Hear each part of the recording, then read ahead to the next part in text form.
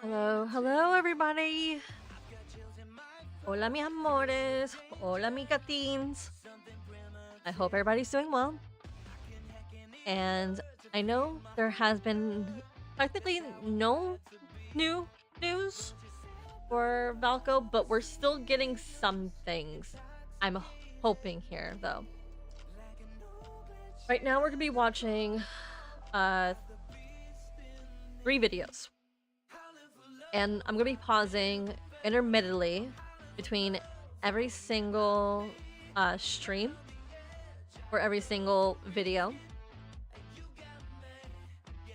to voice my opinion and my thoughts about what's going on and my opinion on what could have been fixed.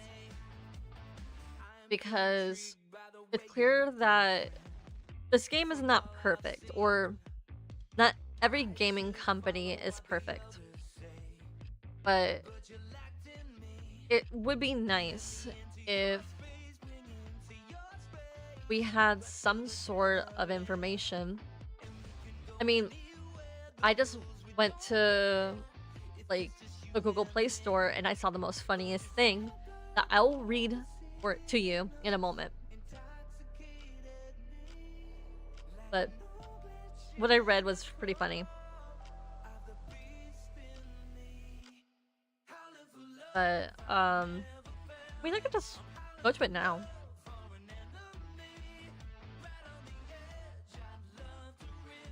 But let me set it up first before I go into there for you to show you guys.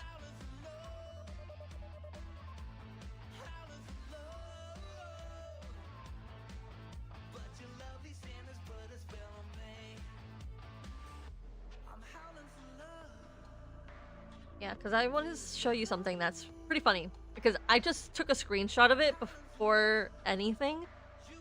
Because I knew if I didn't, you guys would not believe me. And I want integrity to show that this is actually what it is. I want to show you. Because I'm telling you, this needs to be shown. And I want to make sure that I'm not the only one that did not. I want to make sure that you guys also saw.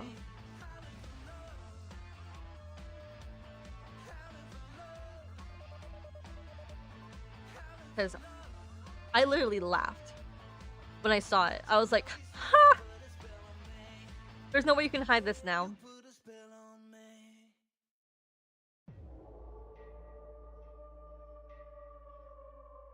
There's no way that Infold could hide this.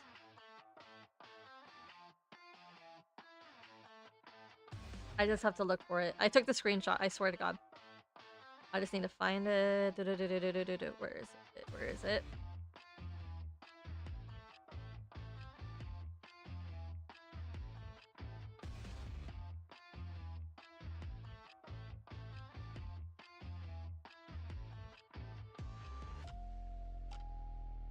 Ah, there it is. Found it. Okay.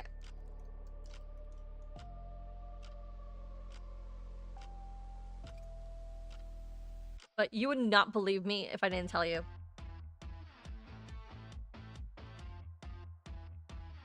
Alright, I found it, and we're going to switch over to Video React.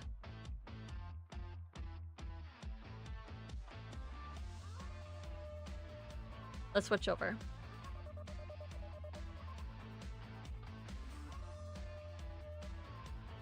And I'll show it again at the end of the stream so we can all have a laugh again.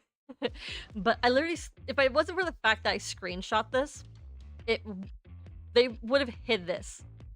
But this is exactly what it says. And let me make sure that I am always on the top. Always. I'm always the first thing that everybody sees. Okay, there we go. as you can see, what this reads. Major update. Let me just get my reporter voice on. Major update. Update available. Home system upgrade. More moments with him. Excuse me. The home system in Love and Deep Space is fully upgraded. Enjoy romantic everyday life. Let me just turn off the music because it's very distracting.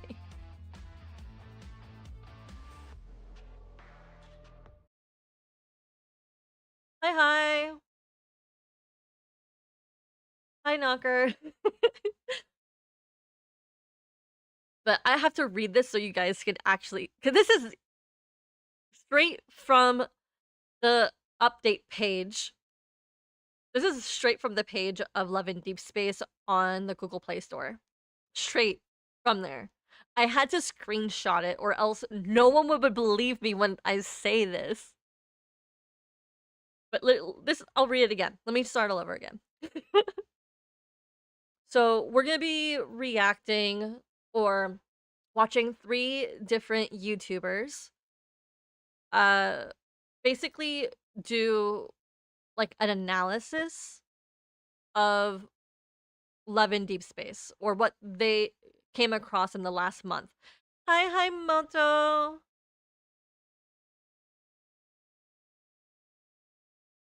How are you guys? Let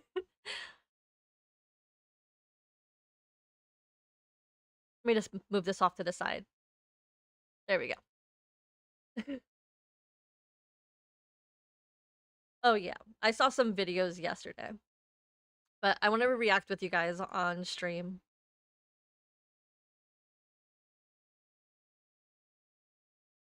Yeah, but let me read this so that we can maybe just move this a little higher so that you guys can read it too.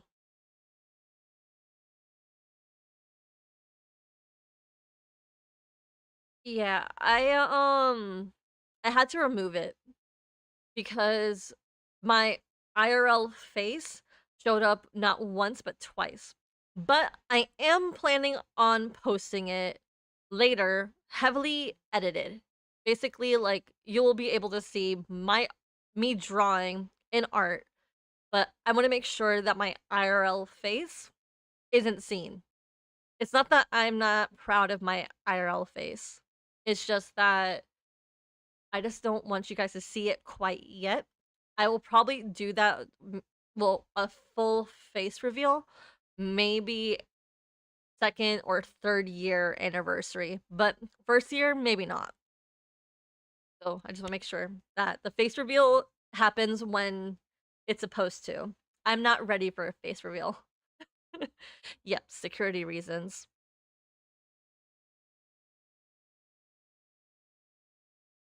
But let me read this, okay? Let me just reporter voice on. Major update. Updates available. Home system upgrade. More moments with him.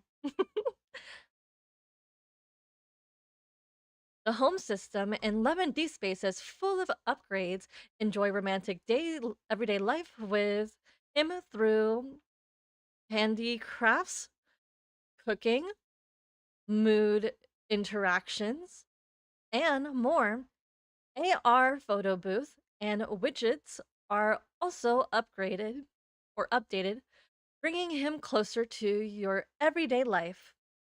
The wishing pool, mortal orb, no wait, martial orb, featuring Raphael's memory pair, is available in for a limited time, along with special offers on combat outfits and more rewards. Spend more sweet moments with him in Love in Deep Space this summer. So basically, we now know the new name of our combat companion for Raphael. It's gonna be Martial Orb. So the military theory that everybody was saying It's true.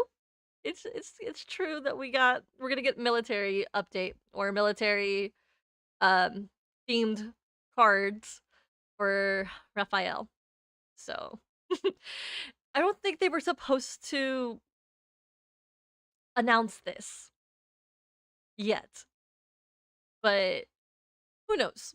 Maybe later tonight they're gonna post something, but I don't think they were going to put this quite yet because we're still in the middle of like we're literally smack dab in the middle of a senior hunter contest. So I don't think they're gonna post this quite yet. And yeah. I really don't know. I but we are supposed to get not Falco. Raphael. We'll, we'll Gloop, gloop, see. gloop, gloop. Thank you for the water. Okay, I'm gonna drink some water. Mm. We are going to get Raphael in August. They said they were gonna do it. But like we don't know when Falco is going to return. I mean, while we're watching the stream, I think this is gonna be like what 2 hours and 20 minutes or something. Because we're gonna be watching three different content creators. We're gonna watch Muujin, Angel's Corner, and another YouTube streamer who is not in the Love and Deep Space um hemisphere, but they did report it. They did report on it. And I will also pause intermittently, so I have to warn you guys. I'm gonna pause every once in a while to give my thoughts during this stream about what was going on, so that you guys can they're not caught unaware or um just to get my opinion on the table because I have a lot of opinions of what's going on and most of them are critiques of Infold, but other parts of it is let me just put the cat feature on so that you can play with the cats. But I have to find her first.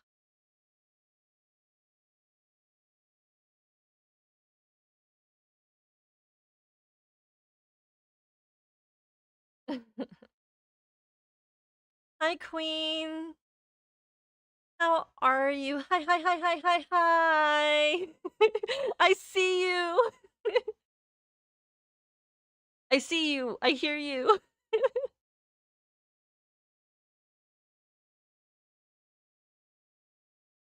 And I have to figure out where are my kitty cats. Hi, hi, hi.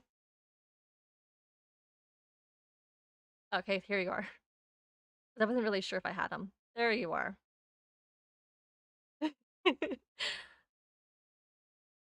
Yeah, there we go. The cats are on.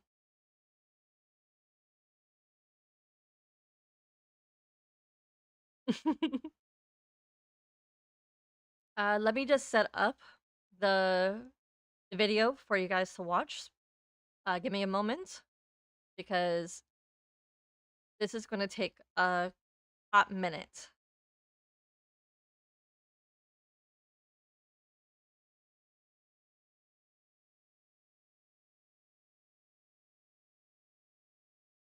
Okay, there we go.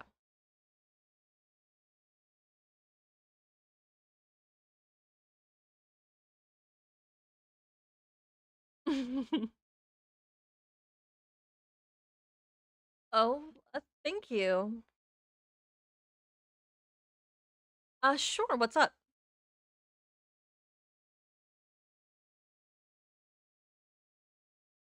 What's up, Moto? I am all ears.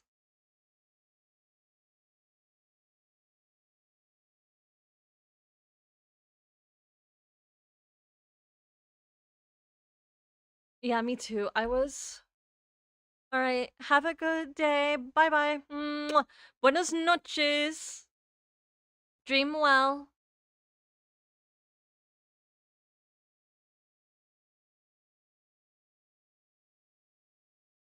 But yes, I was sad too that we still have not got any news about Valco, but we can only cross our fingers and let our hopium and our copium still run strong.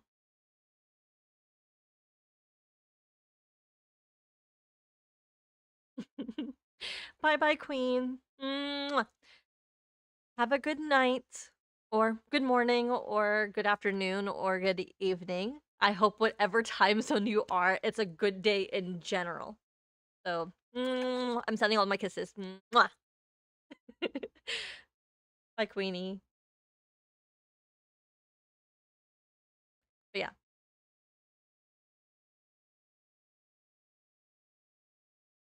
but here is the beginning. This is from Mujin.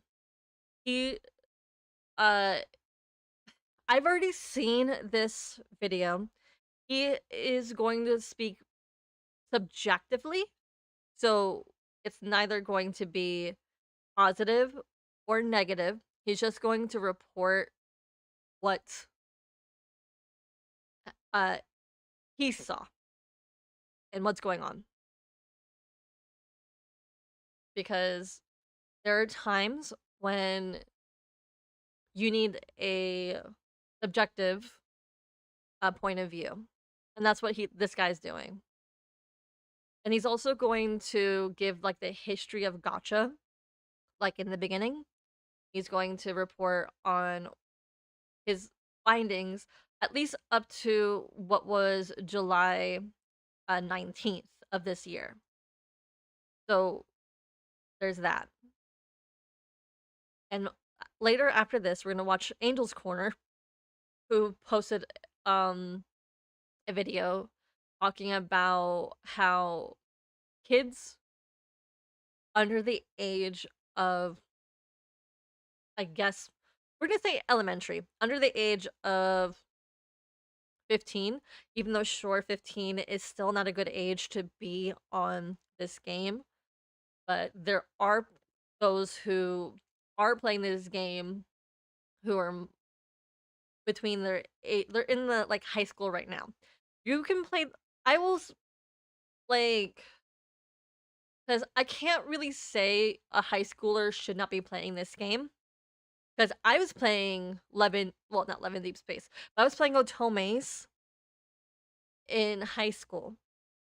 My very first iPod and the very first games I played on my iPod were from a little company called Voltage Inc. And yes, I'm gonna be showing off my age at this point, but maybe I was a kid. I was so I was like, I think 16. We'll say 16 when I got my very first iPod. And the first game I played was Otome's games. So it's not like it's inappropriate to play those games, because the games I played were romantic, but they weren't explicit. Okay? So we have to make that absolutely clear.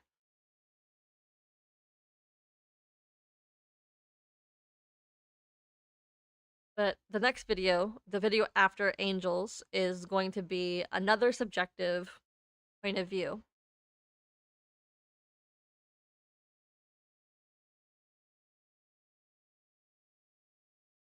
No, it's fine.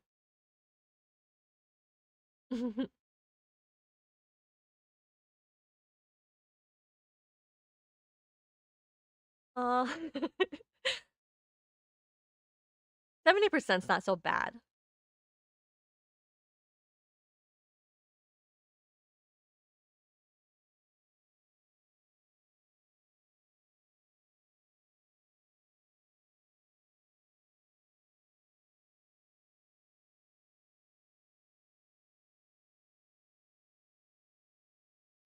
I think there's a one and done. Let me see if it's working. MC. 21%.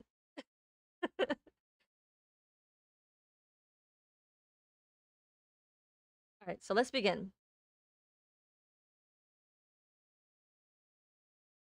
And uh, Moto, don't worry about.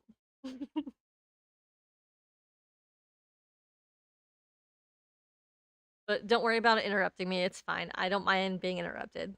Hell, if you have questions, I will gladly answer. So let's begin. If I had $1 for every time a Chinese gacha game player showed up to the development studio of their favorite game while holding a knife with the intention of assassinating staff there, then I'd be at least $2 richer. And what's crazy here is that this second dollar would be given to me as recently as June 2026, when that exact thing happened. But as a bonus, it also came bundled with a package of literal cow shit, vandalism, and a large police response.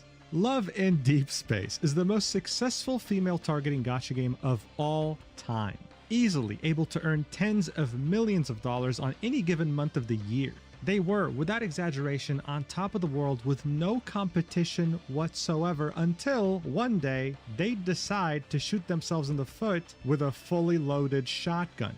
1 week after announcing the biggest update the game has had in a very long time, they'd do something unprecedented, going back on their word and canceling the entire update.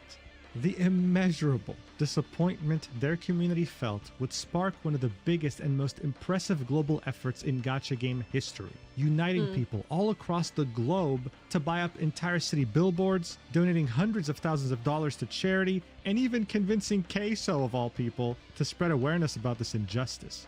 And I actually saw the video with Queso. That was actually interesting. I was like, but here's the thing, like, they're even Baby No Money or Baby No Money even cosplayed Valko. He did cosplay Silas at last year. I don't remember when the last year, but last year, Baby No Money cosplayed Silas.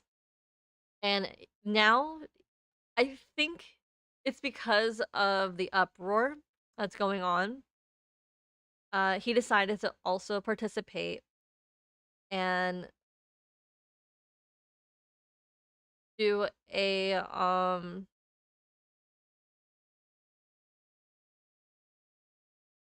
he decided to also do a cosplay or, you know, another cosplay this time with Valko. And I saw the videos. I would gladly want to show it to you, but I don't think so. I had to find them first. But yeah, Baby No Money did some videos.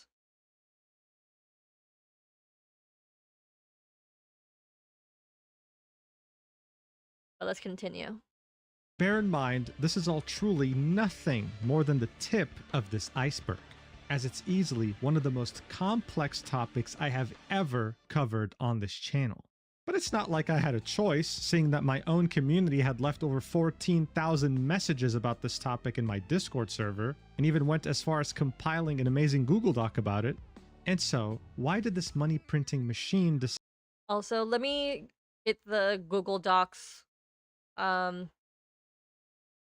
link for you guys so that you can check it out for yourself. I'll post it in here for you guys. Let me just get it real quick so you guys can check it out. And it's a lot. The Google Doc has a lot, and I'll pin it.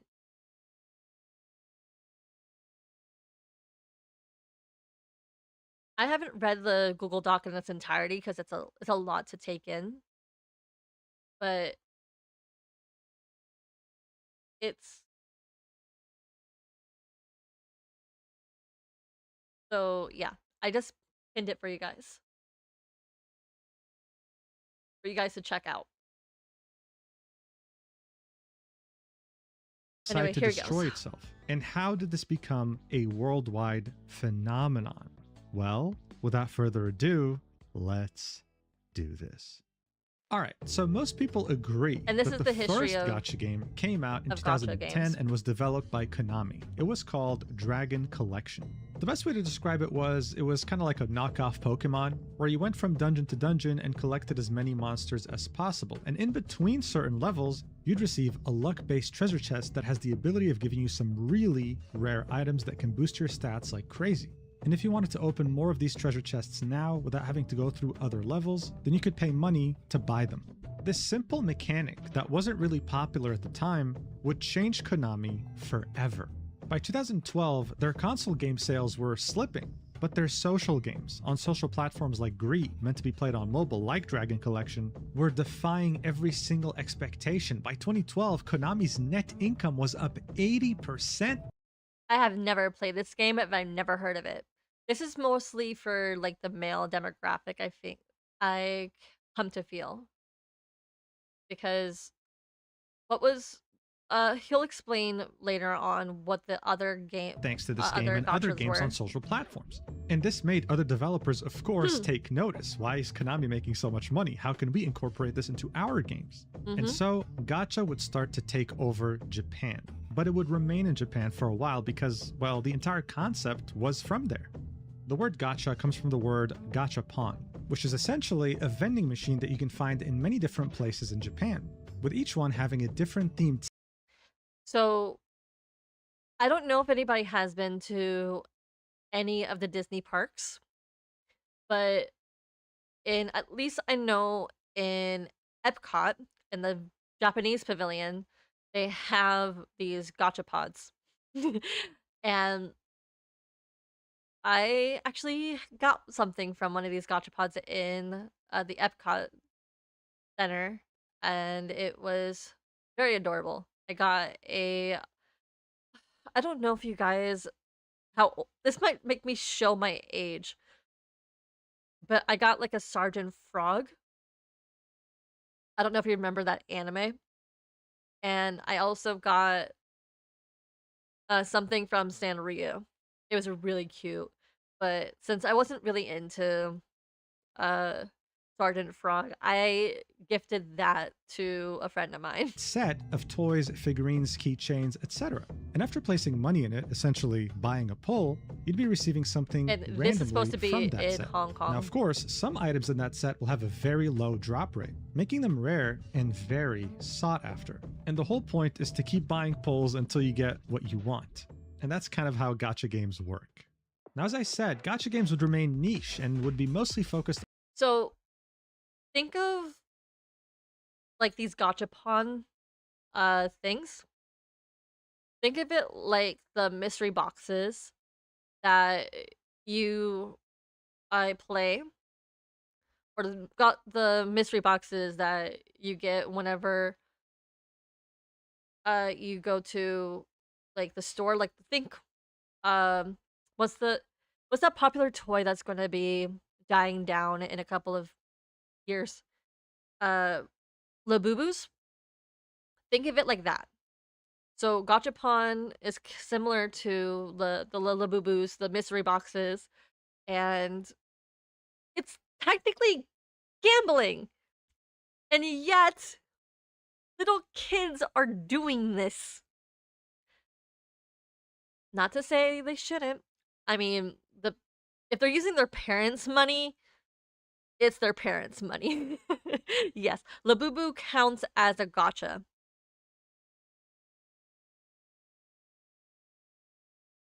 Just saying, it counts.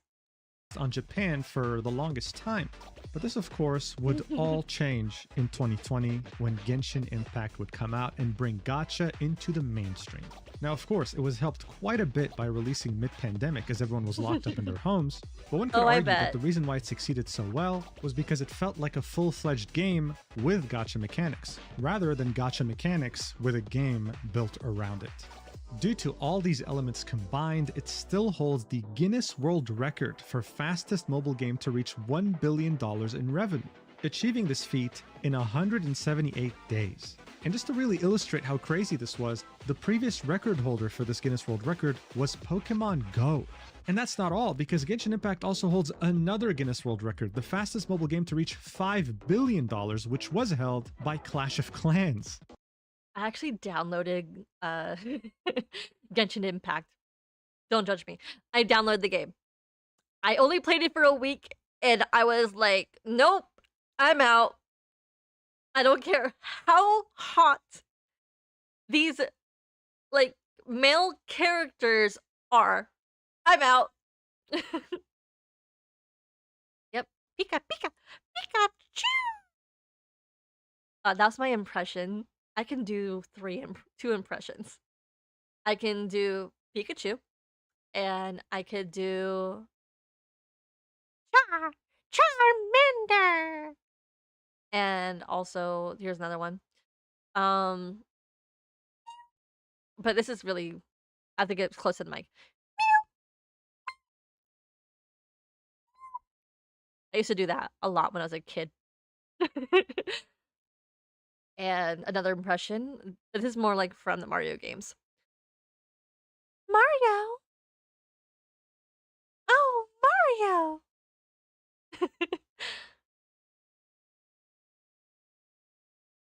And while it But did yeah, those were my rewrite certain impressions. expectations for gacha games, it didn't really rewrite the demographics that it was targeting. Gacha Play games this have game always for a week been and I about dropped it. targeting I don't a care how single hot male the with guys disposable are in this income. game. I dropped One look it. at the characters that you can spend money on in some of the most popular gacha games in existence, and you understand very quickly that the targeted demographic has not changed. You don't even need to take Hell. my word for it. The CEO of Hoyoverse, the developer behind Genshin Impact, would, as far back as 2011, talk about this topic to investors. He'd say that the otaku have been suffering from huge psychological pressure and that they hope that they can play their games easily so that they can enjoy this feeling of being saved. He would then say that the games that they're making were specifically made for touchable devices because of a fairly innovative feature they came up with, which is the touch feature. Yep, it's fairly straightforward. This was for one of their first major games called Honkai Impact, and you could pretty much touch the very hot women they can pull for, and they'll react to it, which will also increase your friendship level with them, just like real life. But if you've played gacha games, if you've come across this logic... I mean, is that familiar? We get to do the same thing with the boys. But I'm appropriate about it. I don't go below the belt. Ever. As much as I want to. I'm respectful. Even when these guys are 2D, 3D, NED, I am respectful. I do not poke below the waist. Logic, then you must have taken a step back at some point and asked But their yourself, chests, yeah, I get it. The established demographic is men. I'm gonna be all but up in what that. about women? Yes, there's a lot of men that are lonely out there that would want companionship from a hot waifu.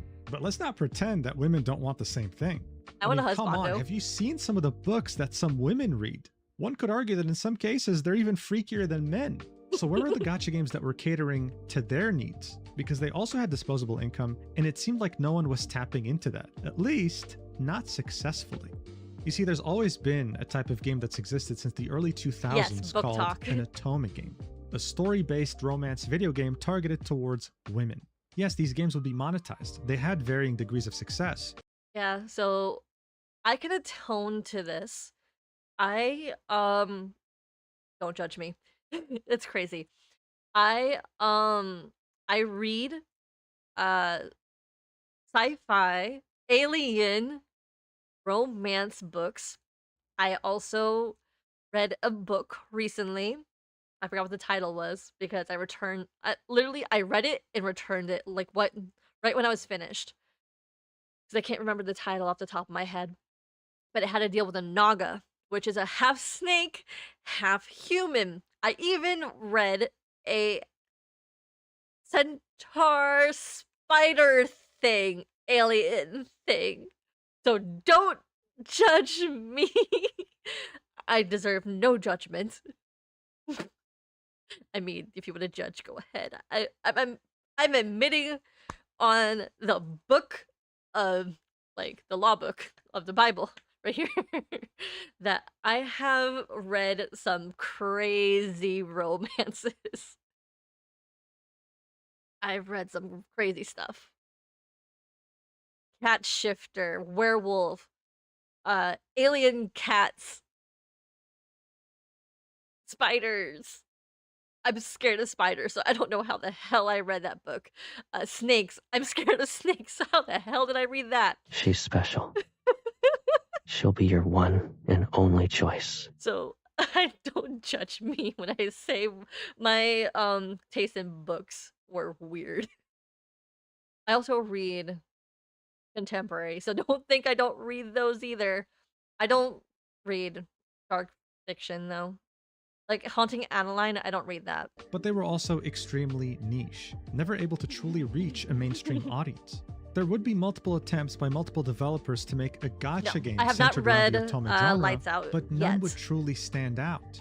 For example, even Hoyoverse, before releasing Genshin Impact, I would wanna release a read it. game I wanna called play this Tears game. of Themis, targeting the female demographic specifically while incorporating a gacha system around It's it. in And guess Japanese what? completely. It I didn't really can't. work out that well. I need It got English. released in China in July of 2020 and then globally on July 2021. And honestly, the revenue right now Yet. is so low that it can barely make a dent in their other titles.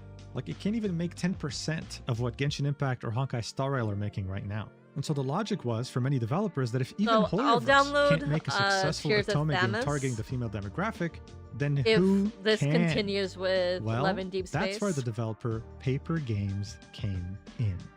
Now here's the deal. Paper Games has been around for a while. Their first game came out in December Or maybe 2012 even in if it ain't China. Nikki. It was called Nikki, Up to You, Addressing Story. And from day one, they were targeting women. This was a dress-up game that was made for them. By 2015, they would release another game called Love Nikki, and for the first time would expand played into this. Japan, the biggest gacha market. In 2017, they would start taking a I step played in this other directions for 3 by months. releasing the game Mr. Love Queen's Choice, a fairly standard 2D otome game. Now, yes, it would be niche. So I played this game in, I think, 2018.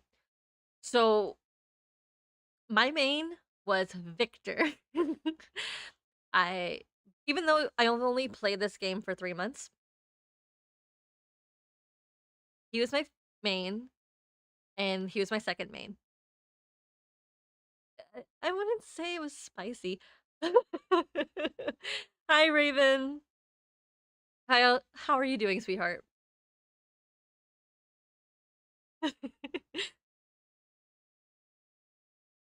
And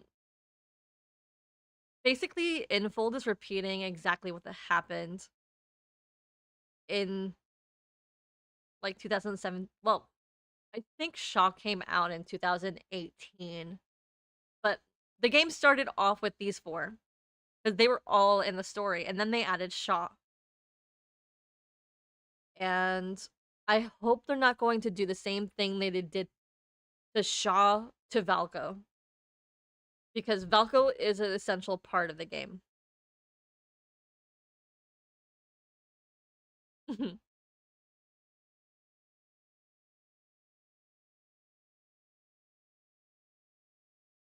Yeah.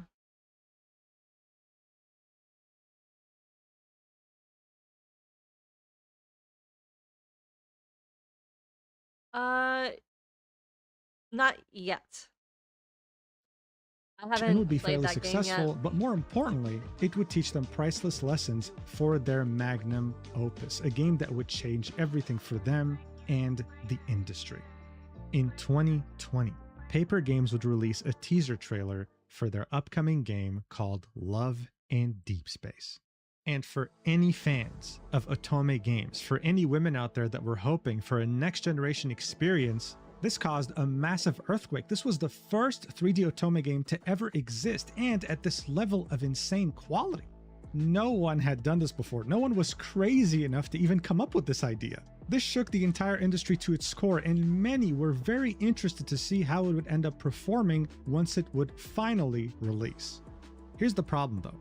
There was no release date whatsoever. They just dropped this teaser, created a massive earthquake in the industry, and just left. They would literally disappear, and people wouldn't hear any updates from them for years. That would be the reality until 2023, when something would finally come out from the studio, but it wasn't good news at all. News outlets would report that Paper Games was about to take on a loan of $70 million. And guess who bailed them out of that loan? Or who loaned them that money? I mean, it's gonna explain it, but And what was really interesting here is that the person giving them that loan was Hoyoverse, the creators of Genshin Impact. It turned out that Paper Games had They took a overextended gamble itself with and was this. developing too many titles at once and ran out of money. So they asked Hoyoverse for a loan and Hoyoverse gave it. But the collateral was really interesting. If Paper Games had failed to pay Hoyoverse back their money by the agreed upon date, then Hoyoverse would get 10% of Paper Games' share, effectively owning 10% of the entire company. At the time, people didn't really know what to think. This was a massive loan, and Paper Games was not making anywhere near close to that money. What people didn't know, though, was that the plan was simple. Internally, they were hoping to repay this loan by releasing Love and Deep Space. They were banking everything on the success of that game, and it was about to come out on January 2024. However, even with so much riding on this game's success, no one, whether it be from the staff or the executive team or the CEO himself, could have ever predicted the ridiculous success that this game would find all across the globe. This game's impact on the otome game genre was like what Genshin Impact did for gacha games. In 2024, Paper Games made over $1 billion, and you bet your ass that they repaid Hoyoverse every single dollar of that loan amount. It had done what so many others had attempted to do but failed, bringing this genre to the mainstream and incorporating gacha mechanics within it too. But why? What was the secret formula that no one else understood? Well, for many men, the attraction to gacha games was about having a power fantasy, collecting. all right. I'm gonna pause here because we'll wait for Moto to come back. But in the meantime, I will speak on my experience. So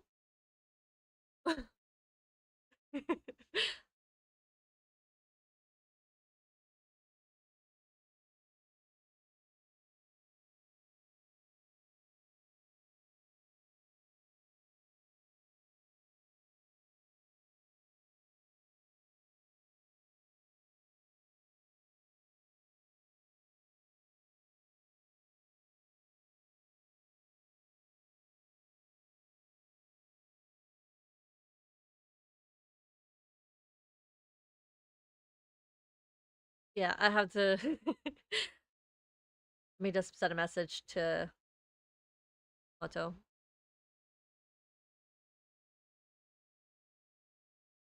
But yeah. No worries, I'll wait. But so this thing. So Love in Deep Space took a huge risk. I'll repeat what I just said. So Love in Deep Space, or Infold, took a huge risk by taking that loan. Sure. Let me figure out how to make you VIP first.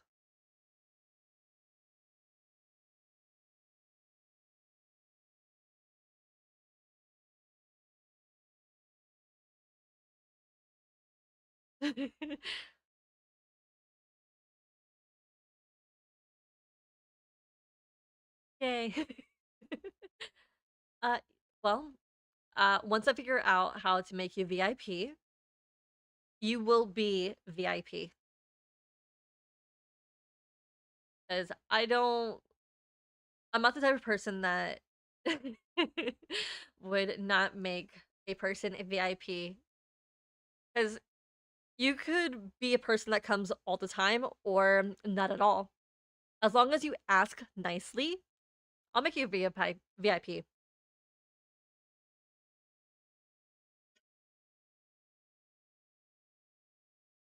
But yeah, they took a risk. Info took a really big risk. Because if Love in Deep Space failed, like, it would not be what it is today. It'd be completely different. Sexy and strong characters that will progress through a story that centers around them. Thing is though, women don't really want that. Love and Deep Space offered them something different. A game centered around being individually known and cared for. It played more like a 3D dating simulator that caters to your needs. Like a genuine routine that becomes a part of your day rather than just a traditional gacha game. And here's how it would do that. The game would initially release with 3 different love interests, Zane, Raphael, and Xavier, and Silas would release right after, with Caleb joining the rest of the cast in 2025. There would be a million different ways of being able to interact with them in-game, making them truly feel like, well, they're real. While you're in-game, they would call you through a video call, you'd be able to text them, and sometimes, I mean, this is a Silas thing, but he would call you his kitten. When it would be your birthday, they would all I mean, I individually wouldn't take mind the that. time to celebrate it and would sing you happy birthday or do some other things for you. And of course, you could go on dates with them, spending quality time while able to do a variety of different activities together. But I feel like what would really take it to the next level was how developers would keep adding features that made this game a part of your daily routine. Other gachas asked you to log in every day to get rewards, but here, you were being asked to log in to make your life easier. Like for example, look at this feature called Remind Me, where you'd get a notification on your phone from your favorite love interest, reminding you of something important to you, like, I don't know, someone's birthday, or the fact that you have an important meeting coming up. And there'd be this other feature that would come out as well that you might have heard of called the Period Tracker. Now look, there are a lot of period tracker apps out there for women to keep track of their periods. But Love in Deep Space was like, you know what, dude? This game is a part of your daily routine, so might as well have that feature too. So when you would get close to your period or your first day of your period would arrive, you'd have your favorite love interest point that out and vow to take care of you while giving you extra attention while you deal with cramps from the 7th circle of hell. Now, interestingly enough, this whole period tracker thing was some sort of a Twitter controversy when it came out back in early 2025. Some people would call Love in Deep Space a gooner game for having a period tracker, but that's just Twitter being Twitter. Because if you're going to It's call not this a even a gooner gooner game, I don't might know as why well they talk said about the that. scenes where you're being figuratively railed. That's right, let's talk about monetization. How was this a gacha game? Well, you weren't pulling for the characters. You'd be pulling for something called memories. You'd meet the characters through the main story. So in other words, they'd be available to you for free. But memories are these special 3D cutscenes where you interact with these different love interests and, well, end up doing a lot of raunchy things. Yes, these can get really spicy. And it really caught me by surprise. I wasn't expecting this level of raunchiness when I streamed this game for the shits and giggles back in 2024 with the streamer Box2. Wait, am I giving him a lap dance? What's going on right now? Oh my god! Dude, what is this? We He's just get a free sweating, neck. bro. God Daddy, damn! chill. What? We're literally f***ing. What's happening? Is that my tits? Hey, yo, is that your leg? Yo, that's your leg. That's your leg. Hey, man. Okay, okay. Holy mother, was sweating and man. Hey, Oh, man, he's bending me oh, over. he opened your legs, bro. Yeah, it was That's a lot. definitely unexpected on my end. So essentially, this is what people spend their money on, okay? Of course, seeing that this is a free-to-play game, you can earn this currency for free by playing, That's a but lot. many would choose to spend money because other than these raunchy cutscenes, you'd also be unlocking outfits for these love interests, as well as gear that would make you more powerful for story combat sequences, because this is an action game at the end of the day as well. All these elements combined would make this game one of the most successful gacha games of all time. Other developers in the industry would be so impressed that they would ask team members from Paper Games to conduct workshops or presentations talking about the logic and strategy behind making Yeah. this behemoth. Like this presentation that was conducted back in March 2026 in the Game Developers Conference. Oh yeah, I checked out this all this stuff that went into this game. It was a lot. Like this is why I'm saying but this is why I'm saying that Valko coming out of the blue isn't possible. He has been in development for over 2 years, 3 years. So those who said that he was like a new thing that popped out of nowhere and they literally no. No. He was in development let me tell you, along with your favorite guys. It's just that how Love in Deep Space works. I'm gonna make that absolutely clear. The way that Love in Deep Space works, you have to go through a whole bunch of stuff. And the way that they were doing the story, we were going to get Valko, because Valko is a part of the main story. And there's people who are not happy, or were not happy that Valko was included. Even though the game itself had him in there since the beginning.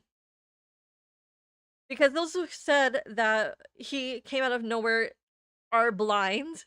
And this is me saying this as a year, like playing this game for already a year and a half, but I've been started in year 2 of the game. And even I was like, something's not adding up here. There should be 6 player or 6 allies here. Why did I say that there should be 6? Because I understand pattern recognition, y'all. Because there's 6 Salatrums, 6 places for these characters to be on the freaking screen. The coming soon at the corner of the page next to Caleb. If that didn't say that we weren't getting another LI, you must be blind or stupid. But I'm not going to call the fandom stupid. That's mean. That's not nice. But I will call you blind and also very nearsighted. Because if you did not realize what was literally in front of you, then you're visually impaired. Beyond belief. It's like blind. Completely blind. So, and also, since I also read the main story completely, by the way, up to this point, I've done all of main story. Valko was introduced in chapter 1 of To Our Yesterday, although it was with a voice synthesizer. Like, did you think we're gonna get him like off the bat? Like his voice? Maybe not. But a voice synthesizer? Yes. It's a hint that we're getting a new person. Because who the fudge? I'm sorry for let me just curse. Who the fuck do you think that was going to be? A character that we don't know that says question mark, question mark, question mark with a voice synthesizer attacking. No, yes, fine. It was an NPC. But they attacked an NPC asking questions about who else but one of the villains in Ever. Come on. Again, like I said, you are blind and also like apparently also deaf.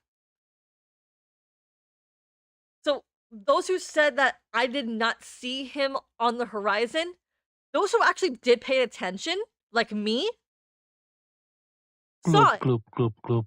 Oh, okay, fine. I'll drink some water.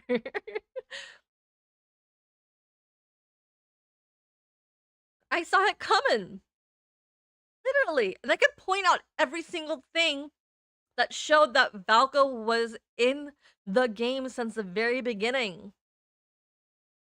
I could show every single one. Every single example. Every single... Because we can't... Hell, we might get 7 or 8 or 9 LIs. Who knows? Because there was a mysterious character, hella mysterious, very, very mysterious character that popped up in chapter 4. Like, or let me correct myself. Chapter 1, part 4. No, chapter 4, part 2. Whatever. It was chapter 4 of the main story. And in that chapter, there was a character that MC was pursuing. I'm not saying it was Valko because it did not sound anything like Valko. And I analyzed that voice for literally 5 minutes. I replayed it constantly. It could be a 6th ally. Or, not the 6th ally. Why am I saying 6? 7th ally. Or, it could be the voice of a mysterious villain that we have not been introduced to yet. And how the main story is like moving along, it hasn't even been officially a year. according to the timeline of the game. It hasn't even been a year. MC lost, like, because if you actually look at it, the main story, I think, took up like maybe 6 to 9 months in total. That's the main story. We haven't even finished the year yet. We were going to get introduced to Valko in that year of the timeline at least. I'm preaching. I know it sounds like I'm preaching and saying all sorts of, but this is exactly what it is. This is what's going on. And no one can tell me otherwise. Oh, Lord. It would be called Designing Crush-Worthy Characters in Love and Deep Space. This would be fascinating because in this presentation, the lead character designer would describe how the team designed characters that millions of players became emotionally attached to. This emotional attachment would be why this game would make so much money. The women playing this game would sometimes spend money when they already had a good enough amount of currency. And they had two main reasons to do so. Number one, they are absolutely in love with a love interest in the game and they want to spoil them. And number two, they want to support the developer. This is not a mentality that you see for many things. Many women genuinely wanted paper games to make more money so that they can continue updating the game because no one else had ever made a game like this. And before you knew it, this game was competing head-to-head with the giants of gacha such as Genshin Impact and Honkai Star Rail. By mid-2024, it was making tens of millions of dollars per month. So as I said, it was no wonder that paper games made over $1 billion in 2024, while also becoming the #1 highest earning app on the Chinese App Store, which is a very big deal. But by the end of 2024, they would take it another step further, incorporating something that's not really present in mainstream gacha games like Love and Deep Space. Yay, VIP Brown. services. You would become a VIP if you spend a minimum of $690. And as soon as you reach tier 2, which starts at $2,100, you would receive gift boxes sent to your address. They'd have special merch and other little goodies. And when you get to the VIP 2 tier, you start getting personalized gift boxes sent to your address, with more exclusive items signed by your love interest in-game once you reach higher tiers, with some being at a minimum of 5 fucking figures. Look at how many people on the Love and Deep Space subreddit would post when they got VIP, like it's a celebration. And you know what's even crazier? These prices that I just showed you are exclusive to the Chinese server. Yeah. Exclusive to the Chinese server. Okay, so if you want to be VIP in the United States at least, you have to spend over $6,000. I have spent personally in this game $1,200. But also that doesn't really say anything. Let me double check because I have the calculations here on my spreadsheet. La, la, la, la, la, la. Okay, just on my main account alone.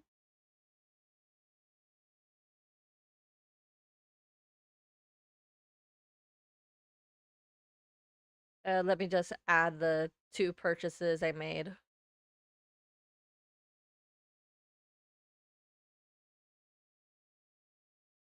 Just right now, I added some more. I'm not gonna lie, I spent money. I know, we're not supposed to be doing that because boycott. But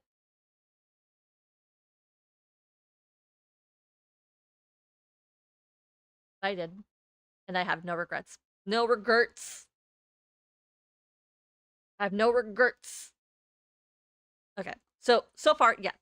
In my main account, I have spent over $12,000 or $1,200. That's a lot of money. And am I proud of it? No. That's rent for me. But this is what I've spent in the year. And what I've spent in the last, between all my accounts, mind you, all my accounts, I have spent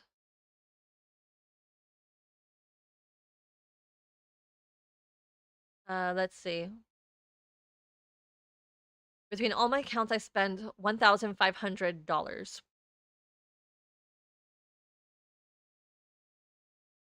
So there's no way for me to ever get VIP, and nor do I want it. Even though, sure, there's gonna be a merch box, but to be honest, I could care less. Because I really don't want it. Also, I just figured out how to add uh, you as a VIP.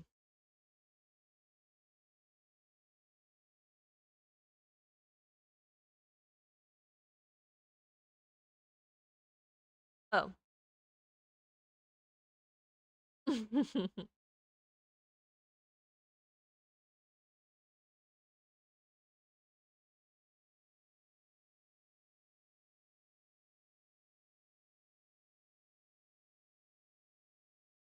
Hmm.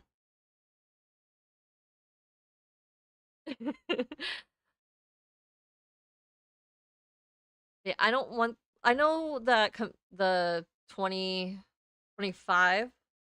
It VIP just gives you a merch box with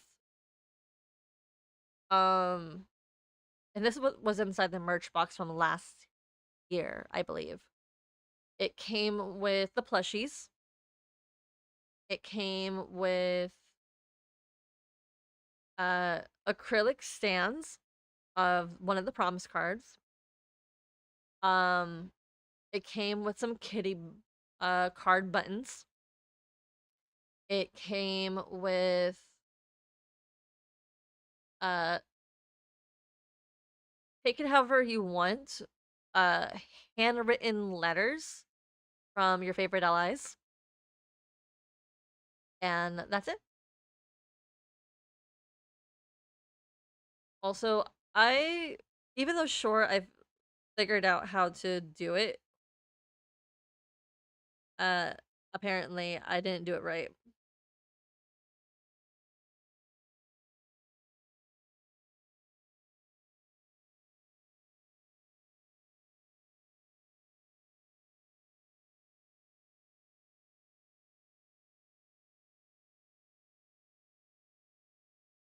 Yeah.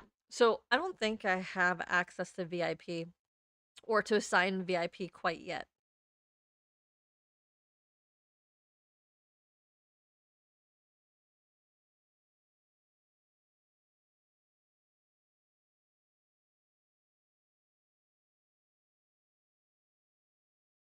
But Moto, you are VIP in my heart. I just can't I can't put you as VIP. I don't have that ability, sadly. I wish I did, but I don't. I think it's because I have to be a certain uh like I have to be a certain level to do it or a certain amount of followers.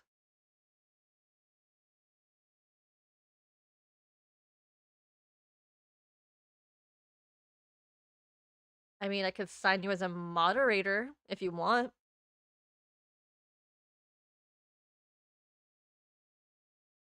That's the best I can do.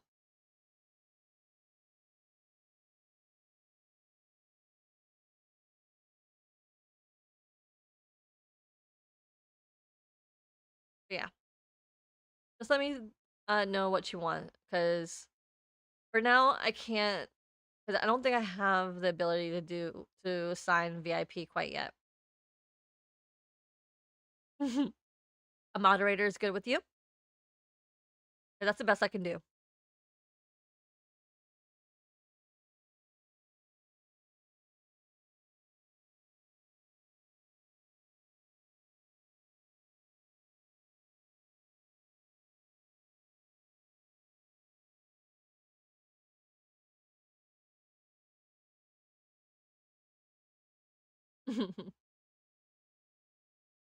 Okay, cool.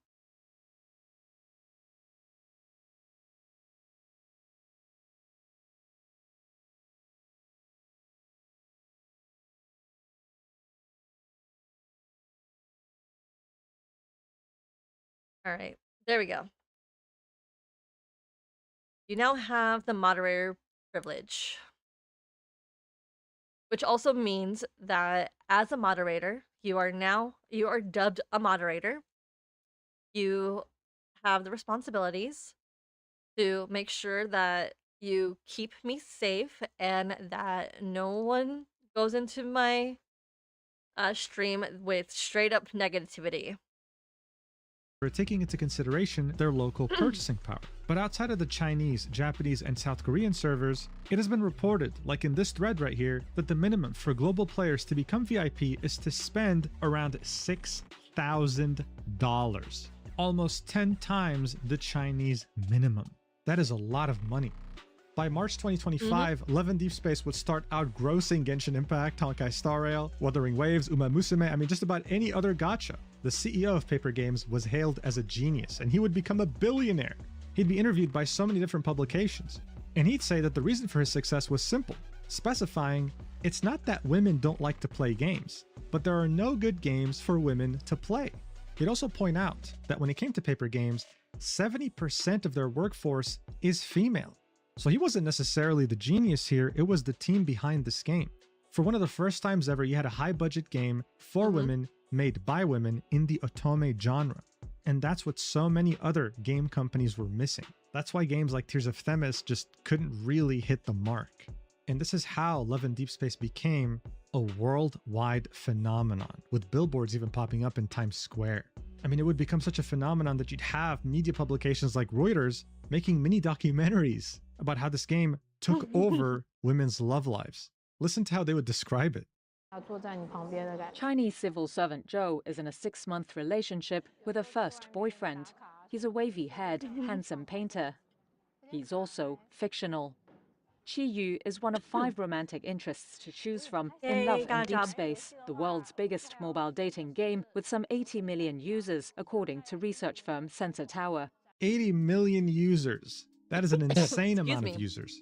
But yeah, this app did such a good job of incorporating itself into your daily routine that it kind of made it meaningless for many women to even seek out a boyfriend. It was that crazy. There'd also be a couple different documentaries by the publication South China Morning Post. In one of them, they talk about women that would specifically hire cosplayers to dress up as their love interest from Love and Deep Space and go out on dates with them. And in another, they would do the same thing as Reuters. Talk about how some women were replacing real-life men with, well, Love and Deep Space love interests. Such massive success comes with its own fair share of critics. And by 2025, you'd have multiple media publications come up with a narrative. Which is not true. I have not replaced IRL men with that birth rates Love were and Deep Space declining. men. That's a lot of criticism would be directed towards the game and the women that were playing it. Some of these women would start blaming incel culture for this, while others would point out that it's just simply because it's popular. This new dynamic would lead to some nasty fights within the gacha community. Oh my god, Snowbreak. Like how, for example, on the Chinese internet. Snowbreak. Oh my god. So, this game, I know nothing about it. All I know is that the controversy would go head-to-head with Snowbreak still on Containment hiatus. Zone fans, a game that heavily targeted the male demographic. Things got very nasty there, and I would need to make a whole video to do it justice, but it did end with the government intervening and pretty much censoring the hell out of Snowbreak. But it's just an example to illustrate to you how this huge wave of attention that this game got didn't only game had a bring lot positives of to the community. inappropriateness. However, as long as the developer could keep the Love and Deep Space community satisfied, nothing could stand in the way of this money-printing behemoth. But with so much attention and expectations aimed towards this game, and with so much money being made, as time went on, it seemed like Paper Games was simply not prepared to blow up that much. And that lack of preparation gave them many more problems with their own community than they could have ever bargained for. So remember how I said that this game was all about how it made its own audience feel like they're being individually known and cared for? Well, it wasn't just the game doing this, it was the developer too. Here are some examples. Throughout the year, there will be multiple time-limited events in the game, like other gacha games. And whenever that would happen, they would take the opportunity to make these educational videos directed towards their female audience that taught them different things that they could find useful, well, as women. So, I can attest to this because I have seen some of the videos because, whenever it was a birthday, or mostly it was birthdays. They always, or myths, even on the myths, they release videos or educational videos explaining like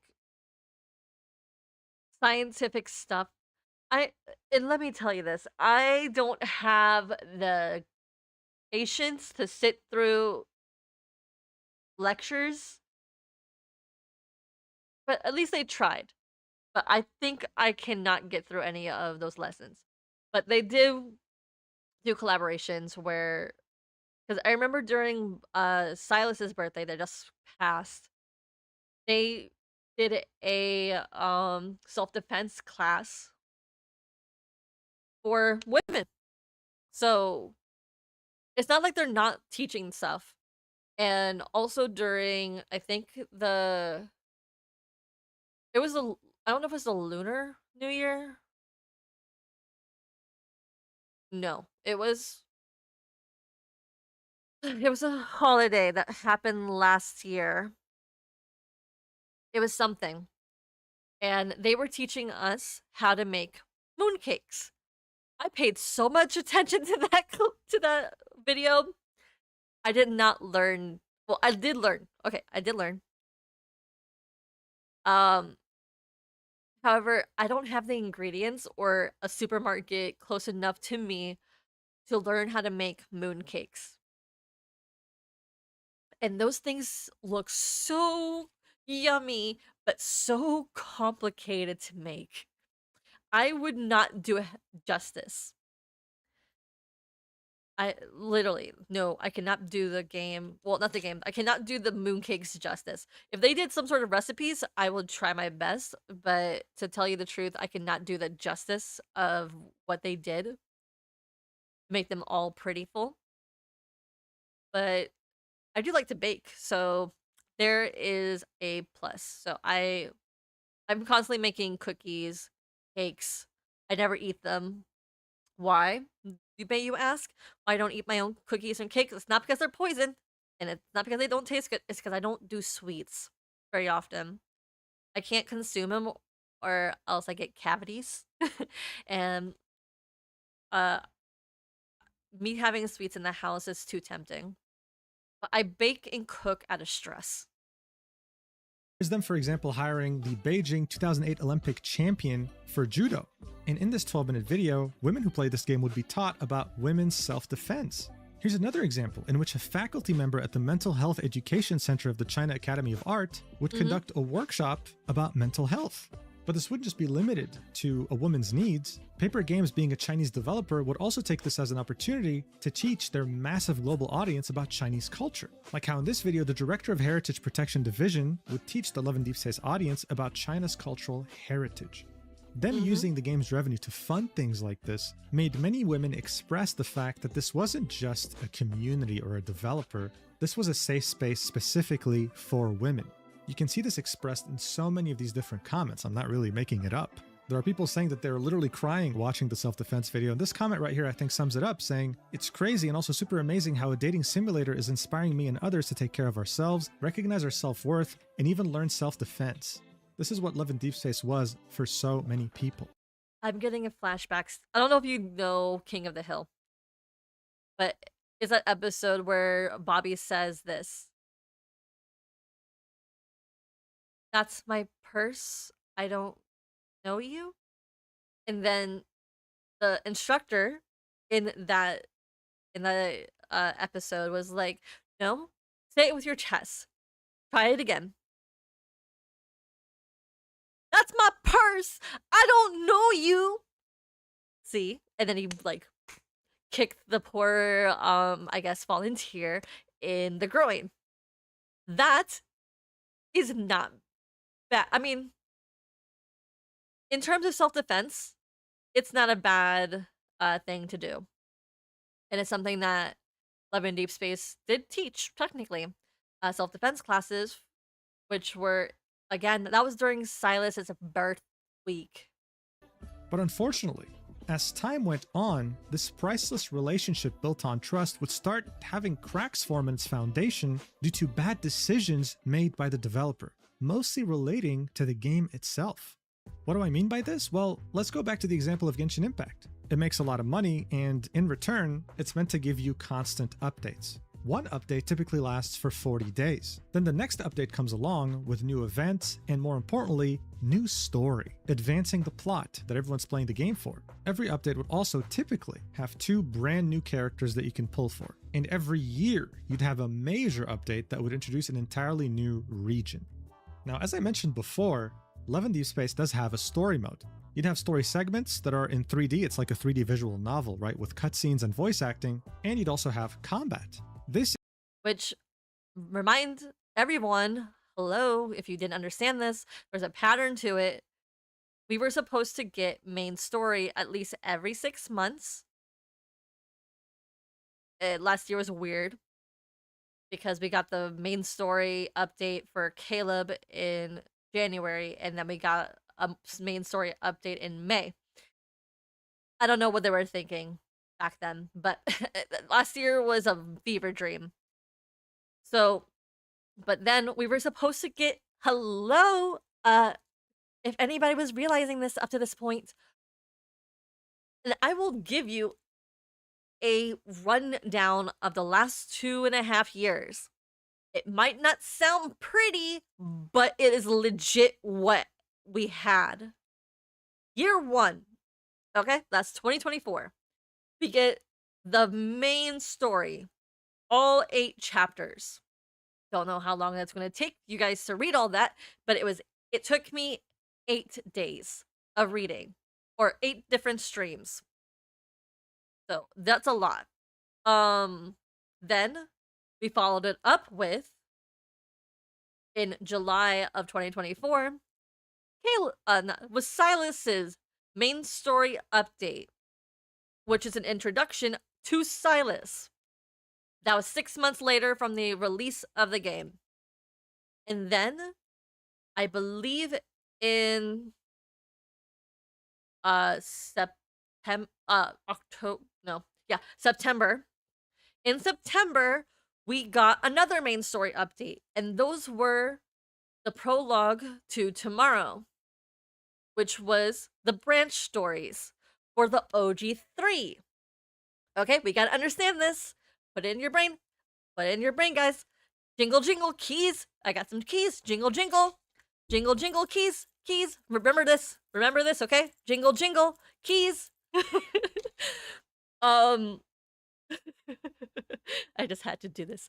And then in January, that's why it made it sound like we were getting a lot of stuff in a short amount of time. Because in the first year, we got boom, boom, boom, boom, boom, boom, boom, boom, boom. So we have to understand that. We got a whole bunch of stuff given to us, boom, boom, boom, boom. So then we got Caleb in January of 2025. And then in May of 2025, we got Death and Rebirth. And then we got 9 months of silence. No, hold up, not 9 months. I was wrong. We got, in terms of main story here, we got 7 months of silence. Okay? It may not sound pretty, but we got 7 months of silence after that. Nothing in the main story. No updates, no nothing. And then we got something in January of this year. So, if we're going off of the pattern, okay, listening, jingle, jingle, keys in my hand, jingle, jingle, jingle, jingle, keys. We were going to get something in 6 months. And guess what that 6 months was? Valko, which was Valko was going to be our 6 months update. And I figured it out literally like while Valko was being released. Again, jingle, jingle. We were going to get Valko. He was our main story. And then we were going to get 3 freaking main story branches in September, October, and November. We were following the 2 year. We were doing the Impact a lot in 1 year, followed by 2 in 1 year, followed by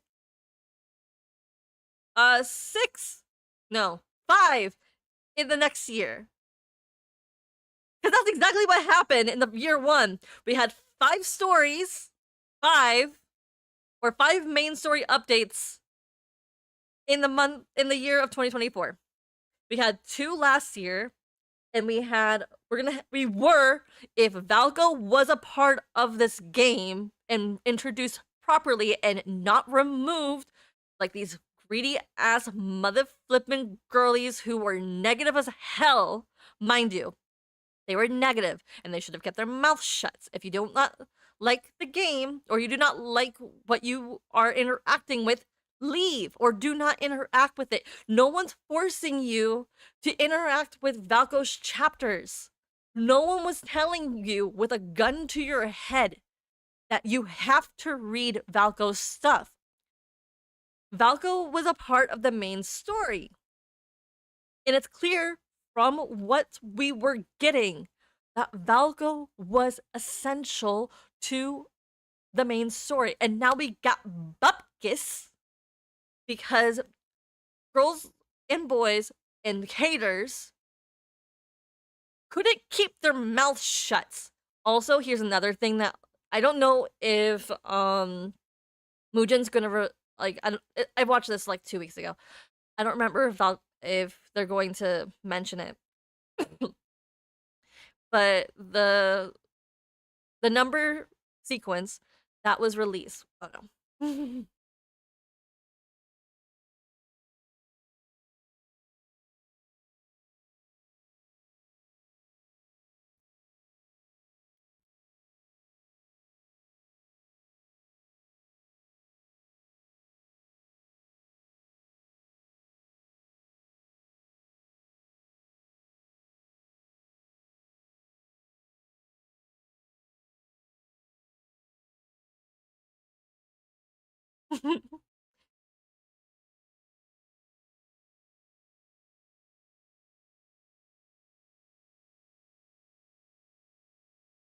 Oh. Well.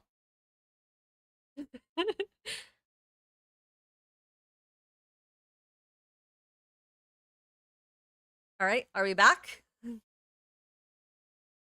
I mean, I lost my train of thought, but I think I just regained it. So, so the number sequence of 731, I understand that yes, that was a really dark time in history and a really dark time for the Chinese history, and that's number sequence shouldn't have existed. I can admit that. However, that number sequence came out in April of this year. Why didn't you mention it in April? Why did you have to use Valko as your escape wolf? That makes no sense. I get that you don't like the character, and that's part of who you are and what's going on. However, like I said before, you didn't have to interact with Valko's chapters. And also, this might sound gruff and very rude, but Valko, if you don't like him, he wasn't made for you then. Not every character is made for a certain individual. He wasn't made for you then. It's fine. It's perfectly fine that he was not made for you. You probably were in love and you chose Silas. You chose Caleb. You chose Raphael. You chose Xavier. You chose Zane. You chose who you chose because those guys were made probably for you, or what your ideal guy is. This is a fantasy. Every character that is in Love and Deep Space, they're not real. We have, until you understand that these, again, jingle, jingle, jingle, jingle, until you understand that these characters are not real men, that they are a fantasy,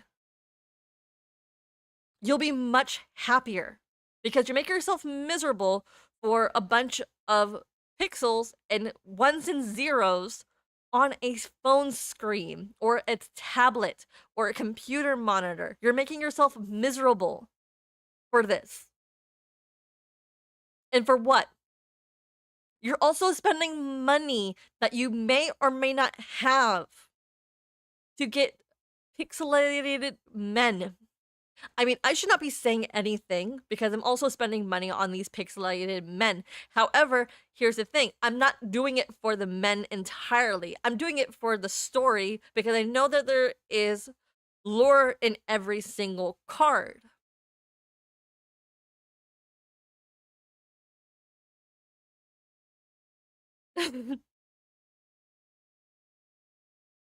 Bleak, bleak, bleak. I mean, jingle, jingle. But that's the thing. That is what's going on. I mean, I spoke my 2 cents, but there's more for me to say, but let's continue. Is easily, by far, the most important aspect of the game. Story is what allows you to meet the new love interests that release, while also advancing the plot with them in it. Because they interact with each other as well. They have stories that tie in together and they know each other, sometimes being friends. So while yes, many players get very excited about pulling for a banner because it involves a raunchy cutscene, if you had to ask them whether they prefer getting a banner of their favorite love interest or more story, the majority of them would always choose more story. But by 2025, it seemed evident that both banners and story content were just not meeting expectations. They weren't necessarily releasing fast enough for a game of this caliber, making this much money. And multiple complaints will start arising within the community that the scheduling is too inconsistent and the communication is just non-existent. Genshin Impact... I mean, okay, so... I made a chart. Let me get this chart ready for you guys to see. Because I feel like you guys should watch or see this chart.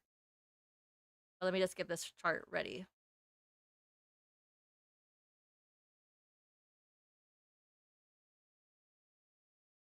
But I did make a chart. And in this chart, I broke down how long it took between banners. And I calculated every single card. Let me just get it ready for you guys.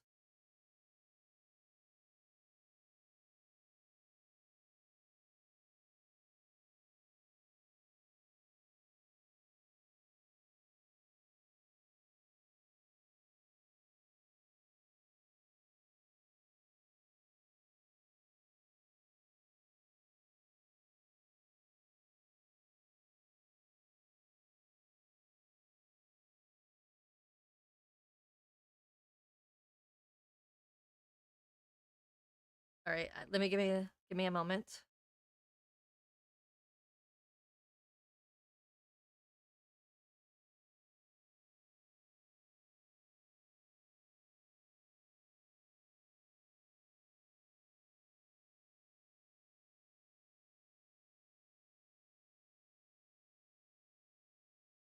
I just want to make sure that I'm not showing any sensitive information.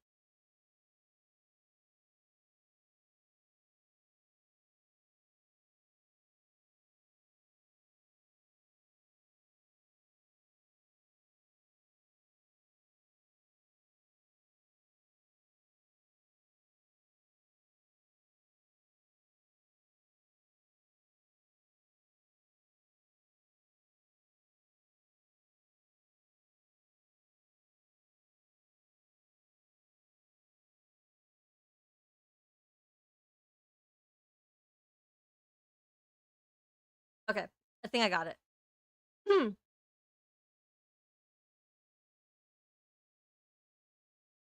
Anyway, so here goes.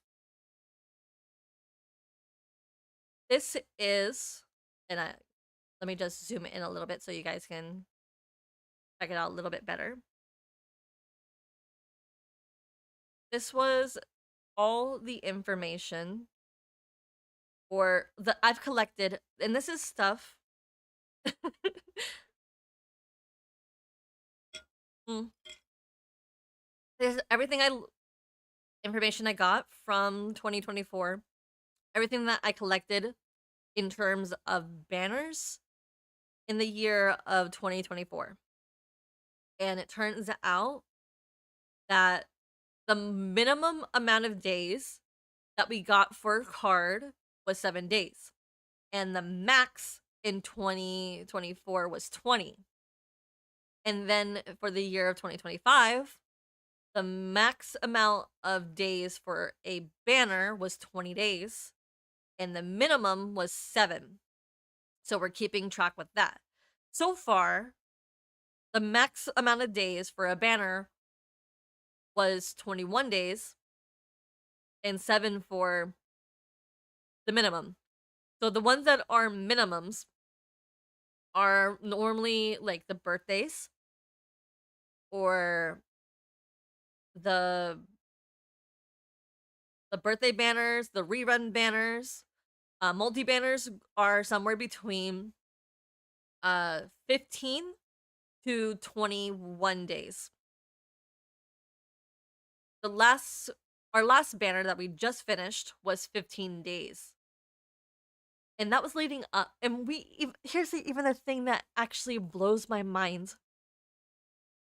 According to the schedule, okay, we were supposed to get Valco. It was official.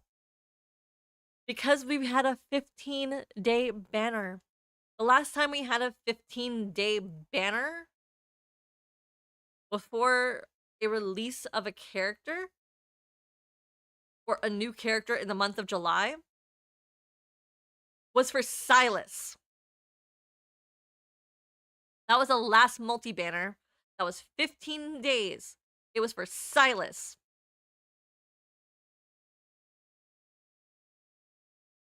Of course, we cannot say anything for Caleb fans because he got 20 days before his banner was released.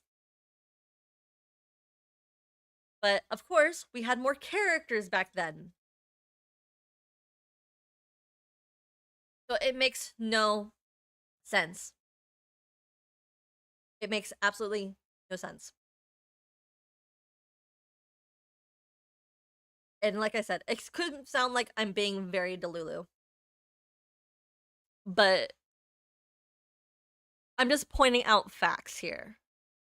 Also, if I switch over, give me a moment again. I'm going to switch back over to what I had originally.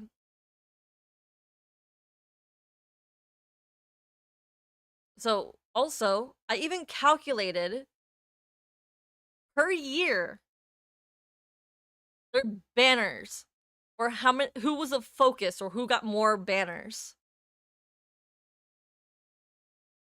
Because this is 2024, okay? Everyone had relatively the same amount except for Silas. Silas had the least amount of banners in 2024, but that's because he got released in 2024 of July. Okay? So, Raphael, so the ones who got the most banners, or at least solos, in the year of 2024 was between Raphael and Zane.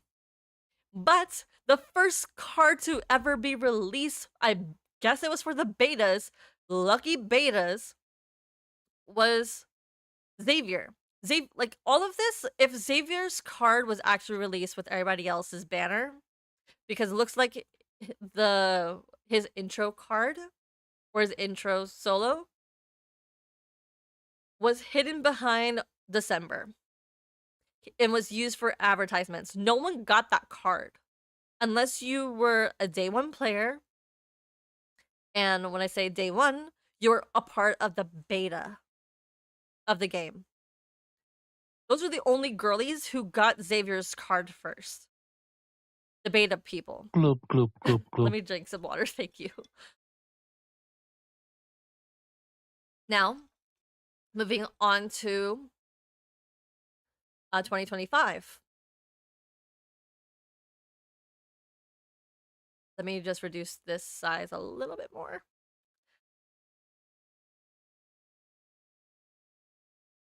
Or increase it.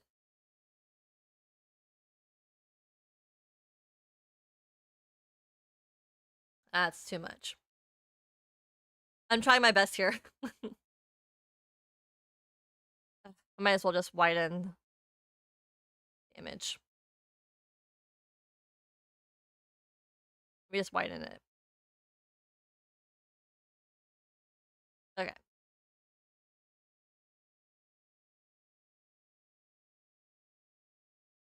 So, again, for the next year, this is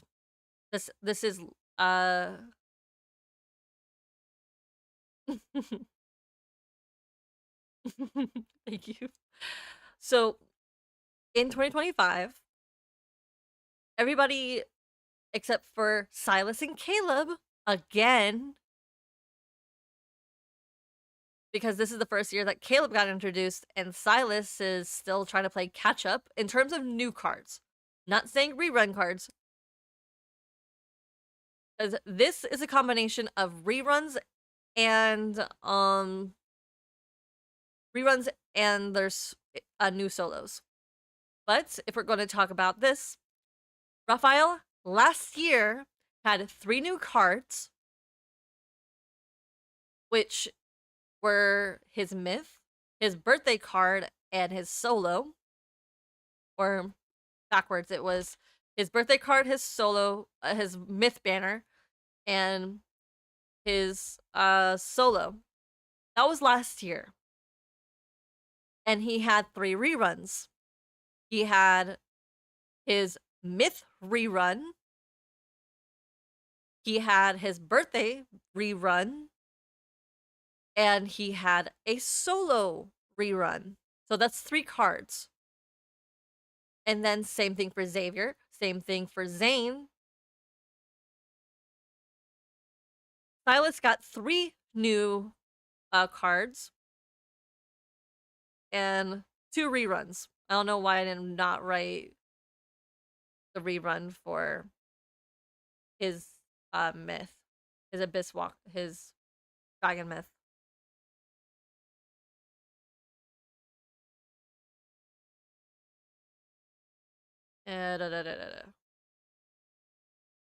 Silver Wings Rise. Yeah, I forgot, but no. This was... Silas had 2 reruns last year. I don't know why I didn't add that. But it was 3 reruns.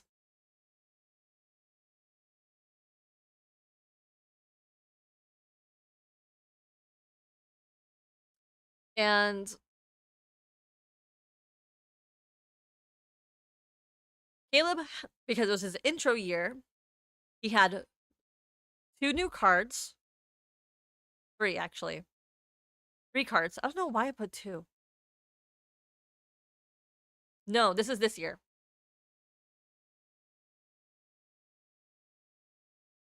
Yeah, this is we're dealing with this year. Why am I... No, wait. I was right the first time. So far, Silas only had 1 rerun card so far.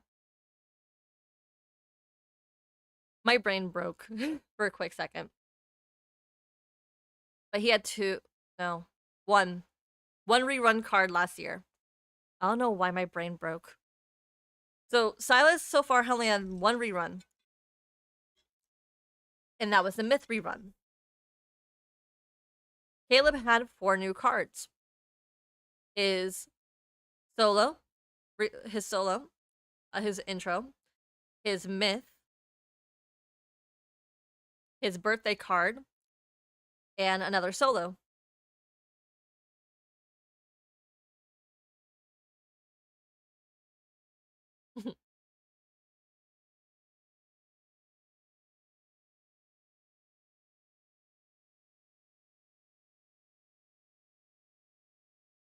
Um,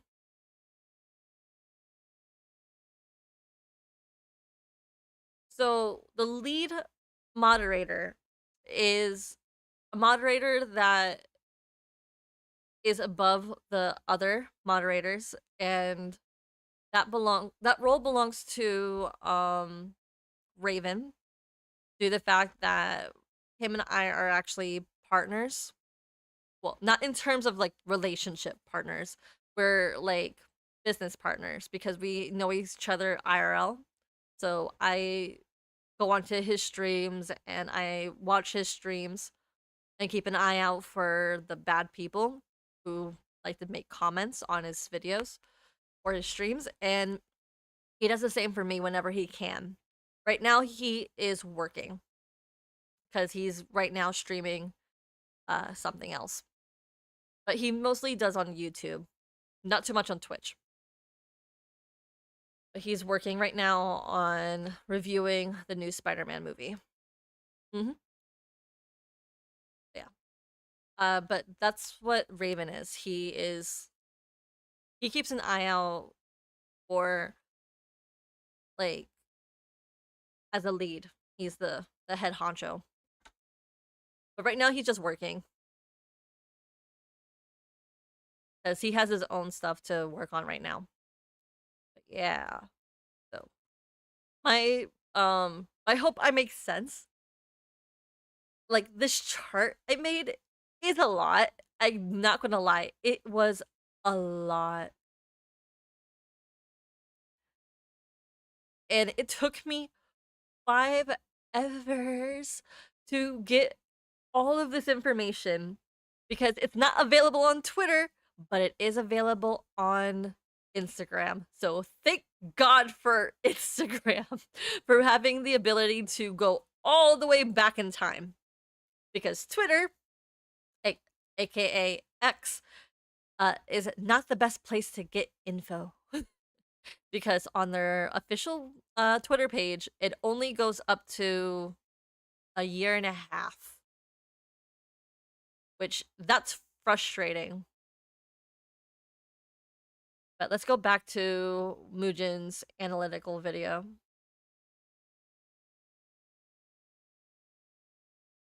Had a new update every 40 days. That was well established. Other gachas functioned very similarly. It was simply the industry standard. But with Love and Deep Space, it seemed like they just released things on a whim, like as if they were winging it. When it came to limited banners, right, the ones that you had to pull for within a specific time frame, otherwise they disappear, there'd be mainly 2 types. A banner made specifically for one love interest, and a banner with all love interests combined. Now look, when it comes to combined banners, there's a lot of misinformation out there about how it works. I saw many, even Love and Deep Space players, saying that you have a 1 in 5 chance of getting the banner that you want. But that's not true. There's this mechanic that allows you to select the one banner that you really want and 2 others that you'd also not mind having. Once you hit a 5-star, you'll randomly get one of those banners. If you don't get your precise wish, the character that you wanted the most, then this mechanic guarantees that the next time you hit a 5-star, you will get the banner that you wanted the most. Love interests get added to I should put so which means you have 33% chance of getting the card you want. 33% chance. But also it counts as a 50-50. Okay? So think of it like this. You choose the banner that you want to participate in. I know. I want Silas too. But when it comes to like the when it comes to the solo banners, it is technically a 50-50% chance of getting the card that you want. But when it comes to multi-banners, you are reduced to 33%. So it's not a lot. But if you lose your 30, what do you call the 50-50%? Or your 50-50? It's actually 35 or 33. If you lose your 33, but if you don't mind, like say that you were trying to get Silas, but you got cock blocked by Raphael, but you do not mind Raphael, well, at least now you have 2 cards. Because afterwards, you will be guaranteed Silas in your next 70 pulls, or within your next 70 pulls. That is not a bad deal. However, I will admit that in order to get those cards, you have to spend 140 tickets. But that's if and only if you get sent into super hard pity. Because like I said before, the pity system, for at least me, runs in 4 different directions. Those pulls run in 4 directions for me. Soft pity, which is between the first 20 pulls. That's super soft pity. First 20 pulls. Then we got soft pity, which goes within the first 30 to 40 pulls. No, or medium pity is... Let me get into medium pity, which is the 50 pulls, and then we're going into hard pity. My brain's farting. Oh my god, my brain just farted. So super soft pity, the first 20. Soft pity is 30. Medium pity is 70, is 40 to 50. Hard pity is 60, and super hard pity, which Xavier loves to send me into. You, Bunny, I don't know why you keep doing this to me, but you send me into super hard pity all the time. Stop doing that. I love you so much. Do I have to bring bread so you can come? Wait, it didn't come right. That did not come out right. Ignore what I just said. For you to come home, do I have to have bread? Silence! Do I have to have a baguette? Do I have to have a baguette in front of me just so Xavier can come home? It's not fair. But yeah, I get sent into super hard pity with Xavier every single time. Every time. But that's exactly what it is. Because of the 33%.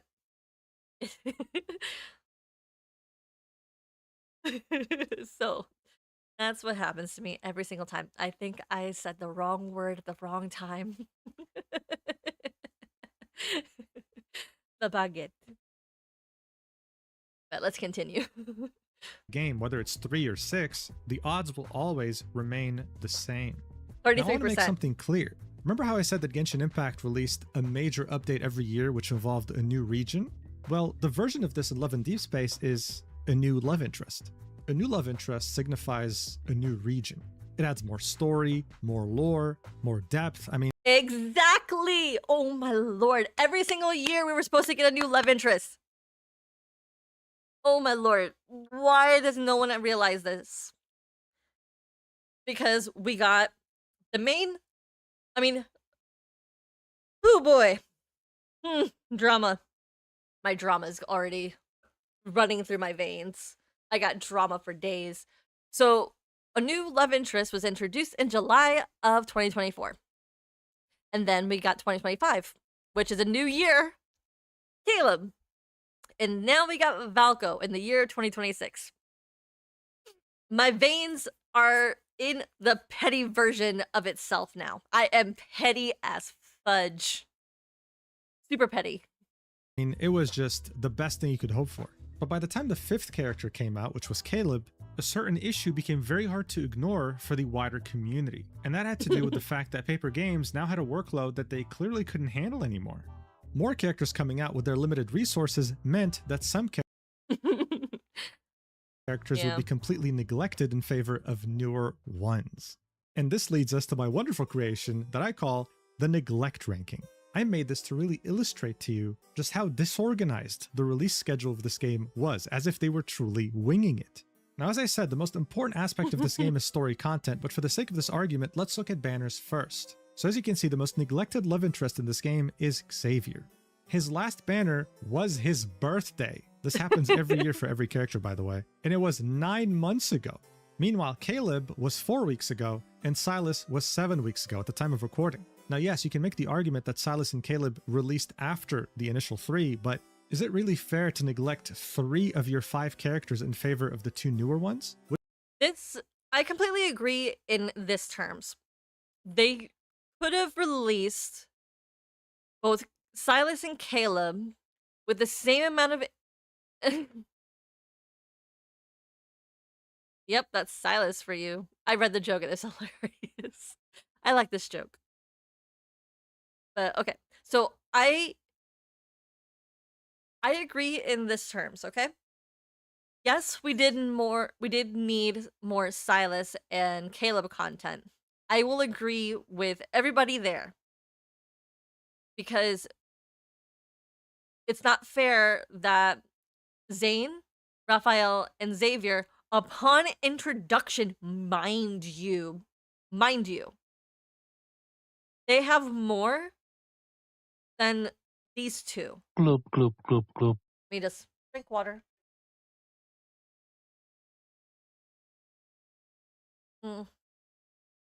Thank you for reminding me. But I do agree that Silas and Caleb did not get what they deserve. Because if we actually look back on this, and this is base game, mind you, when the game was introduced, how many anecdotes does Zane have? 3. How many fighting companions? At least on initial introduction. 4. How many on, again, this is initial introductions. Hi, Knocker, welcome back. On initial introductions, how many anecdotes does Raphael have? 3. How many fighting companions from day 1? 4. Same thing for Xavier. He has 3 anecdotes and 4 fighting companions. And if we don't know what those fighting companions were, there was the 3 base fighting companions that came with the anecdotes and their standard myth. Also, don't get me started. Xavier, Raphael, and Zane, all 3 of them also have 2 bond stories in their possessions as well. That's not fair. While both Silas in year 1 and Caleb in his first year have only 1 bond story, 1 anecdote, and 1 fighting companion. Or 2 fighting companions. Their anecdote form and their myth form. Same thing for Caleb. He has 1 anecdote fighting companion and 1 standard myth fighting companion. And 1 bond story, 1 bond story. It is not fair. The imbalance is there, and I will admit it. I admit that the imbalance between the first OG3 compared to the other guys, the imbalance is there. I will admit it. But it is insane what we are given. Because even when I was watching the live stream, even though sure I was happy that we were going to get more Caleb and Silas content, but those were going to be branch stories. What they should have done, along with the update of the 6.0, was also at least add another bond story and another like anecdote and give these guys a fighting companion. And don't give me the excuse like, oh, we have their stories in the world underneath. Shut up. No. The imbalance is there, and it's not fair. I know it sounds like I'm being cruel, and I'm being mean, but like I said before, like this is a legit complaint that I have to Levin Deep Space development team. If this is going to be my criticism, or this is my mountain to die on, and I swear it's Mount Everest, that I'm dying on Mount Everest with asphyxiation of air, because that's the highest mountain on the freaking planet. I'm dying up there, please, and like, thank you. You better give me back my air supply here. But this is stupid that these two didn't get bupkis. They got nothing.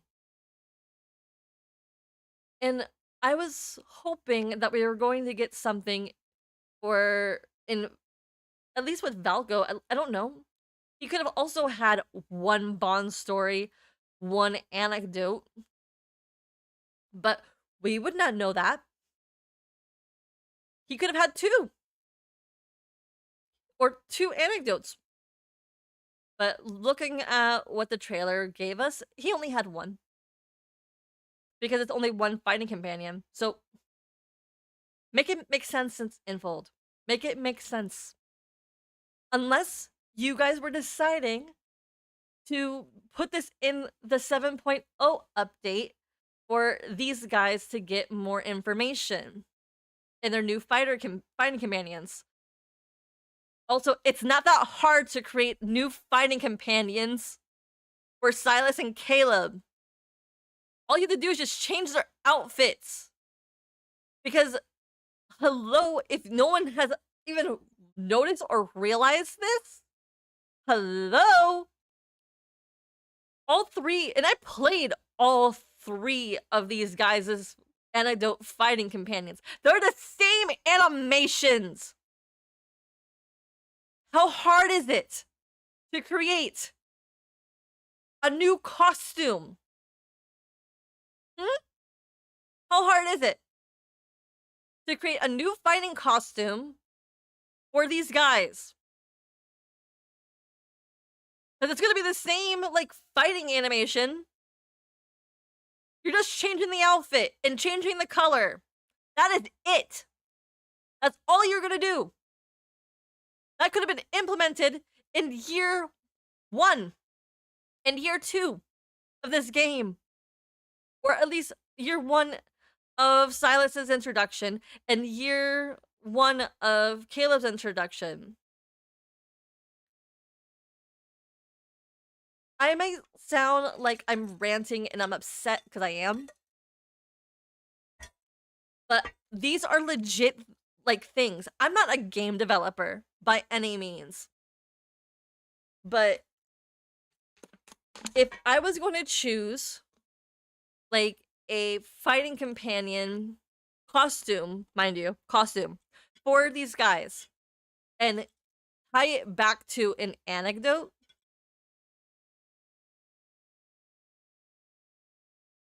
it would be, okay, for instance, for Silas, it could be another version of what we got for his myth. Another costume like that. But we get only his, like, business attire. Okay? And for Caleb, it could have been his rookie, or his outfit or his uniform when he was in, I mean, that was just a jacket from the DAA, but it could have been his fighter pilot outfit. We could have gotten that. Or it could have been another outfit they could have used Because they could have also explained the fruit vendor aspects for Silas. It could have been that too. Who knows? There was so many things that you could have done and added to the hell, it could have been prisoner or gladiator Silas. That could have been one of the anecdotes. Gladiator Silas. Because it mentioned that he had a gladiator background. Or hell, prison break Silas. Like something. But I'm just ranting and raving, and we have only gotten through 25 minutes. And this is supposed to be a... I did not expect this to talk so much. What if you played this We're game supposed just to for watch 3 Xavier or videos. Raphael? This was very inconsistent and showed that there was no real release schedule that made it fair for everyone. But if you thought this was bad, then wait till you see the main story neglect ranking. Here, the most neglected is Caleb, the most recent character. The last time he was in the story was in January 2025, 18 months ago. His debut arc when he first released. When it came to Silas and Exactly. Zane, 14 months ago. And when it came to the most favored characters, really, in quotations, most favored, Xavier and Raphael were in the main story 6 months ago.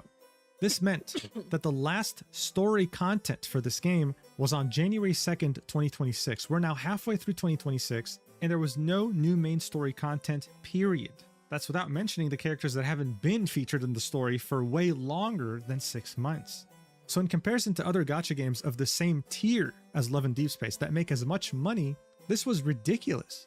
They were inconsistent with their release schedule and were not communicative enough about things to look forward to, about dates. And let's also not forget the fact that they refused to make a PC client for this game, even though their other games had it. But this was the game that was making them the most money. And so as I mentioned, this would be a recurring topic within the community starting as early as 2025. It would cause multiple dramas with different points of views giving their opinions on why it takes so long to develop the main story and release content. But overall, the biggest loss for this game were longtime players that had spent a lot of money on it, losing hope that anything was going to change. Feeling like the money and time they were spending in this game just didn't matter. Like this money was being funneled to other projects and Paper Games was simply not interested in making it any better. This would start forming a narrative that they were too greedy, prioritizing memories and banners and ignoring the story. It seemed like they simply didn't really have what it took to be this big of a developer with so much success. They just weren't ready for it. As evidenced by the fact that things would get significantly worse because they would somehow commit an unforgivable taboo in their own local market of China. A mistake so grave that it perfectly encapsulates the expression of shooting yourself in the foot. 9/11. Is a tragic event that would occur on United States soil on the 11th of September 2001. It's best known for the 2 passenger planes that were hijacked full of passengers that collided into the 2 towers of the World Trade Center. There would of course be 2 other planes involved, one that would crash into the Pentagon and one that tried to crash into the White House but failed. Now this was an event that happened over yeah, he did mention it. I 25 forgot. years ago, and odds are, if I went to the US right now and made a joke centered around 9/11, everyone would find it funny, assuming I have good humor, except for those who were directly involved in those events, losing a family member, a relative, or a friend. Hell, I could probably make a joke about Pearl Harbor, a tragic event that occurred during World War II. And again, the majority would probably not care. That's just how culture works in the United States when it comes to sensitive events. Nothing holds weight there for too long. Now, on the other hand, when it comes to East and Southeast Asia, actually, you know what? Probably the majority of Asia at this point, but let's just focus on East Asia for now. Tragic events, no matter when they happen throughout history, still hold immense weight even today. Their dates, their anniversaries, their names, they are ingrained into society, and no one would ever dare joke about them. Okay, so this is not me making a joke, okay? I'm not trying to be insensitive to all that. But at this rate, if they're honoring every single date that a tragedy happens at the end of time and space, I'm sorry to say this, it might sound really insensitive, but I'm not trying to be I'm not trying to do any harm. This is just me going with this is what my interpretation of this is going on. It means that they would be having a day off from work every single day, 365 days a year. No money would be coming in. But this is just, I'm not trying to make a joke. This is just what I'm trying to analyze. This is not me being insensitive to the Asian or the East Asian circumstances. Because this is just me speaking as a person that, I'm not going to say I'm not educated. I am educated. It's just my understanding of the situation. If someone is willing, okay? Here's the thing. I am a person that loves to learn. And if you're willing to teach me and inform me and give me information, I will listen with open ears. My ears will be completely open and I will listen to you explain why, how all of this stuff came to be. And I'll be like, I completely understand. And this makes sense. Because when the thing that they're going to explain right now, this, like I've said before, the the code or the number that they used, I can't even say it out loud, even though I did say it earlier in the stream. But the sequence of numbers that they used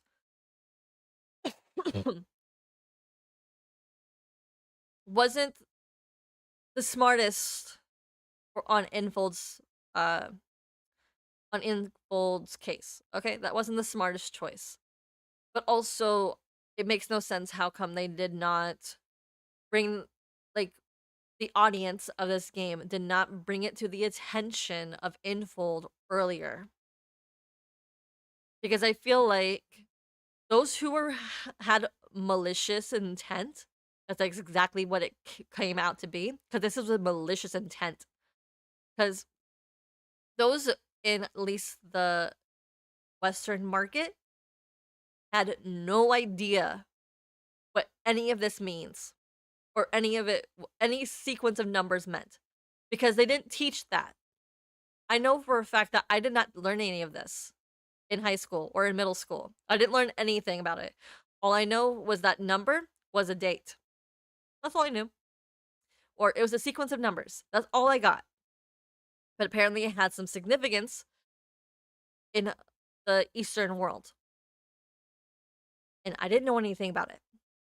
So I apologize for, I guess, on the behalf of the education system of where I came from, because I did not learn this till someone had to sit down and explain it to me. However, I also will be very disappointed in the fact to say that, why are you bringing this up when, like, now? This is why I'm saying it's malicious. The people who discovered it, they probably did tell Infold beforehand in the month of April when the actual story was released. Mind you, it was a Xavier story. It was a World Underneath story for Xavier, mind you. And it had something to do with Jeremiah, Isaiah, and Soren. So, I'm assuming that, yes, there were a lot of people who brought it up to the attention of Infold. However, there was a lot of people who probably kept this in their back pocket. Okay? They kept this information in their back pocket and decided to use this as a malicious, because in their brains,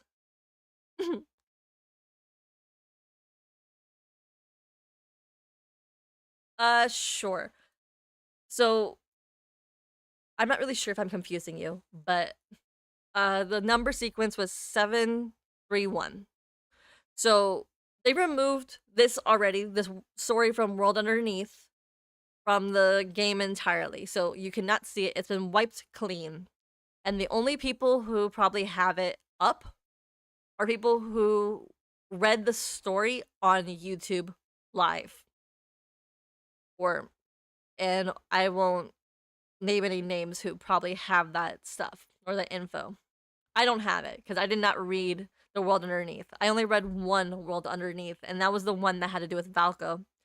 And I read that maliciously, pointing out that yes, Valko was introduced in the game and mentioned, but this is neither here nor there. So the story that I'm talking about, or the number sequence that I was speaking of, was in Xavier's World Underneath chapter. Okay? It had something to do with Soren. It had something to do with Isaiah and Jeremiah. That's what that story was basically about. And it had those sequence of numbers. But, again, like I said, that was released in April. And people who have malicious intent kept that information in their back pocket, so when poop hit the fan in their, like, minds, I suppose, that wasn't positive for them, they decided to take it out and do something malicious with the information and use Valko as the scapegoat.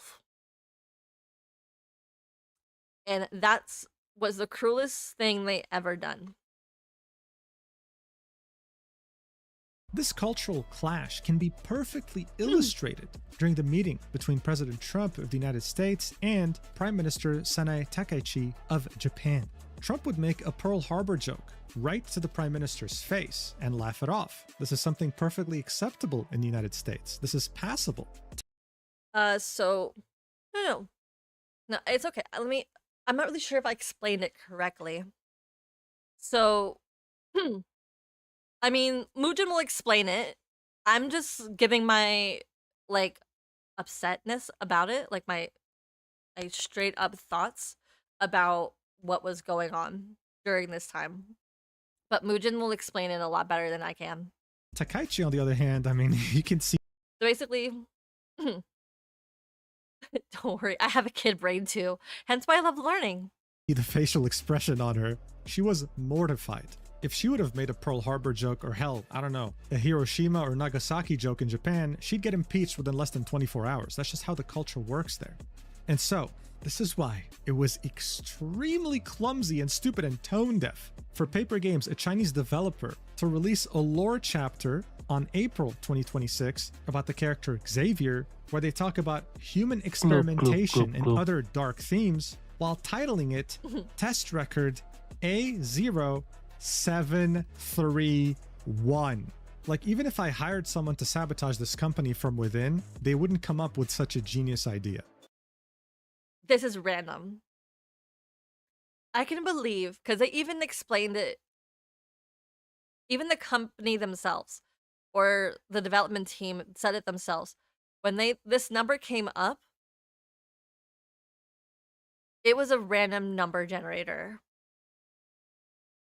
And this is what got spat out. But I guess they didn't look into it that far in and associated with anything. So that's on Infold for not looking further into it. When you say the three numbers 731 to any Chinese person who was educated in a state school, for example, they'll immediately think of one thing: Unit 731 of the Japanese Imperial Army during World War II. This was a secret research facility that was operated between 1933 and 1945 on occupied Chinese territory, more specifically in Harbin. This is where the Japanese would experiment on over 200,000 human beings from China. They would say it's to advance medicine, but in reality, many of these experiments were just morbid and sadistic. I'm not going to go into full detail because I'll get demonetized and age restricted, but you can read about this yourself. I can give you an example though. They'd have pregnant women in captivity in Unit 731, and those babies would be born in captivity as well. Those incredible scientists would come up with the idea to experiment on those babies, but not like any experiments. It would just be like, hey, I'm bored. Why don't we throw like a few babies in this frozen river outside and see how long it takes for them to die? Yeah, I wish I was making things up, bro. This was Unit 731. This is well known in Asia, specifically in China, because of how horrendous it was. But it's not really taught to Westerners. It's not taught in schools. In China, though, to this day, even in 2026, you say 731 to anyone, they'll know what you're talking about. There's a reason, many different reasons, that Chinese still hold Japanese people in very negative regard, even in 2026. This is without me mentioning the rape of Nanjing, for example. And so as a Chinese company, to have a lore text about human experimentation with the number 731 is just, it's insane. It's genuinely insane. But when it first came out in April 2026, it didn't really bring much controversy. In fact, most people didn't even know about it or didn't really care. The reason why I'm telling you about this right now is because this is going to bite them in the ass very badly later. For now, though, the Love and Deep Space community was laser focused on one thing and one thing only. When is my story content going to come out already?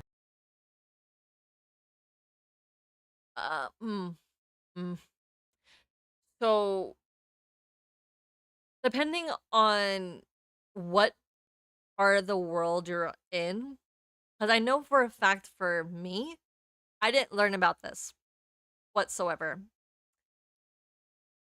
Because, yes, I learned about 9/11 because I was alive during that time, and that was something that we learned about. But also, we didn't go too much into detail. We didn't really go that much into detail, at least in my school, for Pearl Harbor, because we didn't go that far. We didn't even, like, it could be where I am, or where I learned, or where my schooling was. Information like this wasn't really taught that much. We didn't go that far into the education of this. And that's where I'm going to say the education system, at least in my country, fails. But also, that doesn't really mean my country. It could be in my state. The education system in my state might have failed. It could be in other states in the United States has much better education, and they go much further into detail and the depths of history. But where I was, I didn't learn anything. Or we only learned the bare minimum, or what was necessary for us to learn. And if you wanted to learn more stuff, you had to do it on your own. Hence why my mom and dad had once a week a sit down in front of the TV watching History Channel. Once or twice a week, my parents literally sat me and my siblings in front, and they paid for cable for this specific reason. They sat us in front of the TV. I know, blasphemous. You should not be putting your children in front of the TV. But they sat us in front of the TV. They put History Channel on just for this specifically, so that my siblings and I would not be too uneducated, because the school system failed us. They failed us completely.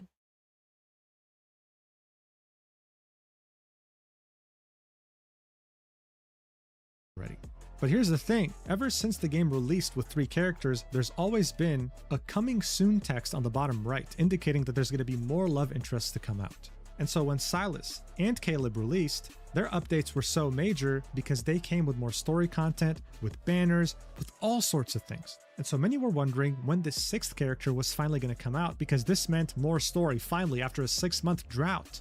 Well, around the end of June 2026, the Love and Deep Space community would finally get an answer to this. And while this was meant to be a period of immense joy and excitement, it ended up turning into the biggest existential threat that this game and studio have ever faced since opening their doors in 2012. All right, so it's now June 22nd, and all of a sudden, out of nowhere, Love and Deep Space players receive an in-game message telling them that they're about to witness a once-in-a-century supermoon, asking them to go watch a live stream that was going to take place on the same day. This really came out of nowhere, and it shows you that they're it came kind out of nowhere. winging I it opened with my their Instagram and I was scheduling. like, it's kind what? of crazy. Something like this would typically get like a week's notice. In any case, the supermoon countdown would take hold. People waited with bated breath to see what this announcement was going to be. I and watched then, this stream. all of a and sudden, it was right there. I watched it like twice. A new character would be announced, Valko, half wolf, half human. And as you can see by the chat on the global live stream that has almost 1 million views, the community was extremely excited.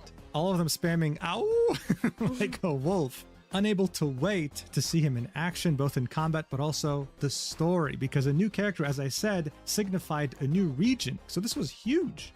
However, in another live stream they would do shortly after, they would announce something else. Another major feature, which was the Home 2.0 update. You'd have a home that you can hang out with your love interests, and this time around, they were adding a kitchen where you can cook together with them and take pictures, etc.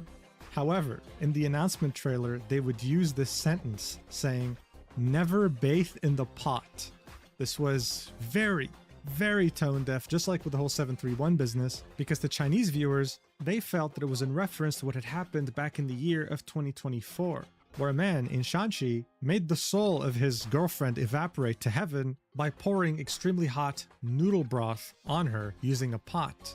So due to this, the phrase bathing in a pot had become dark lingo online, referencing this specific case. For example, you could tell someone, hey, go bathe in a pot, and people would understand you weren't wishing them well.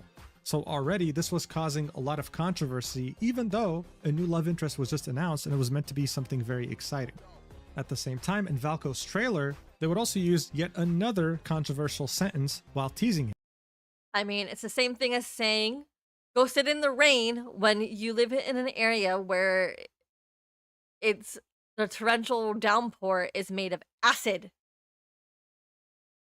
Because, you know, with the way that pollution's going on right now, we got acid rain. So it's basically the same thing as saying, go sit in the rain. It makes no sense. Like, how can you associate that with, like, don't bathe in a pot? It doesn't make sense.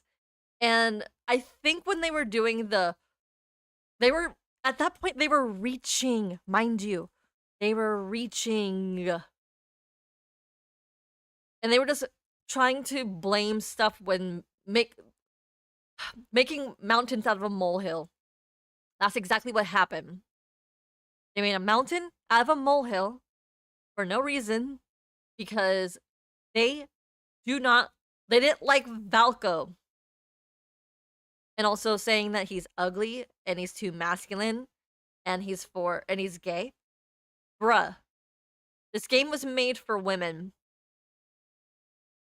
There are women out there who like this body type.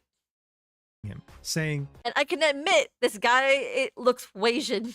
If you're gonna say he looks too Western. Okay, fine, he's Asian. In the Chinese live stream, they had used a Chinese idiom, meaning to invite disaster by letting an enemy inside your home. Seeing that his character concept involves him breaking into the female protagonist's home, that didn't help.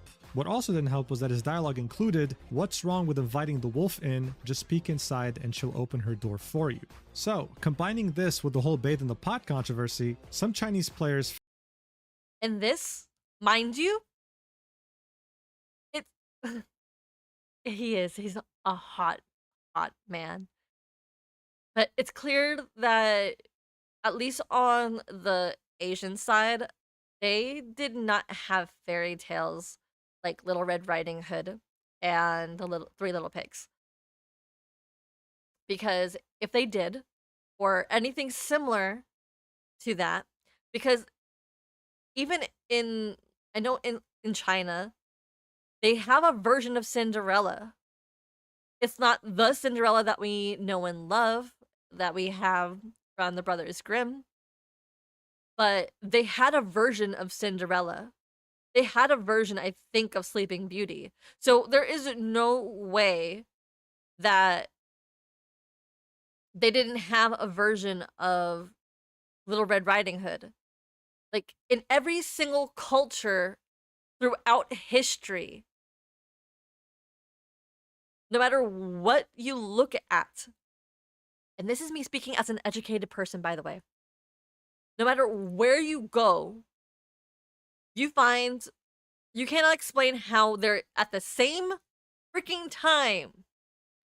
There were pyramids in Egypt and pyramids in Mexico.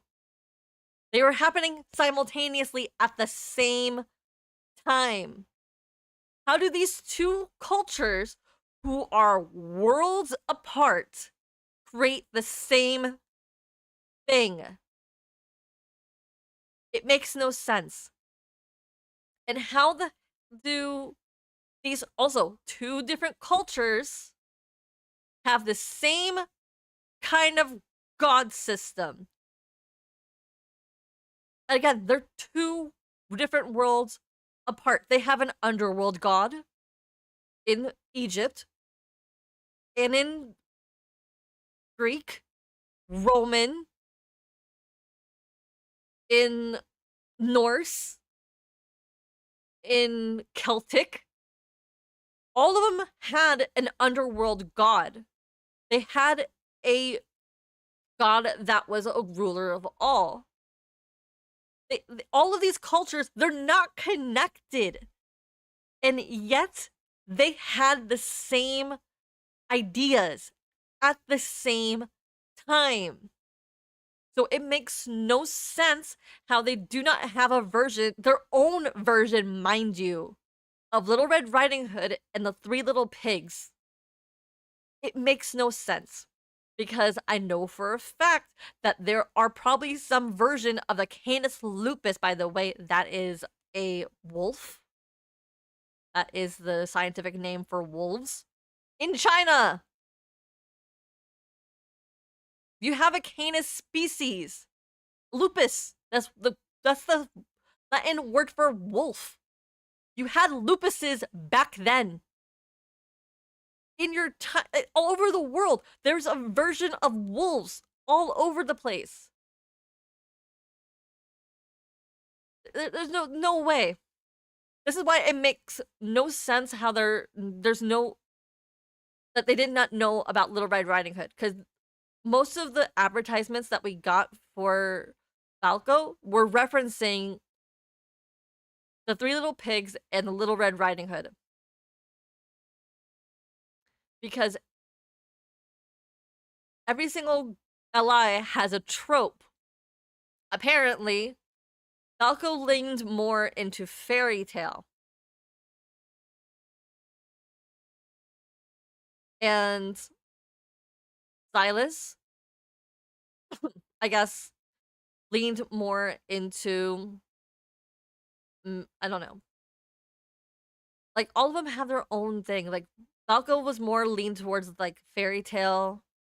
I guess Caleb was more militaristic and scientific. Silas and Raphael were more mythical because reasons. There's no mermaid. Because Raphael's a merman. He's also mythical. Zane is a deity. Xavier is a time traveler. He's futuristic. Each of them had a trope. I cannot pinpoint because it will take too much time and too much brain power for me to figure out what exactly the tropes, or at least what they're trying to reference for Silas and for, like, but they're both mythical or mystical. Felt that Love and Deep Space was packaging illegal home invasion as a romantic fantasy, using language that explicitly frames a woman's private space as available to enter without consent. So, meaning these guys read apparently Haunting Adeline too much, because I did not catch any of that. So this, on top of the whole bathe in the pot thing, went against the idea of this being a safe space for women, and it caused a lot of controversy as well.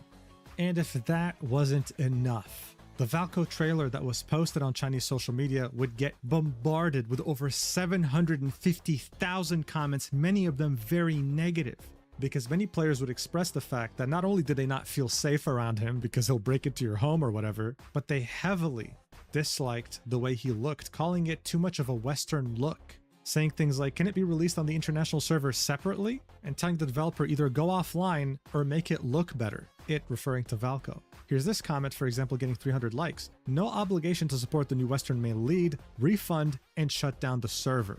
With many also expressing the same thing by saying, just please release it on the global servers and leave the Chinese server alone, I'm begging you. At the same time, very toxic elements of the Chinese community would sprout out and would start insulting Western players, calling them Western white whores, while also telling Paper Games, hey, you fucking forgotten who your main donor is. You've forgotten who makes you the most money, us, the Chinese players. There would be some very nasty comments all around made towards Westerners because of Valco being teased.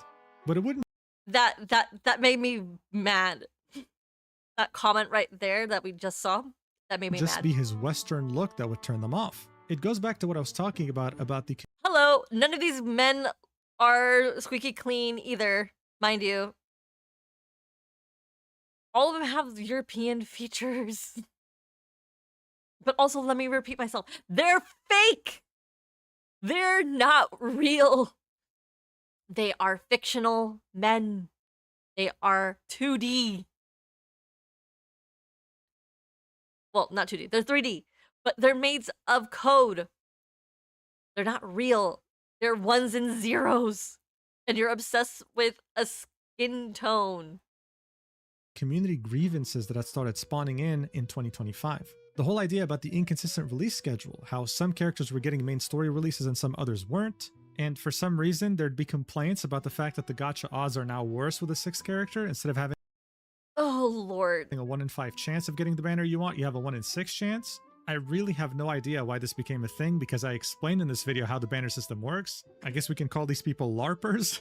And on top of that, there would be complaints about inconsistent story narratives, saying that Valco is a core leader of a villainous group in the story that has harmed all existing protagonists. So in a way, some didn't want a romantic interest that hurt the other romantic interests. But honestly, this was surprising to me that this was even a narrative, because even in his own trailer it's explained that Valco is the Eon Core Tech chairman, not having anything to do with Ever. So this was yet another rumor that spawned on the Chinese internet that for some reason spread like wildfire. Are you starting to understand why this whole topic is so convoluted? Like, I'm genuinely so confused half the time. And on top of that, for some Like we said, we don't know what would happen because they canceled his story way too soon. It would have been 2 chapters explaining all this shit. reason, I guess maybe it's a cultural thing, many Chinese female players feel like a wolf or a bear character is gay. So there were many complaints that Valco was gay actually. This was really something that you could find a lot on Chinese social media.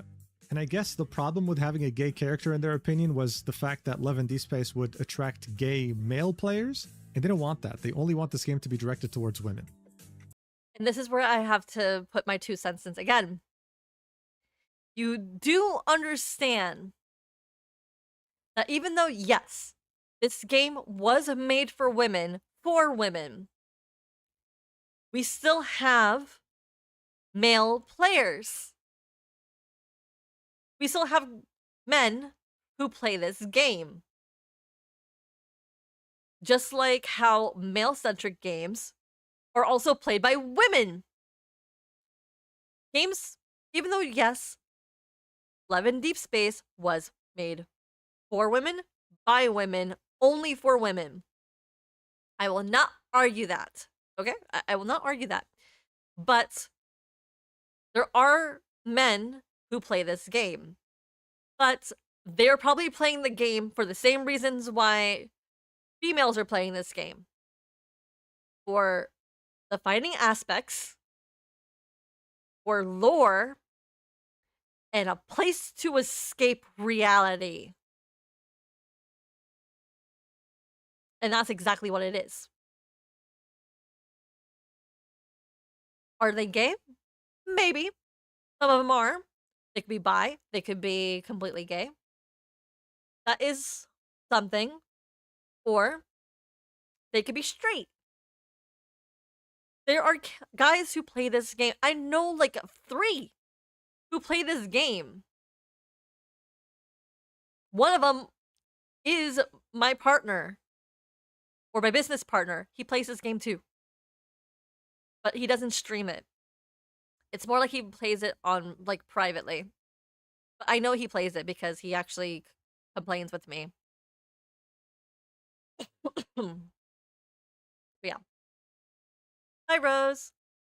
Now, on this extremely ratioed post on Chinese social media, they would do their best to communicate with their player base, to calm any grievances they might have and tell them, hey, trust us. For example, this is them replying to someone that called Valko gay, saying, all the male protagonists are heterosexual, yesterday, today, tomorrow, and forever. And they would reply with things like, I'm sorry, after you've calmed down a bit from venting, could you please take a look at this wolf and give him a try? Please. Damage control was in full swing.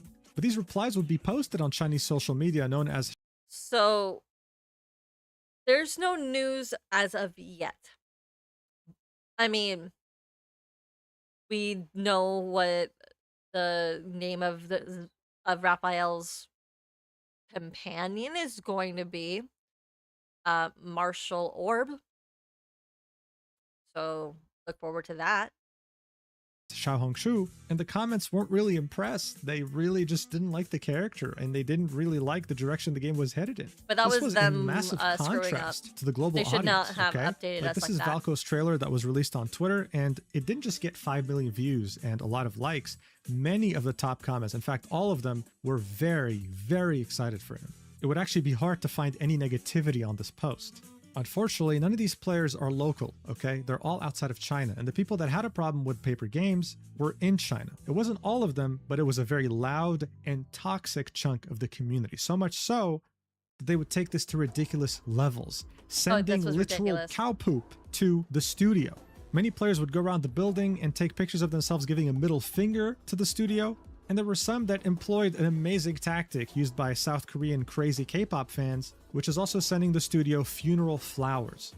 There'd even be a wolf paw in front of the studio meant to advertise Valko, and it would get vandalized. The police would have to show up and install yellow tape around it so that no one else messes with it again. And to make matters worse, someone live-streamed themselves with a knife in front of the building, trying to make their way in. Here are some images, with a third image being censored with the weapon. I wish this was a joke. Here's a 9-second clip that was recorded in front of the studio that kind of shows you the chaos that they were dealing with after Valko's announcement, with someone just screaming insults towards the studio. Watch.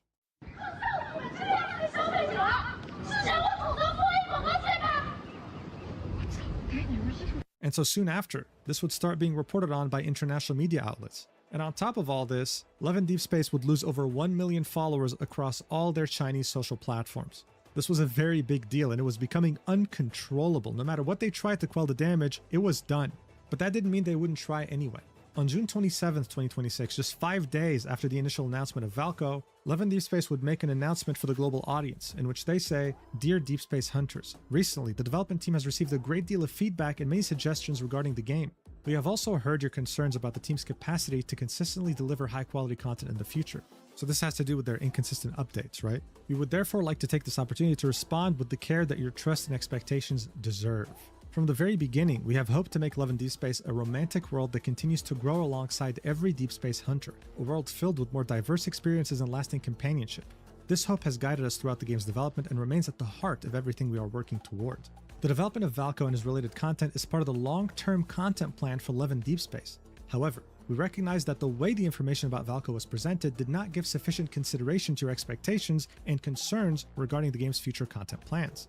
As a result, many hunters have been left with questions and worries since Valko's initial announcement. We sincerely apologize for any frustration and unease this has caused. We have also heard your concerns about whether future content can continue to be delivered consistently without compromising on quality. Please be assured that the Love in Deep Space development team has continued to grow since the game's launch. The main story chapters you have been waiting for are currently in active development. The stories of Farspace Colonel Caleb and Onikinus leader Silas will continue, and a new series of Solar Slot Memories will also be arriving soon. The development team will continue to deliver richer game experiences and high-quality content on a consistent basis. We also understand that these concerns are not simply about the pace of updates. They come from how deeply you care about Love in Deep Space and the love interests who have been by your side throughout this journey.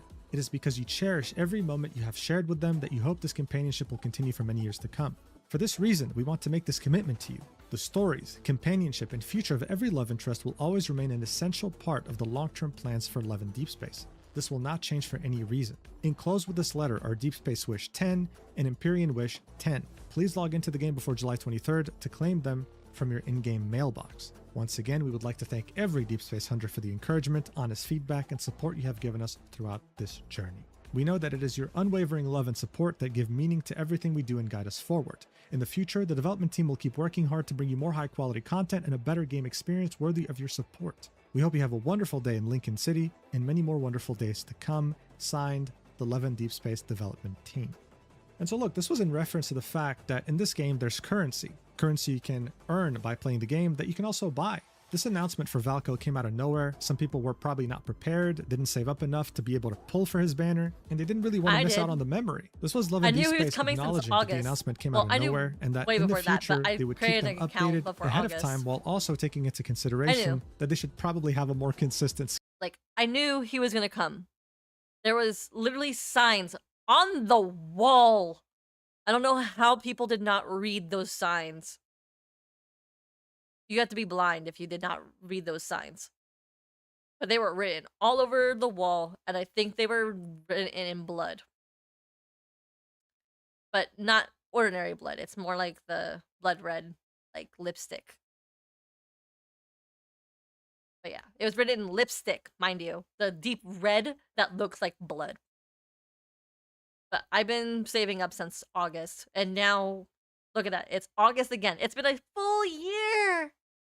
Literally, tomorrow is going to be the anniversary of my Valko account. It'll be 165 days since that account was open. And I got nothing. I mean, I have... If we're gonna say I don't have nothing, I do have something. I have at least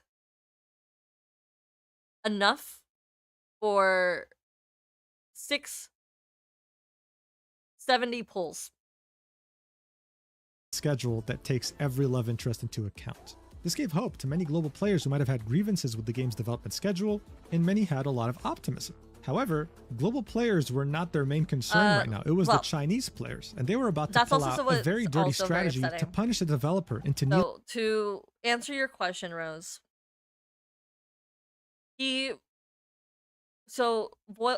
Valko's VA has been in the game since day one.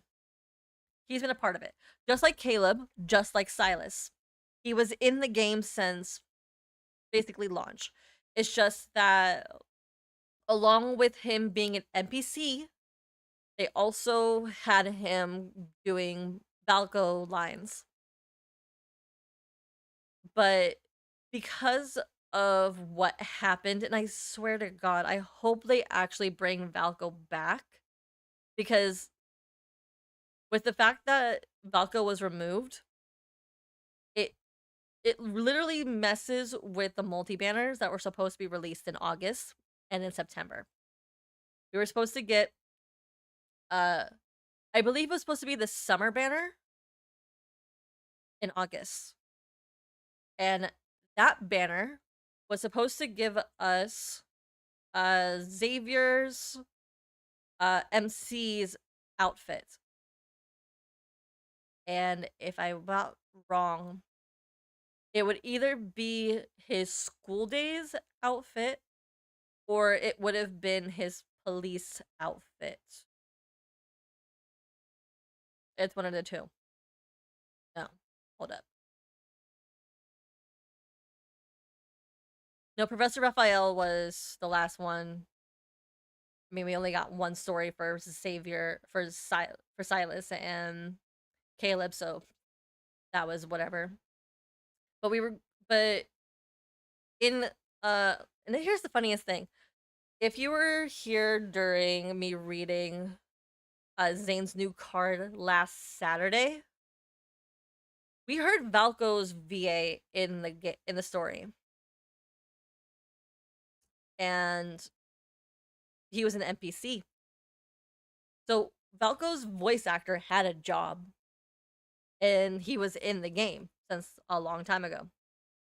He was voicing NPCs He was the voice of Gideon for a while. I think they replaced Gideon with someone else by this point. So it's not like we didn't have him. And since this game takes up 9 months to create a banner, mind you, I already went through this information like months, like a couple of streams back. It takes months to create a card and a banner because it goes through so many leaps. Kneeling down and Yeah. obeying their wishes, which is removing Valko from the game. And that strategy involves getting the attention of the Chinese state. And so, remember that good old test record A0731? Yeah, well, even though it came out in April, it would get brought out again in June during the Valko controversy, and so a new narrative would form. Paper Games is an enemy of the state, and they have a Japanese mole inside that is there to mock the Chinese people and their suffering. So within just a few days after Valko had been announced, this narrative would spread like wildfire, so much so that it would force Love and Deep Space to make a statement on the 29th of June talking about it, as well as the other grievances the community had. It would be posted on the Chinese social media website known as Weibo, and here's what they'd have to say after translating it through Google Translate. Recently, we have noticed many discussions circulating online regarding the game and promotional content of Love and Deep Space. I wish I had We sincerely apologize for any misunderstandings and negative experiences caused. Thank you for your continued attention, and we will humbly accept opinions from all parties. To avoid such content affecting the gaming experience of our players, we would like to clarify and explain these issues as follows. Number 1. Date controversy in the world's depths. Harmony with Light and Dust. We received feedback from players that the Harmony with Light and Dust update on April 21st contained a number that could easily lead to misunderstandings. We took this very seriously and immediately conducted an internal investigation. It has been confirmed that the number is a fictitious date, a placeholder without any actual meaning, and has not been packaged in any way. We fully understand the potential misunderstandings that this random number may cause and will complete the online modification as quickly as possible today. This issue exposed the lack of sensitivity among some members of the development team. We will strengthen training to prevent such situations from recurring. We will also further improve our internal review mechanism, paying attention to every detail to ensure the quality of online content. Number 2. Controversy arising from some marketing copy. In the promotional material released on June 25th, marking 3 days until the livestream's countdown, the phrase, "taking a bath in a pot," was accused of containing a suggestive reference. In reality, this copy was a teaser for the upcoming Home 2.0 update's kitchen gameplay, written in a non-everyday style to match the livestream's Strange Tales of Rules theme. So this is badly translated, but what they were saying was the teaser was like in a horror theme, and this was meant to match this horror theme. This is why they used that phrase. It had nothing to do with that incident that happened in 2024. They would then continue and say, due to the widespread circulation of misinterpretations for this content, all related content has been removed to avoid unnecessary confusion for players. We urge everyone not to believe such rumors. Furthermore, the inviting the wolf into the house text in the trailer released on June 28th, The Law of Instinct, is simply a copywriting element related to the new male protagonist's werewolf identity and has no other meaning. We have noticed some controversy surrounding this text. To avoid affecting the player experience, this text and all related materials will be uniformly changed to Pure Love Wolf King. And then in the last part of the statement, they would clarify, we don't make characters specifically for one audience or demographic. This idea that it's a Western male character is just not true. And also, this rumor about us being an all-gender-oriented game is utterly absurd, ignoring our consistent positioning as an otome game. In other words, no gays allowed, okay? This is a female-only game. Stop with these stupid rumors. They'd also defend themselves. Exactly. This game was made for females, by females, for the female audience. I mean, if men do play this game, they're doing it of their own volition. Like I said, I know 3 people or 3 men who play this game. 3. And they're playing of their own volition. And why are they playing of their own volition? Because they feel like, again, the fighting aspects in this game is cool. themselves. As a Chinese company, we have always considered this our responsibility and have never stopped promoting Chinese culture overseas. Like, they just took a stand here and reminded everyone, yo, these rumors are absurd. We do so much to spread Chinese culture overseas to Western players. You saying that we only care about Western players and don't care about Chinese players is ridiculous. And so this post would get over 1.6 million likes, but also over 200,000 comments. The top comment would be saying, I'd rather take Valco off the shelves, with over 136,000 likes. The reply to that would be, remove Valco from the platform. And another reply would say, our demands are, number 1, remove Valco. Number 2, compensate for gacha resources. And number 3, the production team should deeply reflect on their own problems and issue an apology, while promising to not add any new male leads. In fact, all the top comments are just... And here's my thing. Reading all of this, a true fan of the game would not say this. They would promote and be positive and say everything that they liked about the game. Yes, you can say your criticism in terms of what is missing, but again, Falco being introduced did not slap you across the face out of nowhere. And I don't know how many times I have to repeat this in this stream. He did not come out of nowhere. He didn't slap you in the face and then run. But the way that you're making it look like he did that. He didn't do that. He was implemented in the game slowly. We had hints for his arrival since launch. Because if you weren't paying attention to the Selectrum, because last time I checked, we have also in the protocores, we had 6 protocores, we had 6 color Selectrums. How can you miss that? We were always supposed to have 6. Now, if you said, where the fudge did the 7th person come from? Yes, then I will be totally agreeing with you. Where the hell did you come from? I'll completely agree with you. If there was a 7th LI gets introduced. But a 7th LI wasn't introduced. Gloop, gloop, gloop, gloop. Okay, I'm going to drink some water. But a 7th LI wasn't introduced. It was a 6th and final one.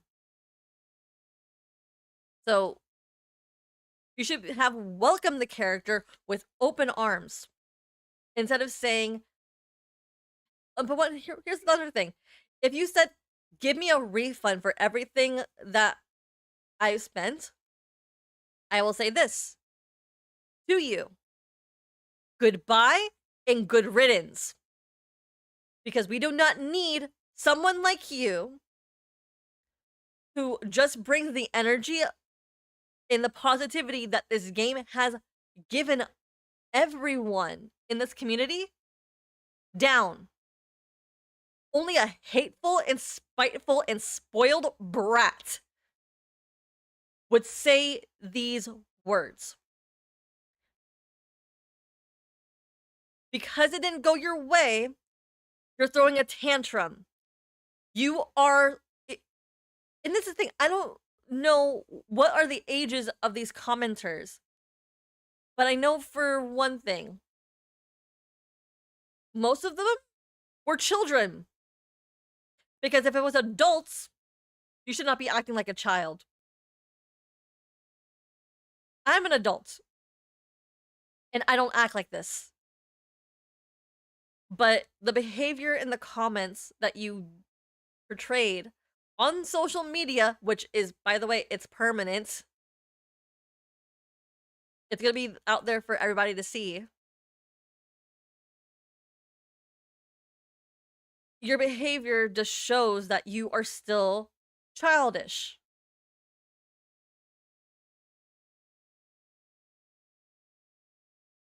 Act like an adult. Or leave. Be a little bit more mature. And take, like, receive Valko as he is for what he is. He's not a bad he wasn't a bad character to begin with. And I was expecting him to be like a really, really dark character. Because every character, or HLI, I was expecting here, was supposed to be darker than the last. And based off of what we were presented with, he is a sweet puppy dog boy who has done nothing wrong. But also, we don't know what's going on in his story. Because we only got a little bit of what his story could or could have been in the game from the trailers. We don't know if he was an well, I can't really say that word. We don't know if he was a bad guy. We don't know if he was a terrible person. We don't know if he was darker than Caleb. He could have been more possessive and more like love crazy than Caleb. But we would not know that because we didn't get the story. But let's continue. We're already like past the halfway point, and we're already at 11 o'clock at night for me. Just shitting on the developer, saying that they deserve all the controversy going their way and that this was a bad statement. Now new rumors were popping up. Paper Games was arrogant. They don't know how to apologize. They don't know how to take a step back. They're an enemy of the state and they're not even apologetic about it. What didn't make it any better to Paper Games, honestly, is the fact that they would replace the 731 number with 611, which was another tragedy that involved Japanese forces invading the town of Daojiao. 3,000 villagers were rounded up and killed, and you know how stories go with the Japanese, okay? They're literally the evil villains of Asia up until after World War II when they became the anime central capital of the world. I really need to specify here though, Exactly. I haven't That was seen the a last single one that we screenshot got. showing Caleb that whole was the last love 611 interest. mistake. This most likely seems to be yet another false rumor created on the Chinese internet that spread even to the West. But like the other things so far in this video that you've seen, it had already spread like wildfire and created yet another rumor involving the CEO. Paper Games wasn't just an enemy of the state, the CEO also was. Why? Because he studied in a Japanese university by the name of Waseda University as an economics major. So he was the internal mole. He was the one who put 731 on purpose because he hates China. He's actually a secret Japanese citizen. But here's Oh, and here's another thing. So the original Japanese voice actor for Zane had to resign because he just so happened early in his career of voice acting. This is way in the past. Okay? Way in the past. He just so happened to pass by a shrine that had to do with the not so nice people during the WW2. He was just in that area where that's what was allegedly happened. And he had to resign because of that. And that was the original voice actor for Zane. Now he got replaced, and the voice actor who's now doing Zane's voiceovers now has to re-record 2 years and a half of content. Yeah, I miss him too. Well, I missed some of his. I've heard some of his cards in Japanese, so I can't really say I miss him too much because I didn't really read it. I didn't read any of his cards in Japanese. I only read like maybe 3 in Japanese. Yeah, I want Valko back too. where things truly got out of control when it came to the whole 731 situation. I know, it already got out of control. They're being made to be an enemy of the state. How could it get any worse? Well, you would have multiple media outlets in China create articles in which they would attribute the number 731 with Valko specifically. You'd even have the news publication Beijing Daily, which is of course... And this is the thing that actually also puts me in a bad mood. for being journalists, where the fudge is your fact checking? Because it's clear that you, as a journalist, should do your research into something. And yet you haven't. And you're just reporting misinformation. And then when you get called out for that, that looks bad on you as a reporter. It means you cannot be trustworthy. This backfired on the whole... This whole thing backfired not just on the negative girlies. It's backfired on the media in China. And it backfired also on all of the CN girlies who actually did want Valko in this game. It backfired on all of you. Because you didn't want Valko in the game. And I'll repeat this to the day I'll repeat this over and over and over again until Valko is released. If you have nothing nice to say, don't say anything at all. That was a direct quote from Bambi. Course, government affiliated, talk about this too, and talk about 731 and how it's associated with Valko. In reality, this was false. This was an archive file that was talking about lore relating to Xavier. But this misinformation had spread so far and wide because it was literally being talked about by news publications that many took it as fact. Oh, so Valko is not only ugly and looks like a Westerner and doesn't care about the Chinese audience, but he's also an insult to Chinese culture and China as a country because 731 is associated with his lore. That's false, and many Westerners also were caught with this misinfo, believing it to be true. This was becoming a very big problem to Paper Games. I mean, these news publications were publishing shorts in which they talked about Paper Games' statement and were associating 731 with Valko. And other than just media publications, you even have associations, like the China Women's Association that is affiliated with the government, also make content expressing outrage at the whole letting the wolf in sentence, or the whole never bathe in the pot sentence, pushing the narrative further that this game is not safe for women, that it's their enemy. They weren't alone in this regard, because there would be another association by the name National Defense Education that would make a blog post echoing those same statements. But believe it or not, things would get even worse.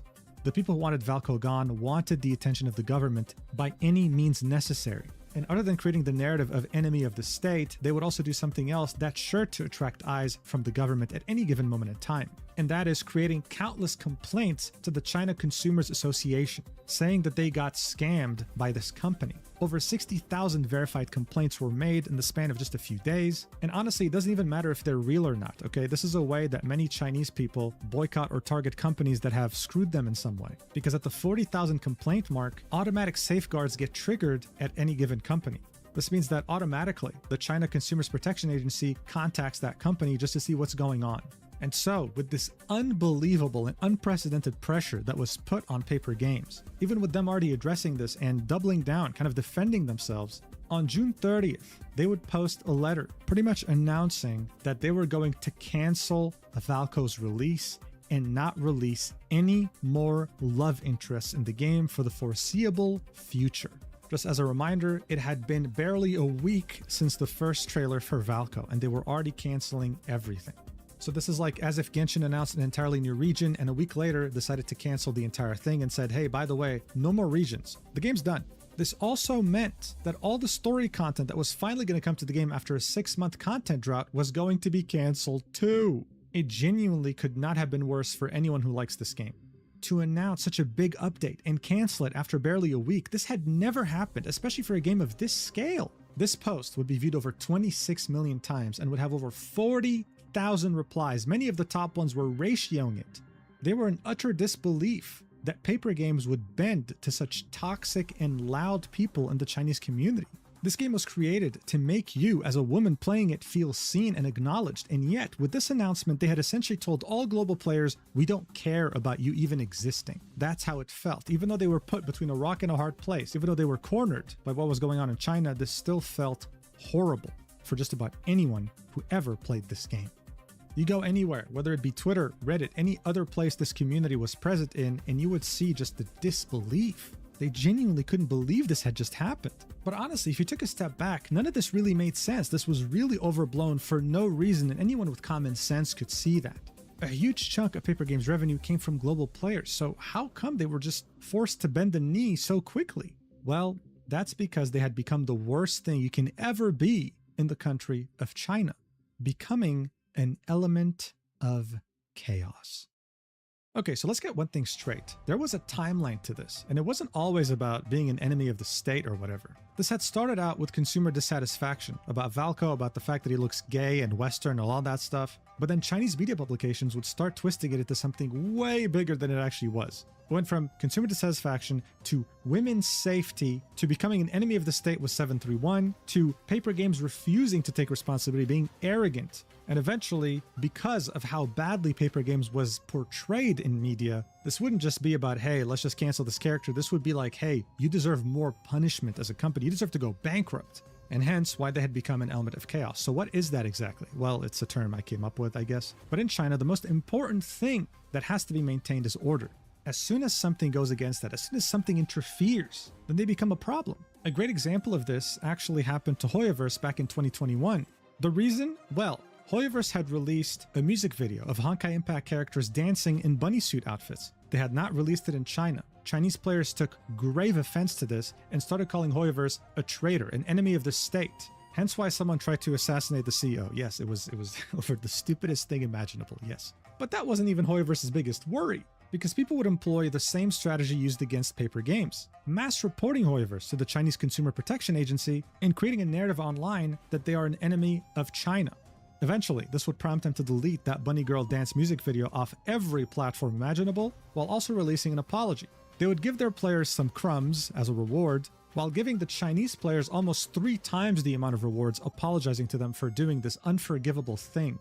I had made a video about this almost 2 years ago, so it really shows that even a company like Hoyoverse is not immune to this. This was after Genshin Impact had come out, by the way. The way they were able to get past this without any issues was by apologizing, removing the music video everywhere, and having the CEO join the political party of China. This was him pretty much saying, hey guys, I'm not your enemy, I'm not a traitor, look. Because when the government gets involved, everything becomes existential. And this is exactly what was happening to Paper Games. On the 8th of July, 2026. Oh my god, this is too much. I'm sorry for pausing it so much, but literally all I have to say is this. If I can time travel, if I had the ability to time travel, and if I had the magical... Gloop, gloop, gloop, gloop. Okay, I'm gonna drink some water. If I had the ability to time travel, at least, let's say, 3 months ago, which means May, and I miraculously learned Chinese, or had the ability to speak Chinese, I don't know what I could have done, but maybe. I might have been looked upon like I'm crazy. And who is this foreign woman who speaks perfect Chinese trying to tell us that sounds hella suspicious? But it would be more like along the lines of, they're like, hey, watch your back. Something's gonna happen. And it involves your 6 ally. And I'm gonna definitely get in trouble because of all that. Because how do you know there's a 6 ally? I'll be like, don't worry about it. All I know is that your new character is going to blow up in a way that you're not expecting. Prepare yourself for war. And it would be make sure that you copyright your character names like now, and also make sure that when he is released that you are prepared for all the backlash that's going to happen, and make sure that you're also covering your bases with all of the media in the area to clarify that this character means no harm. Also, if you're going to be you're gonna be also receiving a whole bunch of cow dung and funeral flowers. This is what you gotta do. Receive those funeral flowers, say thank you. Hell, I would receive them and go like, thank you very much for these flowers. They are lovely. Oh, you gave me cow poop. Thank you for the free fertilizer. That we're going to plant all these lovely flowers that you gave to us. Because thank you very much for the flowers. We're going to plant these flowers in our little garden to say thank you for your love and support. Even though, yes, they're funeral flowers. But we'll be saying, I'm so sorry for your loss. I understand that you're sad that you have lost someone dear to you. I hope your family is okay.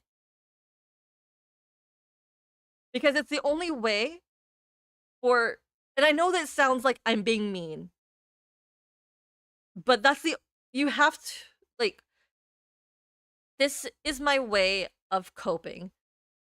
Making sure that in my brain, I time traveled and I was able to de-escalate the situation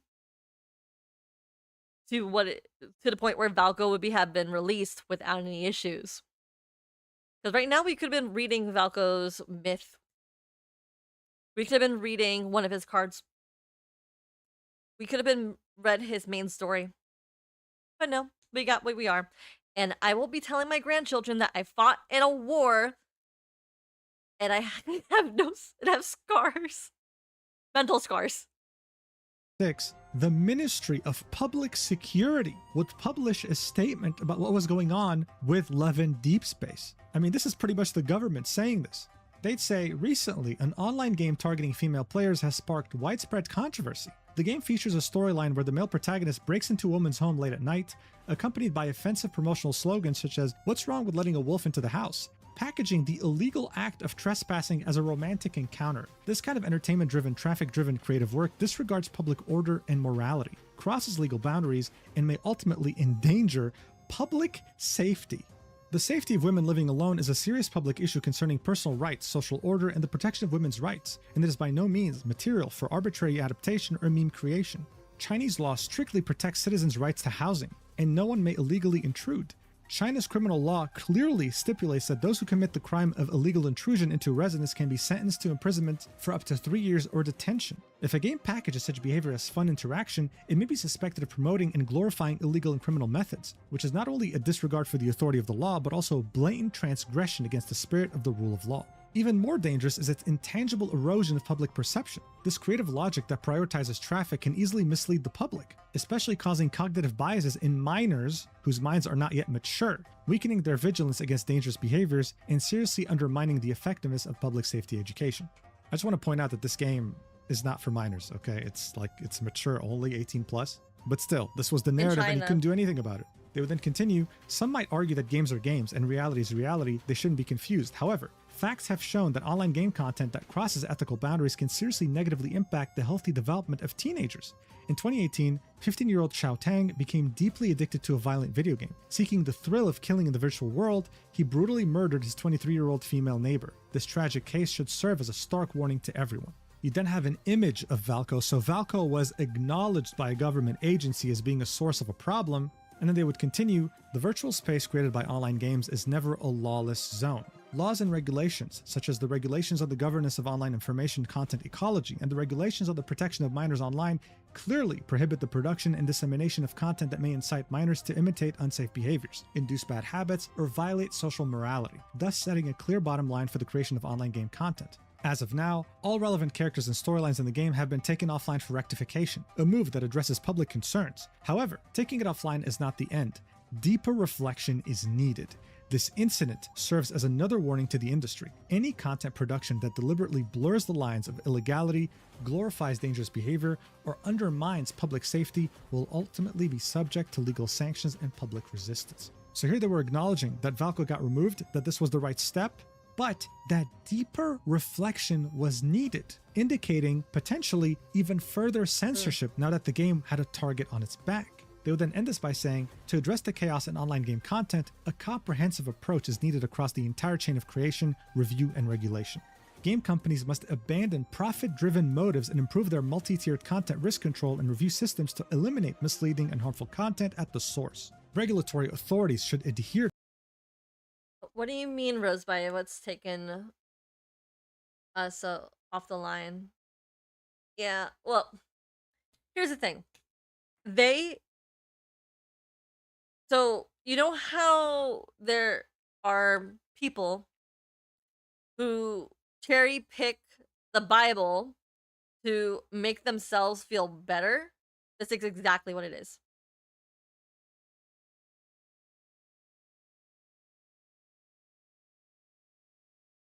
Yeah.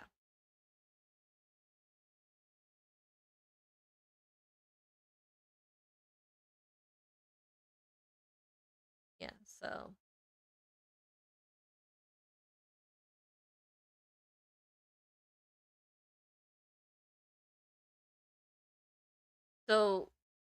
to strict government. Valko, mind you, was supposed to be released on the 9th of July. Because he was removed from the code, or at least hidden in the code, we got a lot of glitches. I mean, Mujin will explain that later in this video.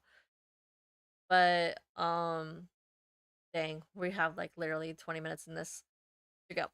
But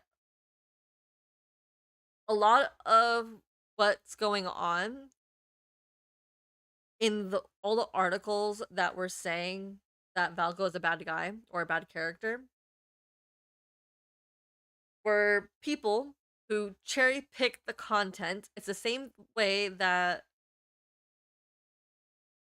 like, a lot of people who should stop doing that cherry pick the Bible to suit their own means and make themselves feel better. So that's exactly what happened. Governance, refine review standards, and resolutely hold accountable companies that overstep their bounds and violate regulations. Simultaneously, families, schools, and society must work together to strengthen legal and safety education for teenagers and safeguard the healthy growth of minors. The title of this, by the way, was Glorifying Intrusion is Unacceptable Even in Online Games. This was a disaster. Attracting the eyes of a government agency like this and having them write such a staunch article against you was the literal last thing you wanted as a Chinese company. You'd rather have your entire executive board get fired than this. Now look, the global side was already in disbelief, and I'm going to talk about how they did their best to fight against this decision. But seeing that Chinese media was talking about this and seeing that this article from the Ministry of Public Security had been made, many global players would start spreading misinformation. Like this person right here would make a post with over 2 million views in which they would write a fan fiction saying that someone powerful in the Chinese government got angered enough that now all otome in China could be permanently affected. Or how this post with over 1 million views would say that allegedly the dev team is threatening to leave paper games if Valko isn't reinstated. These things are not confirmed in any way, shape, or form. But this is what happens when the developer of a game is on a different internet than yours, using an entirely different language. But global players, as well as many Chinese players, weren't simply going to sit idly by watching their favorite game get destroyed right in front of them. And so, a global movement would be born overnight. A movement that is unprecedented in terms of scale that I have never seen before. Barely 24 hours after Paper Game's very unpopular announcement saying that they were going to remove Valko from the game, a new topic would start trending on Twitter with hundreds of thousands of posts within 24 hours and millions of posts within 1 week. The hashtags Valko is loved and We Love Valko would go absolutely viral, and global players would demand that he come back home. As I mentioned earlier, this was overblown, and the audience for Love in Deep Space wasn't stupid. Oh, boo-hoo, he snuck into your home? Well, what about the other love interests? Silas kidnaps you, Raphael... That's exactly what it was. Silas. Okay, none of these men in this game, mind you, are squeaky clean. Silas kidnapped us for 3 days. Mind you, it could have been to keep us safe from a certain ever group. Okay? There was motive. There was something with that. Caleb drugged us to prevent us from interfering in his business. Raphael has been stalking us since college. Zane almost killed us as a child. Xavier has known of our existence, but purposely kept himself away because he didn't want to, I don't know. But he also stalked us. Don't think that we didn't get stalked by Xavier. He's also possessive and jealous.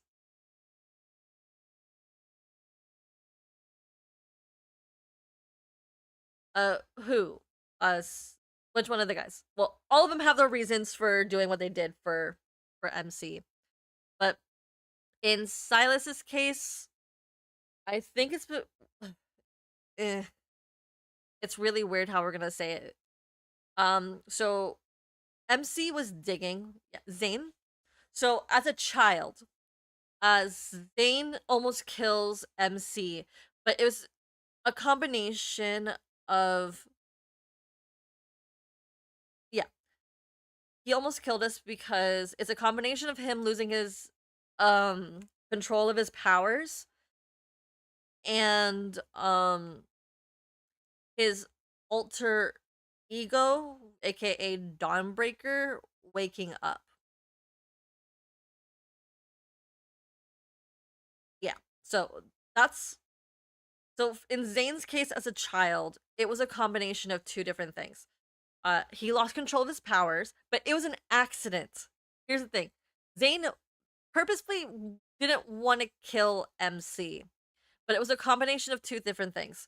He lost control of his powers, and his alter ego woke up at the same time. And, okay. I'll wait for Moto to come back.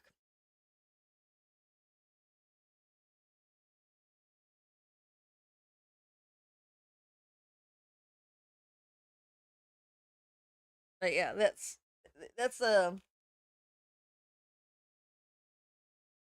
lot of information. I'm not really sure if I understand, if I'm explaining it correctly. Okay. I'll start all over. So, in Zane's case, okay, let's focus on Zane. Zane, when he was a child, knew MC. He lost control of his powers, or his evol, which is ice evol. He lost control of it. And also it was like I said, it was a combination of two things. Cuz Zane is a deity, or basically the assistant of a deity, or the speaker for a deity, aka Astra. Astra hates MC. Astra hates her. We don't know why. I feel like in this case, if they ever do release 7th Li, it better be Astra. Or at least if they release some sort of World Underneath story, it better involve Astra, because there's gotta be a reason why why he hates her so much. But since Zane works under Astra, I guess used Zane to like channeled Astra channeled through Zane and made his evil go haywire, and Zane almost killed MC. It was an accident. And but that was as a child. In Raphael's case, again, like I said, they're not all squeaky clean. Raphael found MC in her college years. I bet he probably even knew her even before that. But he started stalking her when she was in college. He even had someone following her, taking photos while she was in college. And he manipulated the situation during their first meeting and threw a hissy fit because she didn't recognize him. But what do you expect? You kind of met when you were children. Also, we're dealing with MC here. Her memory wasn't it was a goldfish memory when she was a child because it kept getting reset. So I apologize, Raphael, for MC forgetting who you were, because she had the memory of a goldfish back then. But she's strong enough now and she can remember everything. But yeah, Raphael stalked her since college.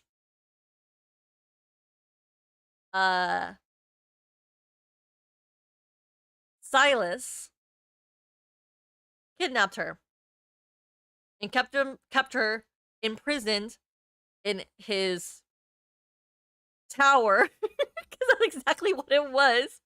It was a tower for almost 3 days, maybe more.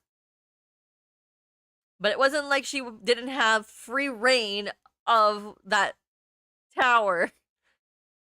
If I've never seen a princess movie or story, it was a dragon's den. So, you know, she was trapped in a tower. Oh, poor thing, by a dragon. Oh my goodness. That wouldn't have been so bad.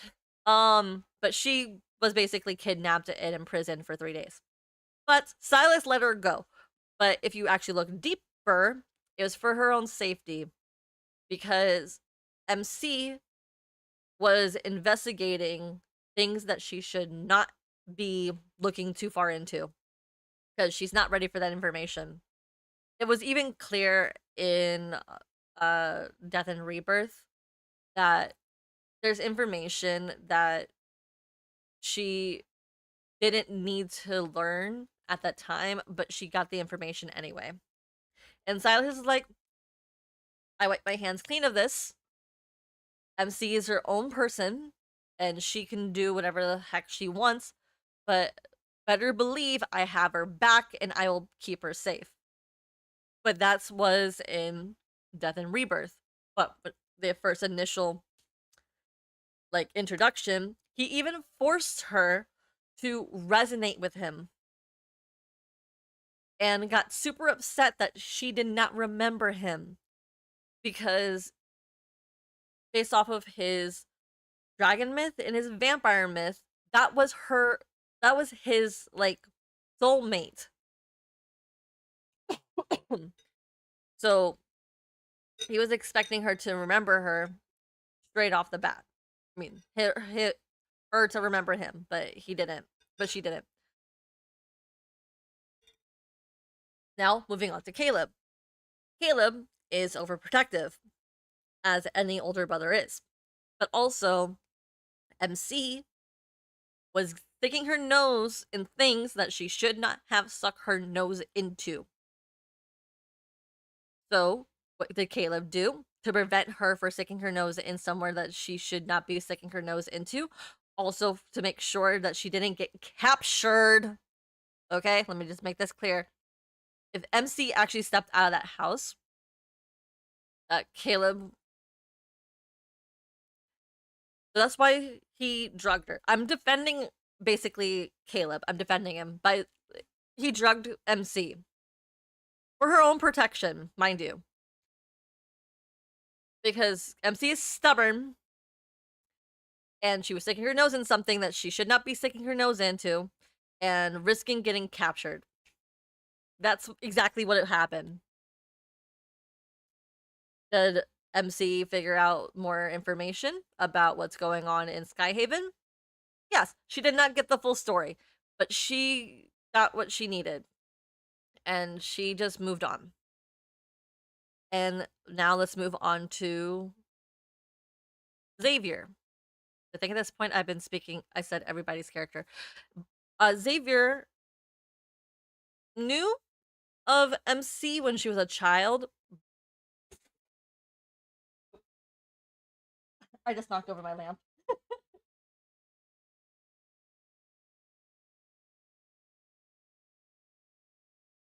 Okay. Okay. So, Xavier knew of MC as a child. Like when he was a child. And he, if I remember correct, he kept his distance from her for a really long time. But he kept an eye on her, not so much stalkerish, but I mean, he still stalked her, but he is still very possessive and a jealous bunny. Okay? So he has his moments. And if you push him over the edge, he would like both, no, all of them would imprison MC in their house if they could. If they had the means and the motive, they would. Two out of three out of five would have kidnapped her. I mean, not kidnap her. Did the yandere thing about it and went psycho. And that would have been Xavier, Raphael, and Caleb. Silas, not so much. And I don't think Zane either. But definitely those three, Raphael, Xavier, and Caleb, would have been psycho about it. Which, again, this game involves dark themes. This is not a cookie cutter, clean, sunshine and rainbow story. This has dark elements, and there is pitch black dirt that we are trudging through. We're never going to be clean. We're never going to be clean. It's never going, you're going to be dirty the whole time. There's no amount of bleach in the world that can get rid of the stains that all of these LIs have. When I say stains, it's their thing. Like their little patches that they carry around with them. There's no amount of bleach that can get rid of that mud. And that they carry this badge with honor. Like with pride. They wear it with pride. And we don't complain. We don't. Because if this story was clean, cookie cutter, and happy and sunshine and rainbows, I don't think this would have succeeded for how long it has been going on for. I don't think so. Yes, the banners that we've got were very fluffy and nice, but there's also hints of darkness in these banners too. It's very faint. You don't realize it till you're literally like, oh, they did something. They said something that, because you have to look deeper into the stories, which is what I do. I look deeper in, and that's why we have the world underneath. I don't think this game would have been successful if it was always sunshine and rainbows. I think it would have failed within the first 6 months. I do believe that. And it is what it is.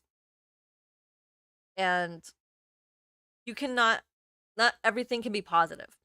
Like, you can still have the positive, but you cannot have everything positive. You need some negativity, some darkness, hence why we had, like, if you paid attention to the promotional videos of the LIs, Xavier, Zane, and Raphael were introduced in the light. Everything was in light. Everything was bright, and sunshine, and rainbows. It was really, really bright.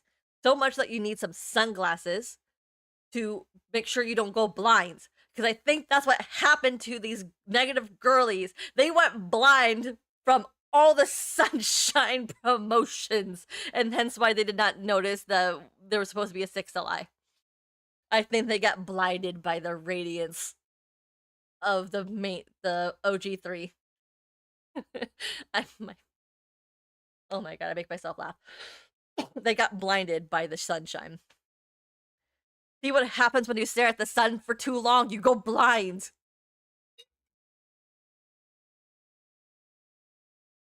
But when you get introduced to the other 3 LIs, they're introduced in the darkness, in the black. Oh, well, not black, but in, like, nighttime, darkness, where they're trying to say that these are the counter. You cannot have light without dark. Yin and yang. Mac and cheese. Cheeseburger. Hot dogs with ketchup. I don't know. Spaghetti and meatballs. Hot pot and meat. Well, hot pot is meat, so noodles. I don't know. My analogy for food kind of went. It kind of left. I lost my. And I swear I'm not hungry or anything. I lost the plot. I think I lost the plot. But I had to make up food analogies. But yeah. So let's continue. Caleb stalk you, and one of them is your adopted brother that you grew up with as a kid, and then later on, when you both grow up, you're there just scissoring like chimpanzees in heat. This just didn't make any sense. And while yes, 731 was a really, really stupid mistake, it was in the game for 2 months before people somehow now finally noticed and took offense to it. It was overblown, it felt staged, and it just didn't make any sense. But Paper Games had made their decision. They removed Valco and actually took this seriously. And so, the consequences immediately took place. If they thought that these toxic Chinese players were their biggest problem, they had no idea what they were dealing with. A huge chunk of silent Chinese players that weren't toxic and crazy would be very disappointed in Valco's cancellation. In fact, you can track revenue that the game makes in China, and while there were many people frustrated over Valco looking Western or gay or whatever, their revenue would only start taking a dip after they had cancelled Valco, showing us 2 things. The first being that they might have underestimated how many Chinese players actually liked Valco, and the second being that maybe Western players also underestimated how many Chinese players were going to boycott this game because of the whole 731 situation. Within just a week, they would lose 50% of how much they would usually make. Within less than 24 hours, they would lose over 100,000 followers on multiple platforms, and eventually they'd lose over 100,000 on TikTok, and would lose so many on Instagram that they would end up privating their profile. They would also get absolutely review bombed on the Apple App Store with a rating that's now below 3 out of 5. And on Google Play, their rating is now 1.3 out of 5. one of the most abysmal ratings I've ever seen.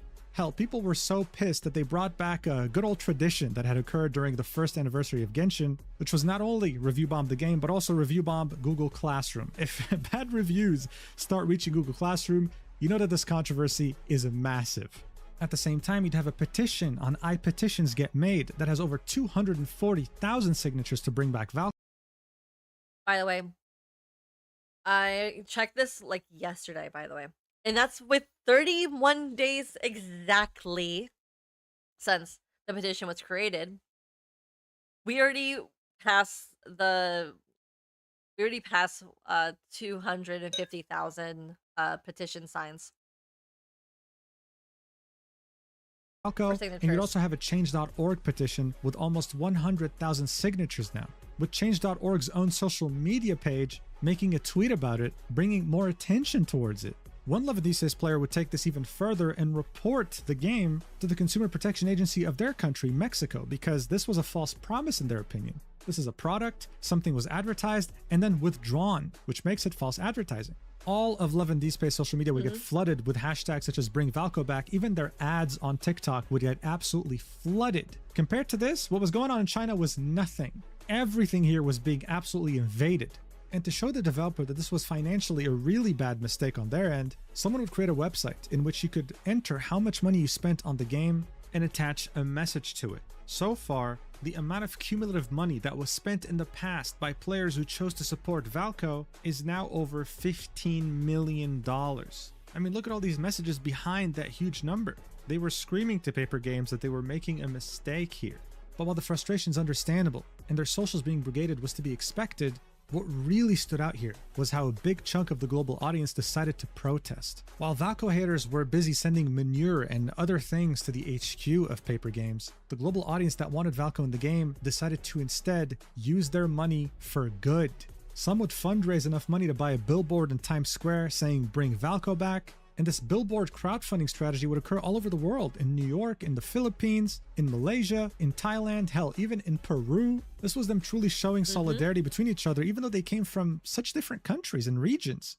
But I mentioned this audience using their money for good, and that's exactly what they did in Valko's name. They would donate to a women's shelter in Canada and say that this donation is from Valko. They would donate over $44,000 for the Guangxi flood relief in Valko's name as well. This was a place that was hit by severe flooding in China, and these Valko enjoyers were pretty much helping them out. You'd have 11 Deep Space player that normally spent $1,500 every 2 weeks on the game decide to instead use that money to feed over 400 dogs in 3 different shelters, while again doing so in Valko's name. There are so many examples like this, with donations coming from global players for Chinese causes like wildlife conservation, or uniting to save an endangered species, or raising money over $20,000 for wolf conservation because Valko's a half wolf guy, and also donating over 100 chocolate milk bars to 100 kids in Indonesia, all while using Valko's name and appearance, making him out to be a symbol of hope rather than a symbol that threatened women's safety like in China.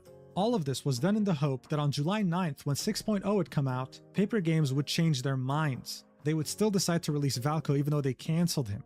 And they would take this activism even IRL, because Levin Deep Space would have a booth in Anime Expo in the US. There, they'd have different cosplayers meant to represent every love interest. But unfortunately, it seemed like there was one booth meant for Valko that was cancelled last minute. So what did they do? Did they bring cow poop or a weapon? No. Instead, they'd go around asking people to pick their favorite lad by placing a star around them, and Valko would receive the most stars. This was again meant to showcase the staff that we want Valko back. But while they did make it to Anime Expo, on July 8th, they would start canceling different events that they were meant to attend.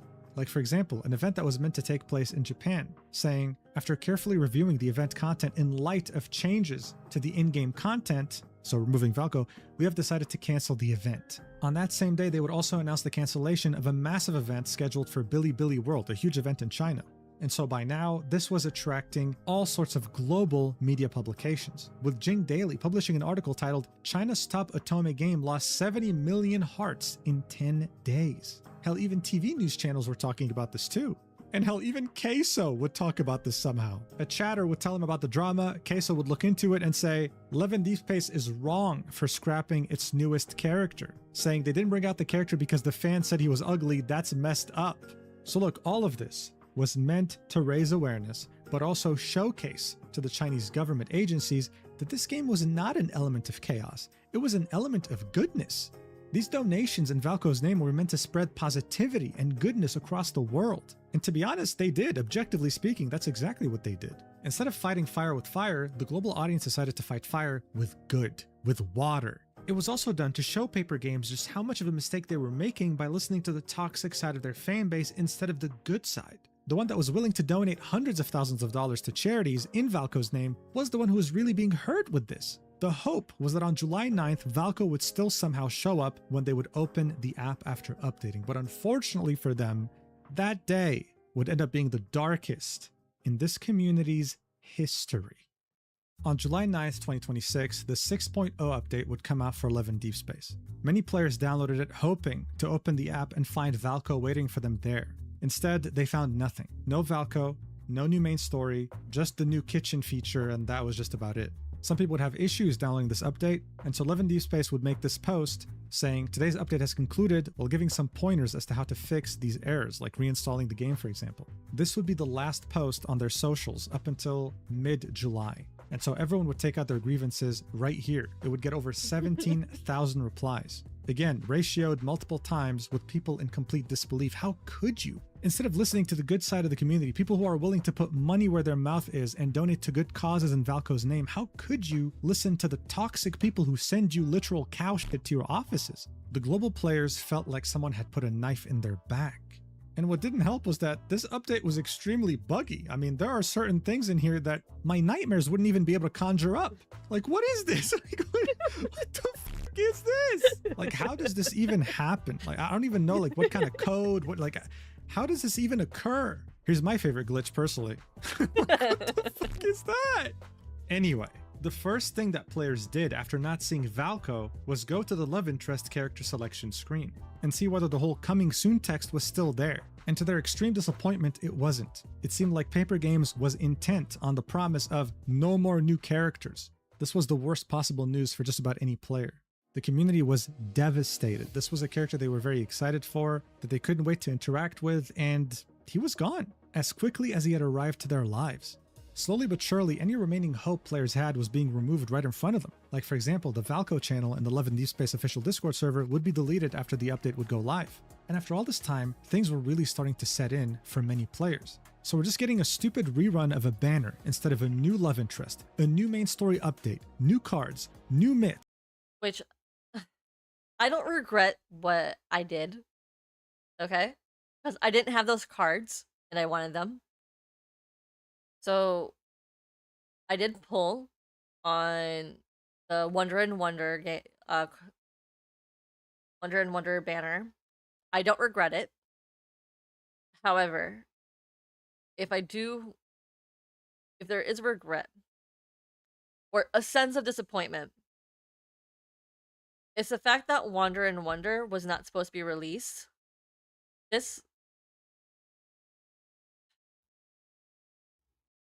Wander and Wonder was not supposed to be released till, I'm assuming, December. And this is just me. I can still feel your presence. That's why I knew you were still here. So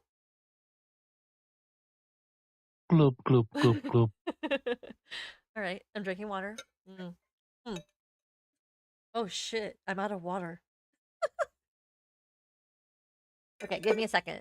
I need to I need to go drink some more. I need to get some more water.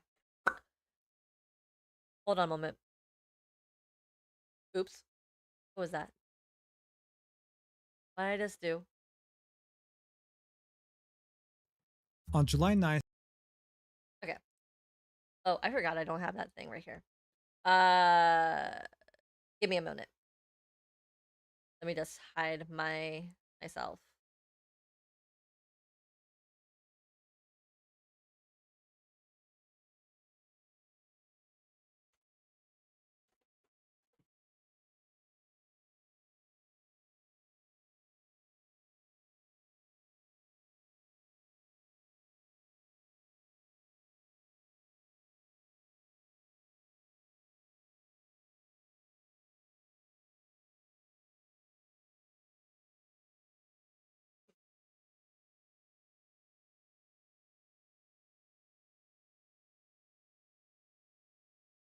Okay, so by the way, I'm okay if you heard some crashing noises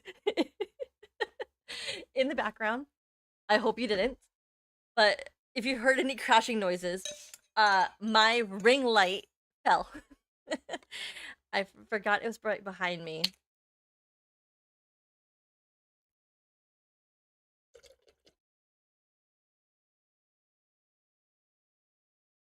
All right. And yes, you did a good job keeping me hydrated. Thank you, Moto.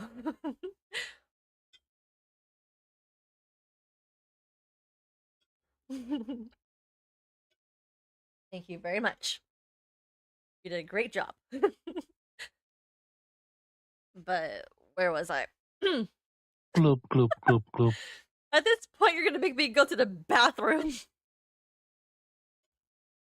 Which I'm not complaining about, but it's just... it's something. Damn, what was I saying?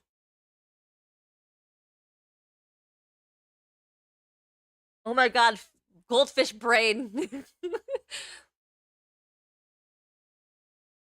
No, it's okay. It's perfectly fine. Right now, I just have goldfish brain. And I don't remember what I was saying. It'll come back to me. Oh, I was saying that I don't regret pulling on Wonder and Wonder. I don't regret it. But I can understand where Infold was coming from. And also, they needed to get something released, at least. But also, Live in Deep Space has basically left a gaping hole for the last 2 weeks. There hasn't been a new banner in a while. And tomorrow is technically the last day to collect Zane's... excuse me. Sorry, I didn't mean to sneeze. Tomorrow's the last day to collect Zane's heartfelt gift card. Because that card is supposed to be released. Like, so after the card goes offline, it's not like you won't be able to see that card ever again. It will be available in the wishing shop, or in the shop. Not in, it won't be available in the Deep Space Echo. Or the... it won't be available there. It'll be available in the shop, in the wishing well. And if you do not have, I guess, the wishing shards, or if you don't have enough wish shards... shard sounds like shard. Huh. I must be more tired than I thought if I'm starting to think of poop.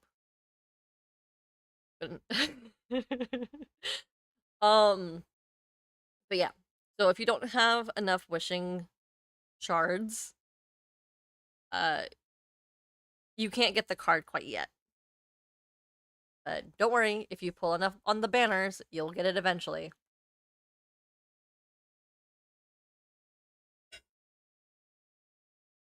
Anyway, let's continue. 2026, the 6.0 update would come out for 11 Deep Space.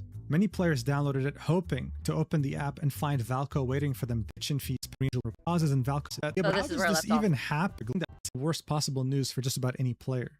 The community was devastated. This was a character they were very excited for, that they couldn't wait to interact with, and he was gone as quickly as he had arrived to their lives. Slowly but surely, any remaining hope players had was being removed right in front of them. Like, for example, the Valko channel and the 11 Deep Space official Discord server would be deleted after the update would go live. And after all this time, things were really starting to set in for many players. So we're just getting a stupid rerun of a banner instead of a new love interest, a new main story update, new cards, new myths, new poses, new interactions. This wasn't just about Valko. This was the biggest update of the year, and all of a sudden, it's not coming anymore. And remember how people were now fearful of further censorship now that the game had attracted multiple government agencies? Well, that's exactly what happened. All the love interests had a certain theme of an outfit in which they had numerology on them, numbers that signified different meanings. Well, they were all censored, or just straight up removed. Look at this, for example. it said 95, now it says gibberish. This was no doubt done to avoid any other 731 issues, and that's simply what happens when you become an element of chaos in China. Many global players and even Chinese players warned these extremely toxic and loud fans in China that any censorship, any removal of something in game will result in even more censorship, and that's exactly what was happening. What added more fuel to the fire was that some rumors would start spreading about the role that Valko would have played in the main story, like the fact that he was the one who fixed Caleb's arm, or that he's a friend to Zane. These dynamics between the characters in the story is exactly why people played Levin Deep Space, and there they were, having to watch it get confiscated from them. And so people started drawing up comparisons to another game made by Paper Games called Infinity Nikki, which I made a video about around a year ago. That game had sudden censorship one day, where its tutorial level, its actual lore was changed for no reason, it was retconned, and even though the community had boycotted— Oh, that's what something else was people is going to be worried about. Because of the removal of Valko, if he doesn't return, the whole story of Levin Deep Space, everything that we know and love, is going to be retconned. The suit, it won't be enjoyable at that time. If they retcon the whole story of Levin Deep Space, I'm out. I'm gone. You will never see me again. I will never stream. Well, I'll still be streaming, but it will be me recording, me playing other Otome games on my own private time. I won't be streaming on, I'll be streaming rarely at that point, but you won't see me again. Not until I find a game that I feel safe enough and enjoy enough to share with you guys on stream. And who knows when that will be. If this game goes out of EOC, end of service, or they retcon, I'm leaving. No matter how much money I spent, again, like I said, I spent over $1,500 on this game already, and that's just in the last 6-7 months. But I swear to God, I think I spent over $2,000-$3,000 last year, or close to that much. I'm thinking it might have been $2,500, somewhere around there. boycotted the game for months and created a large movement around it, Paper Games didn't budge. That terrible tutorial level is still there today. And what was also interesting is that the update that removed the tutorial level came with a lot of bugs. So at this point, it almost seemed like it was a pattern for any game Paper Games had made, and it didn't really inspire optimism. This was really the worst case scenario, but bear in mind, not just for global players, for Chinese players too, even the toxic ones. This Chinese player here would make it very clear in a post they made on Weibo. They'd say that with this outcome, everyone loses. More importantly though, this game was a great outlet to promote overseas players' understanding of Chinese culture as well as Chinese success. Now, many of the players that were affected globally are not just vowing to boycotting Levin Deep Space, they're vowing to boycott any Chinese game. This player would go very hard on these toxic Chinese players, blaming them for halting the success of a Chinese company and therefore a Chinese cultural export, while also lamenting the fact that this game was pretty much ruined as well as its reputation in anything made in China. This also led many Levin Deep Space players to look forward to a competitor's release called Silent Whispers, another 3D high-quality Otome game in which they hope to be treated better. This trailer right here was released 2 months ago, and all the top comments are just people being like, use this fumble from Levin Deep Space to rise, or goodbye Levin Deep Space, hello Silent Whisper, because this game would also be giving them something that they wanted for a long time, a PC client. It seemed like they were actually listening, unlike Paper Games. But it would take a lot at this point to fully crush all hope that the community had for Valko releasing. One player would point out, hey listen, when 3.0 came out and Caleb came out, he didn't come out on the first day of the update, he came around in the second half of the update. So in other words, hey, when the second half of this update comes out on July 17th, let's hope that we'll find Valko there waiting for us. What they'd end up finding instead though, pure and utter disappointment. At this point, Levin Deep Space Chinese revenue was doing horrendously bad, worse than it's ever been. On one day, they'd maybe make $200,000. Now they were making $60,000. Yes, it's still a lot of money, but it's less than half of what they made before. This showed that the Chinese audience, genuinely, the majority, the people who actually spend money, were outraged still at Valko not being included. And these were the consumers that mattered. And at the same time, as people were hoping that Valko would come in the second half of the update, they'd get an in-game notice saying that actually the second half would have a heartfelt gift for Zane, a free 5-star memory in which you interact with him. Now, what's interesting is that the official social media accounts wouldn't make this announcement. As I said, it's been a ghost town since the 9th of July. It would only be announced through an in-game notice, okay? So further making their communication style even worse and going against the promise that they made at the end of June saying we'll communicate more with you guys. What was really interesting though was that there would be this Twitter account with the handle Z with a Zane profile picture that would leak the trailer for this memory, something that was meant to be posted by the official social media accounts. Once enough people found it, the account would delete itself. Many players pointed out that they didn't like the trailer because the face of the protagonist, which is the character that you create, the woman that you create, would be hidden throughout the trailer. The reason why this is a problem is because many Western... All right. Good night, Moto. Have sweet dreams. Dream of Valko. Dream of Silas. Have the most pleasant dreams.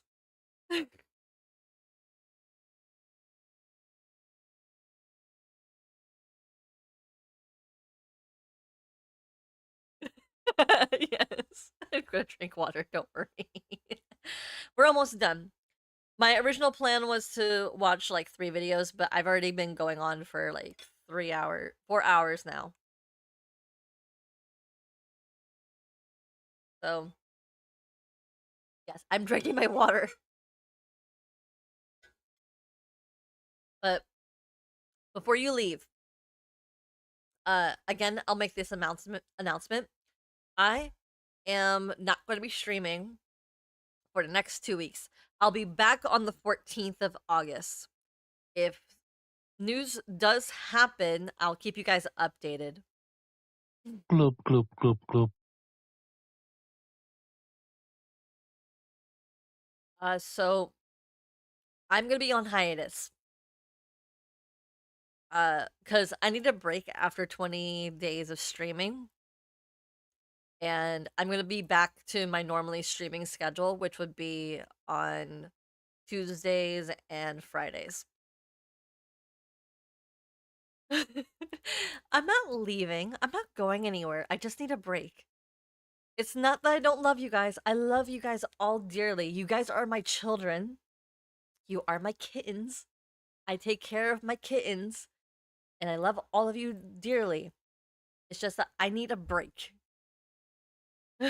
So, mwah. I love you guys, okay? I do love you. I will see you on the 14th of August when I come back from hiatus.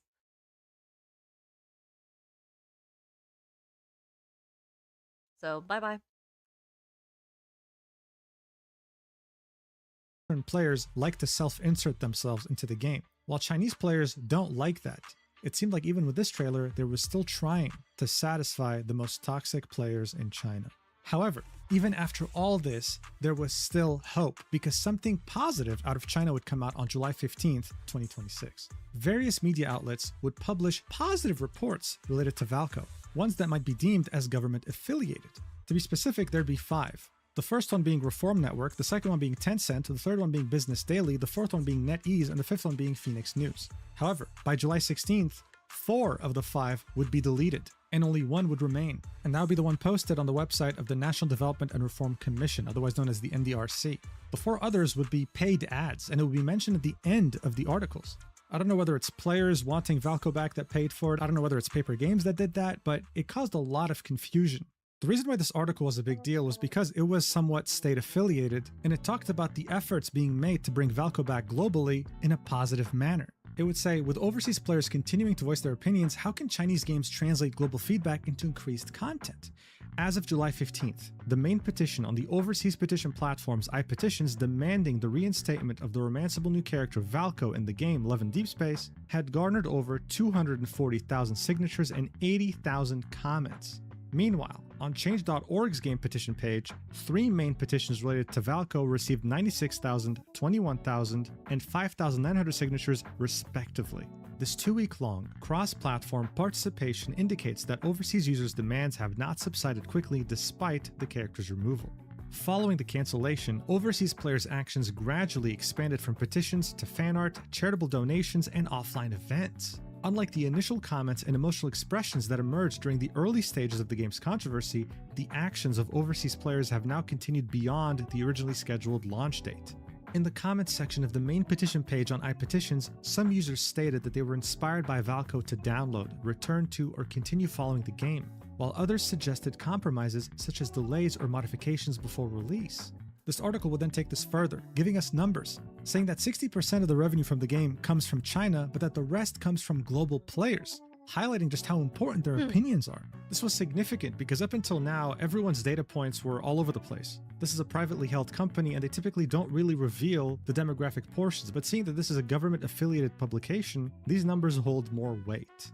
And what really made Valco enjoyers optimistic while reading this article would be one of the final paragraphs, where it would say, whether Valco will be reinstated should be determined by Paper Games based on content quality, market data, and long-term planning. However, the continued growth of overseas petitions has provided a significant signal. When a character can generate signatures, creative works, charitable activities, and offline actions in multiple countries and regions, re-examining and product validation of them is not merely a response to public opinion, but may also be a repricing of global user needs and existing content investment. For a leading product like Love and Deep Space that already has a global user base, turning this feedback into richer content offerings and more refined overseas operational capabilities is perhaps more valuable than letting related demands remain outside the game in the long run.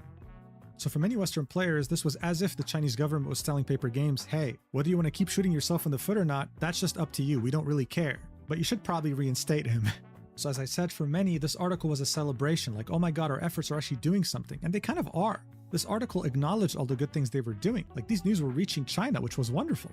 At the same time, it also see Chinese government agencies reminding people that malicious reviews, harming the reputation of businesses, online harassment, use of bots, paid accounts, AI-generated posts are against the law. So again, to many, this felt like they were directing this towards people who engaged in this behavior against Love and Deep Space, and that they were about to get in trouble with the law. This again signaled to people that, hey, maybe things are finally calming down. Some Chinese players would even use a VPN to get on Twitter to thank overseas players for the positive engagement they were bringing to the game and to Valco. Like this post saying, overseas sisters, without you all, none of this would be possible. Honestly, it was very wholesome.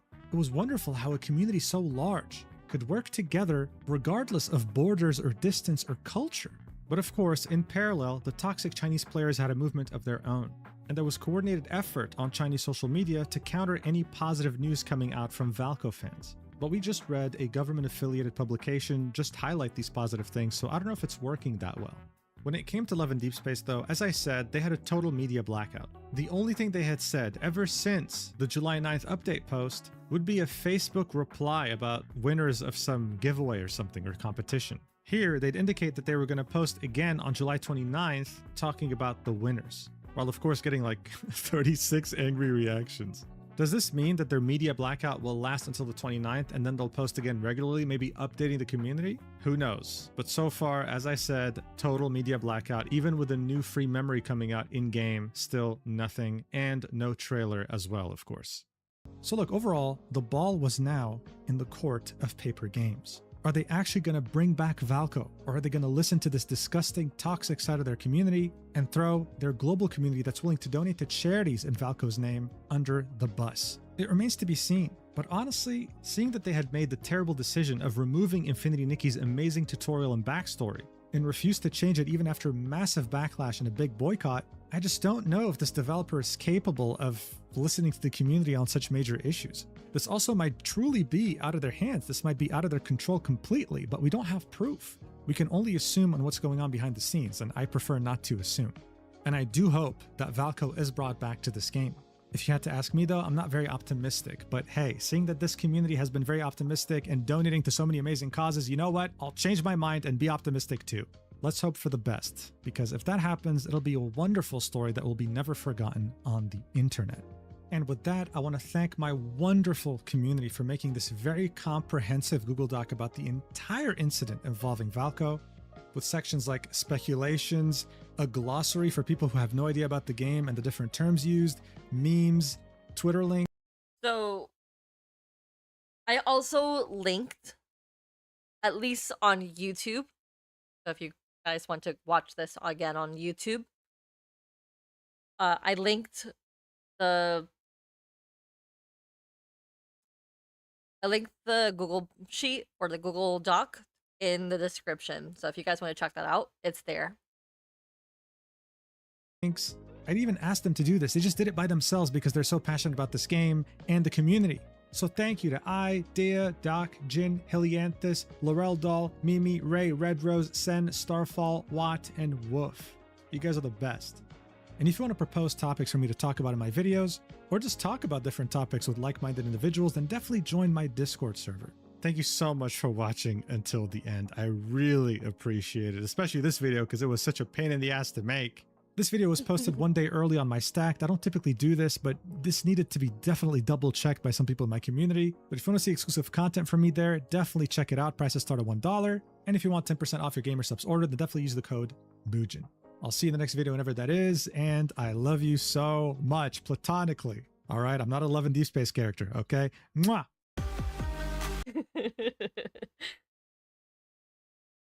I mean, it would be nice if his voice was in the game, but you know, that's not ever gonna happen. But yeah. So, like I said, the link is in the description for YouTube. Let's go on to Angel's Corner. And this will be the last one because she will explain what happened. Basically, this was 2 days ago, which is July 29th. And what is, I guess, changed and what we're going to be expecting. So, and this is not going to be that long. It's going to be 20 minutes or 21 minutes. We can make it through this. And I promise I won't be pausing that much in this one because she's makes herself very clear. So I mainly want to catch everyone up on what has changed since my last video because somehow every few days another layer of this situation comes to light, and hopefully this will keep everyone on the same page. And as usual, all the articles and sources I mentioned will be linked in the description. So it has now been just over a month. Also, since I linked we first all saw the Valko's PV. It all the has videos been 28 in the description days on YouTube since Infold announced his cancellation. I know I said I wasn't going to pause, but I just want to make sure that you guys know. I have linked Mujin's video in YouTube on the YouTube description. I also linked Angel's, and I also what was the other guy that we were going to watch tonight, but we didn't have enough time. Not Malcolm. Not Malcolm. We were going to watch him as well, but we ran out of time. And the energy that this girly right here doesn't go that far. It's already midnight over on my end of the country. So for those who are staying, thank you. For those who left, the VOD will still be there on YouTube. Except for the one that had the art stream. I have to edit that one. So I mainly want to catch everyone up on what has changed since my last video because somehow every few days another layer of this situation comes to light, and hopefully this will keep everyone on the same page. And as usual, all the articles and sources I mentioned will be linked in the description. So it has now been just over a month since we first saw Valko's PV. It has been 28 days since Infold announced his cancellation. For a community made up of largely working adults with jobs, families, responsibilities, and a whole lot of shit to do, I think we've done an incredible job staying loud as fuck because even in the middle of our busy lives, we kept going. And eventually on July 15th, our persistence began entering the Chinese media record. Two particular important articles were published. The first appeared on the website of Hebei Youth Daily, and it talked about the 240,000 petition that we had and questioned who ultimately bears the cost when creative works are subjected to endless speculative associations. So this publication, Hebei Youth Daily, is a legitimate provincial newspaper based in Hebei. And then later that same day, just a few hours later, Reform Network republished an article titled "Overseas Player Continue to Speak Out: How Can Domestic Games Transform Global Feedback into Content Growth?" This one is particularly significant because Reform Network is operated by China's Development and Reform Press, which is a public institution directly under the National Development and Reform Commission. But again, just to be clear, this was not the NDRC issuing an official order telling Info to restore Valco, but it is still a big deal that a central-level, state-affiliated economic media platform was willing to publish an argument recognizing sustained overseas support and treating that support as a legitimate market feedback and saying that this audience deserved further evaluation. In other words, it did not frame us, the global fans, as annoying foreigners trying to interfere with a Chinese game. It treated Overseas Player as part of the actual audience, market, and long-term commercial future of Love and Deep Space. And then in the following days, similar articles began popping up, and they're not super positive, but they are objective. Far, far more objective and fair compared to the super slanderous articles that were being published in the last 2-3 weeks. Now, I'm not going to pretend that a handful of more objective articles has somehow erased the avalanche of negative coverage that came before them, because the volume of the negative ones and the super objective ones is not remotely comparable. There were hundreds of the negative ones, and the damage was already done. 2 weeks earlier, we saw article after article repeating assumptions about an unreleased story, and frankly, some poorly researched bullshit that became more and more extreme every time it was republished. The more balanced reporting has appeared much more slowly, and much of it remained buried on official websites rather than being widely promoted across Weibo, Xiaohongshu, and other social platforms. But I will take quality over quantity, because the questions being asked are beginning to change. Instead of asking nonsensical things about women's safety and absurd connections with real-life murder, some writers are now asking whether fragmented information distorted public opinions, whether overseas players should be recognized as part of a global product, and whether permanent cancellation was ever the only rational solution. And then the cherry on top was on July 21st. CCTV covered the otome gacha genre in China. Not just Love and Deep Space, it was the whole entire genre. And I'm not gonna lie to you, when I first saw that CCTV was covering otome games, I broke out in a cold sweat because, okay, for anyone unfamiliar, CCTV, China's Central Television, is China's national state broadcaster. So this is not just some random TV channel. When CCTV chooses to dedicate a segment to an issue, it can give that issue national visibility and signal that it is being viewed through a much broader social, legal, or regulatory lens. For a relatively niche form of media like otome games, that kind of attention does not necessarily feel flattering. It feels like scrutiny. The best example I can give for the global audience, it's similar to seeing a major national news program suddenly cover GTA through concerns about violence and kids killing people and buying sex work in-game. Even with that example, I know that it doesn't sound that serious when you look at it from a global perspective, but things just work differently over there, and they are operating under like a completely different system that we are unfamiliar with and we're not used to. But if you look up similar cases and what happened to games after being scrutinized by like state media like that, you'll understand why this had me worried. When CCTV started discussing otome games, my immediate fear was not simply that Love and Deep Space was receiving negative press again. It was that an entire niche genre, created primarily for adult women, had suddenly entered the attention of state media. And historically, that kind of visibility can create pressure for platforms and companies to become far more conservative than they were before. And obviously, the CCTV report was not entirely positive.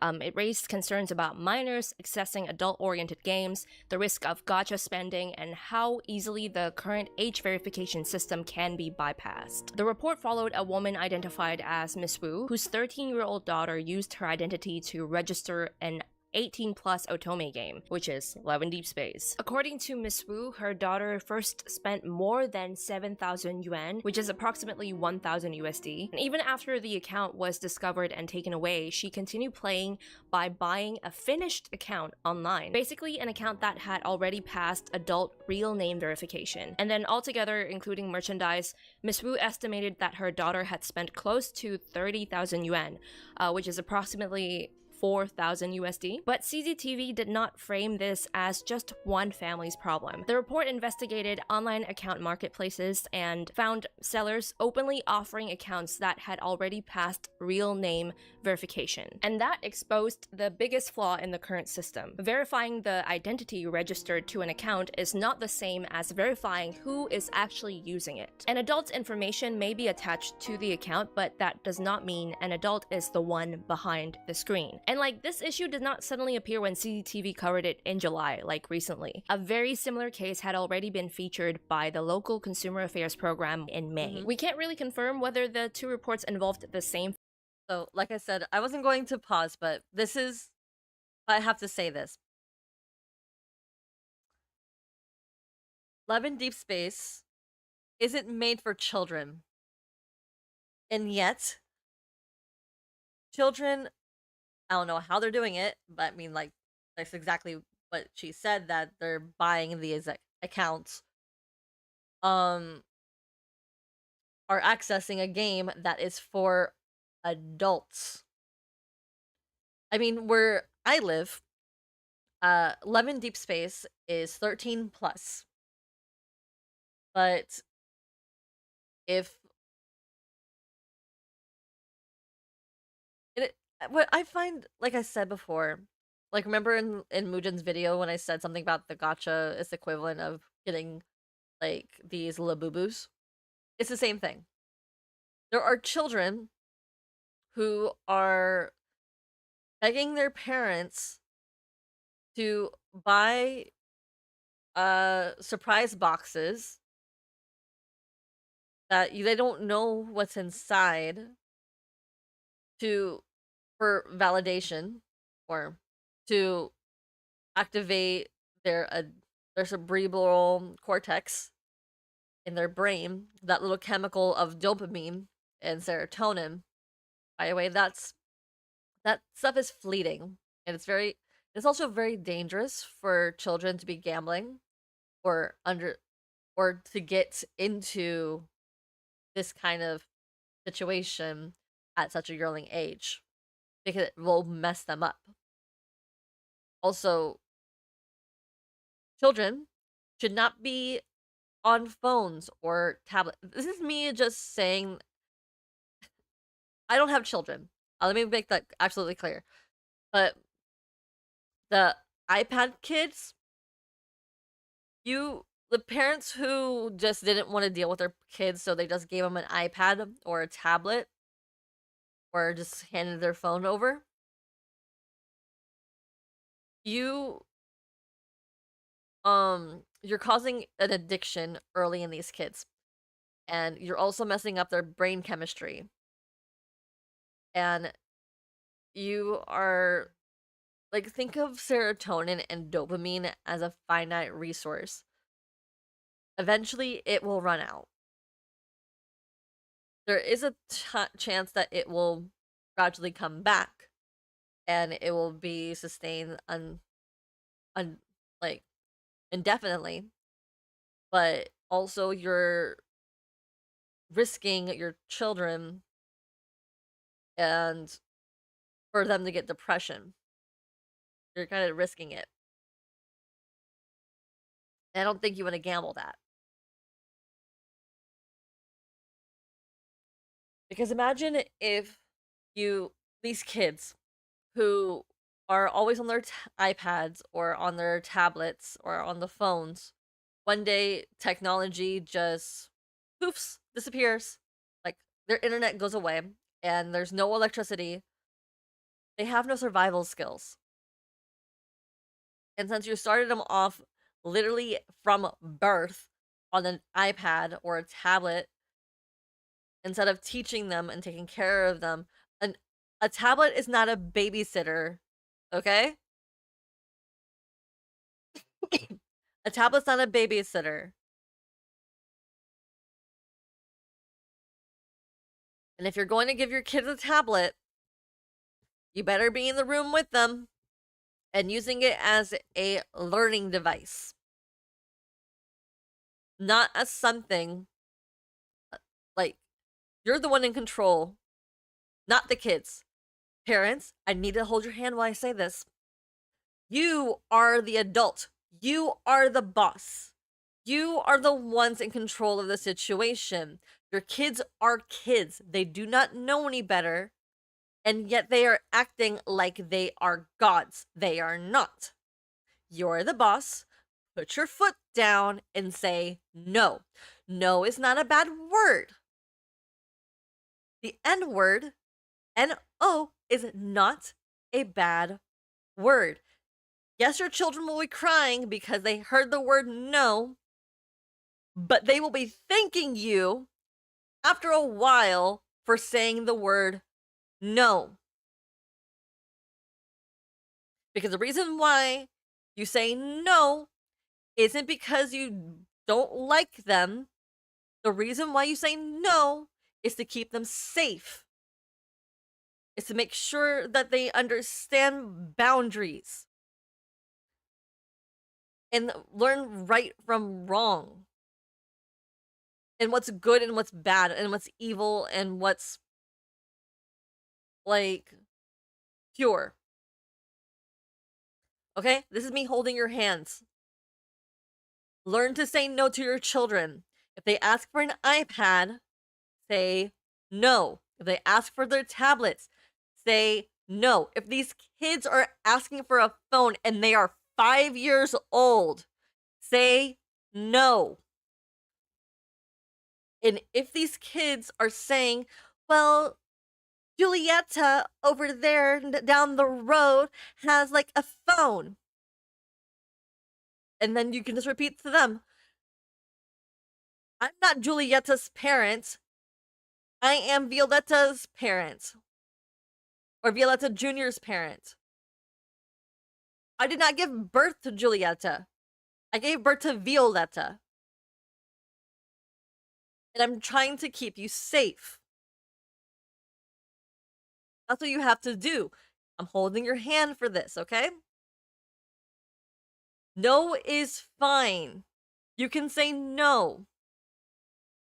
And if you have children of a middle school age, they can have a phone. But let me give you this one little thing. The phone they can have cannot access the internet. Because I understand there are like situations where there are these kids who are taking the bus home, and for safety reasons they need a cell phone. I have nothing against that. I had a cell phone at age 12. I was in middle school. But guess what? I had limited access to anything. I had all I could do was call on that phone. That was all I was able to do. So you can still give your teenagers or your preteens a phone. I have nothing against that, but make sure it's one of those phones that have no access to internet, and it could be a Nokia, a really old one that has literally access to no internet, where they are only able to use it to call. And even if their friends make fun of them for having like a phone like that, you can tell your kids to tell those kids who are making fun of them, at least my parents love me because they wanted to keep me safe.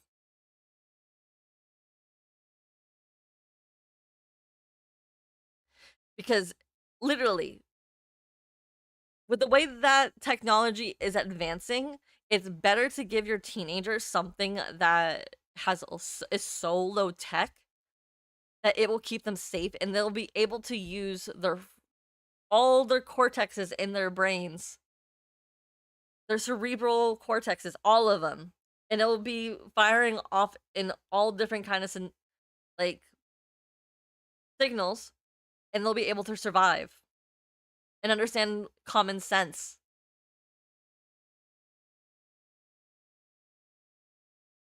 Anyway, let's continue. Family, but that's not really the point. The point is that the loophole had already been documented publicly. CCTV then took that existing problem and expanded it into a wider discussion about account trading, identity verification, adult content, and underage spending across the otome game industry. And honestly, as alarming as the CCTV coverage initially looked, I was also quite relieved when I watched all of it, because they did not talk about the women's safety issue or the anti-China rumors. Because if the historical and political accusations surrounding A0731 had become the central state media understanding of this controversy, I would expect the report to look very, very different. Those accusations would likely have been stated directly, repeated prominently, and treated as a much more serious political and ideological issue, but that did not happen. The recognized problem in this segment was not that Love and Deep Space was anti-China, it was not that Valco represented a danger to women, it was that minors could bypass the game's age restrictions and then spend a ridiculous amount of money. That was the issue CCTV chose to scrutinize. And I want to add a quick disclaimer here because I don't want this point to be misunderstood. Just because CCTV did not repeat the most insane accusations like the anti-China one or all the other ones does not mean that the wider public opinion has already changed or that the damage caused by those narratives has somehow disappeared. Like I said earlier, the negative framing spread much faster and much more widely than the corrections that came afterward. We also don't know what other pressures Infold may be dealing with behind the scenes, whether they are regulatory, commercial, platform related, internal, or something else entirely. And although Love and Deep Space was the primary example used throughout the segment, the criticism was broader than just this one game. In my personal opinion, and this is just my personal interpretation of this new segment, I think the report kind of used the most visible and commercially successful title in the genre as a representative case through which to scrutinize the wider otome game industry. Basically, Love and Deep Space stood out, so it became the game placed under the microscope. That is both reassuring and concerning. It's reassuring because CCTV did not elevate the earlier anti-China or women's safety accusations into the central state media narrative, but it is concerning because Love and Deep Space is now being used as the example through which the entire genre is being discussed. And when one company becomes the representative case for a broader industry problem, the pressure placed on that company can become enormous. But still, the actual problem identified in the report is something that can be addressed. Stronger identity verification, restrictions on the sale of pre-verified accounts, spending safeguards, and shared responsibility between companies, marketplaces, regulators, and, all that regulatory stuff, all that jazz. But they did also scrutinize the game's content, unfortunately. Miss Wu specifically objected to the Hot Springs card from Lingering Lust, describing the partially undressed male characters and their behavior as suggestive. And the legendary pussy muncher Shen Xinghui's Xavier was put on blast on Chinese national television. What a time to be alive. But the important distinction is that the criticism was framed around minors accessing this material, not around the idea that adult women should never be allowed to consume romantic or sexually suggestive content. If you actually watch the whole thing, the report itself ultimately said that youth development problems should not all be blamed on games, and that the goal should be balance rather than a total ban. And judging from the top comments on Weibo, a lot of viewers appeared to understand that distinction as well. By the way, if you would like to read or watch the report yourself but don't understand Chinese, I linked a Google Doc in the description with both the Chinese transcript and the English translation. The transcription was also checked by 2 native speakers to make sure that everything is correct. You're welcome. So now that we're in the topic of minors, I want to respectfully remind everyone to not flatten the situation to just Infold bending their knees to toxic players and minors.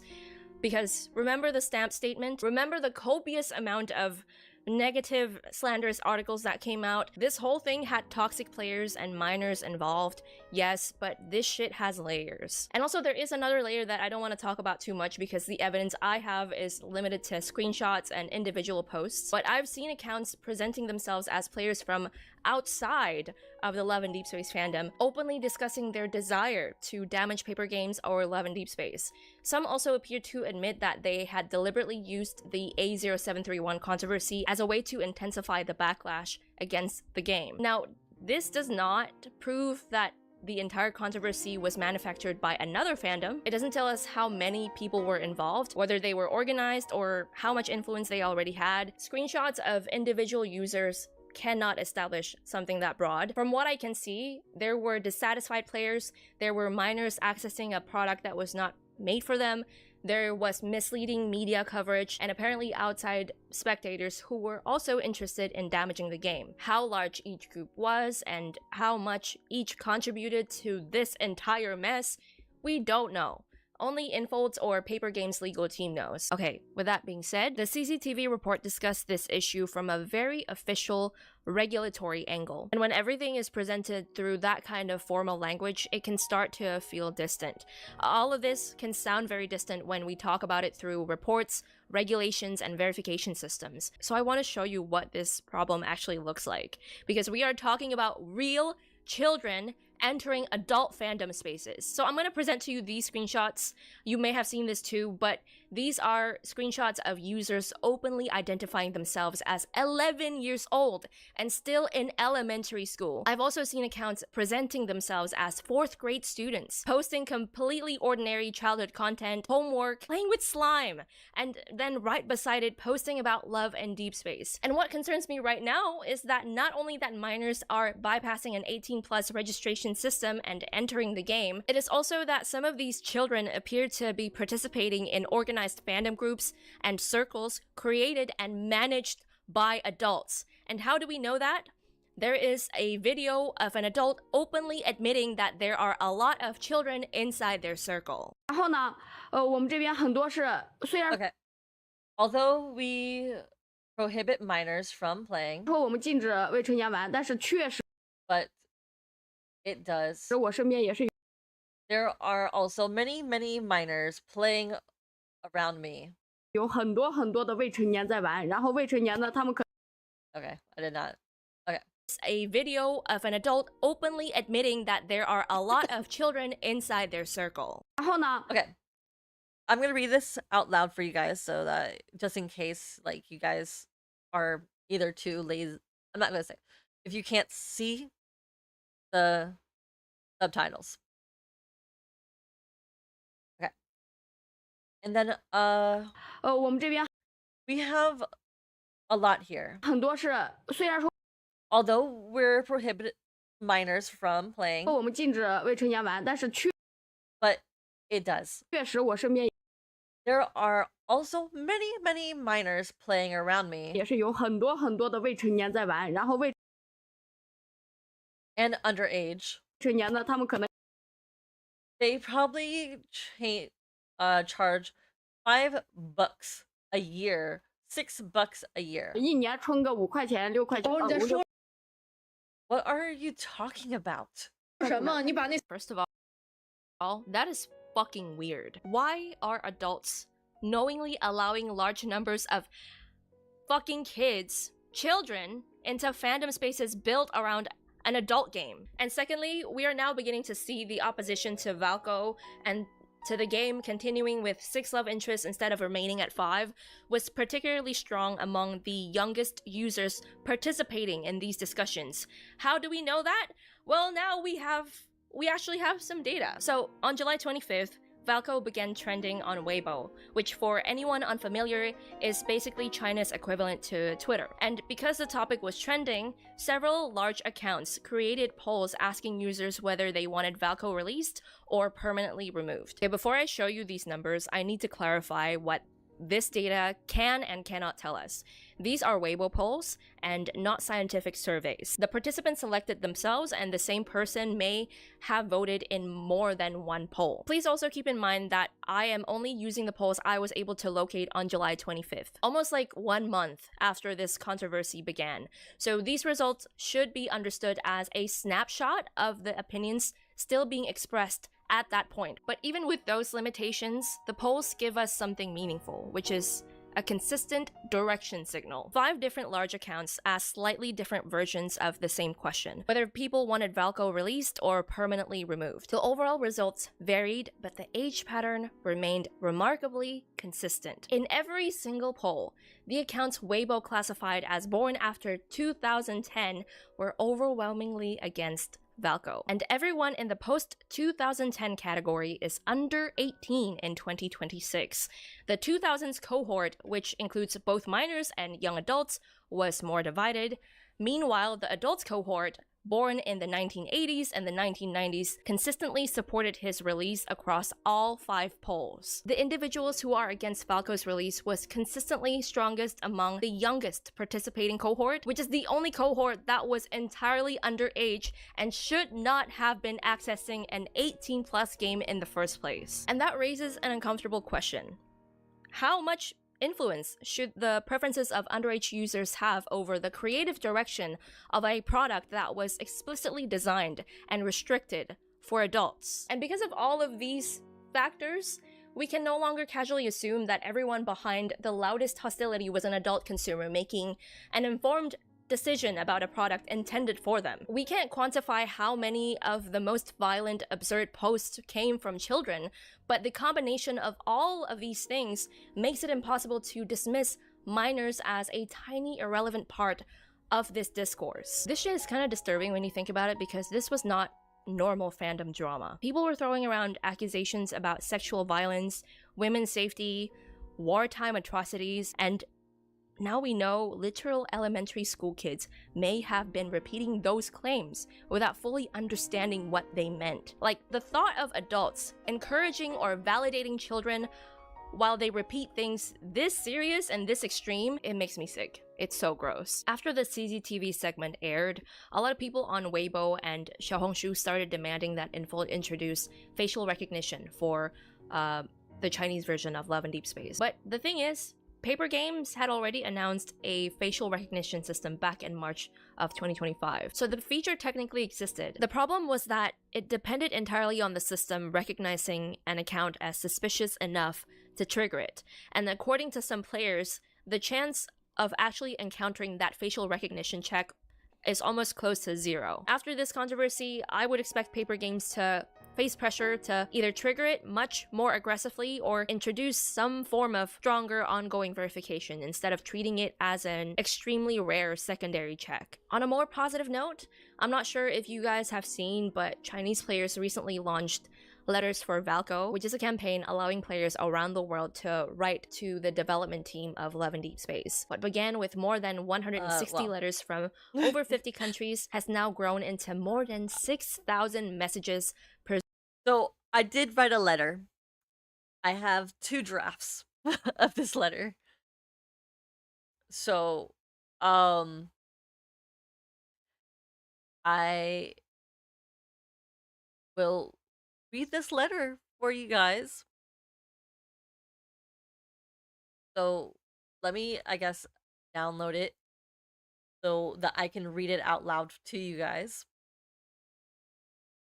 I'm not really sure if preserved it was on the campaign's seen website. or On July if it 25th, was at a approved, cafe near but I the hope Paper so. Games building, players created an entire display filled with those letters, flowers, artwork, But I'm and gonna wolf show you plushies. the- Visitors stopped to read them, take photos, and see just how much love exists for this character, the creative team, and just the devs. The organizers letter. even provided 100 free coffees for Infold or Paper Game staff. Infold, Paper Games, this is what support looks like. These are your actual players. Players are translating letters across languages, building websites, organizing displays, and finding ways to make their voices travel across borders, all because they want to see the complete story your creative team intended to tell. We hope you listen to the people who continuously raise their voices through constructive action, and not to those who try to dominate the conversation through lies, intimidation, and degrading stunts. I don't know what kind of legal or regulatory mess you guys are dealing with right now. Nobody knows what's happening behind closed doors. But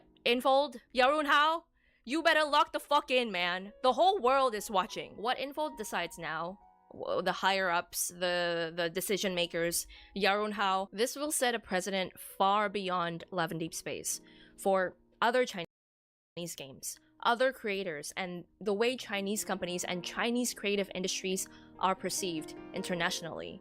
Like, I really hope you make the right decision. And for everybody else, don't stop now. Just remember that this whole situation cannot be reduced to one simple issue. Every few days since the cancellation, we have uncovered another layer, another party involved, another piece of context. This shit is not that simple.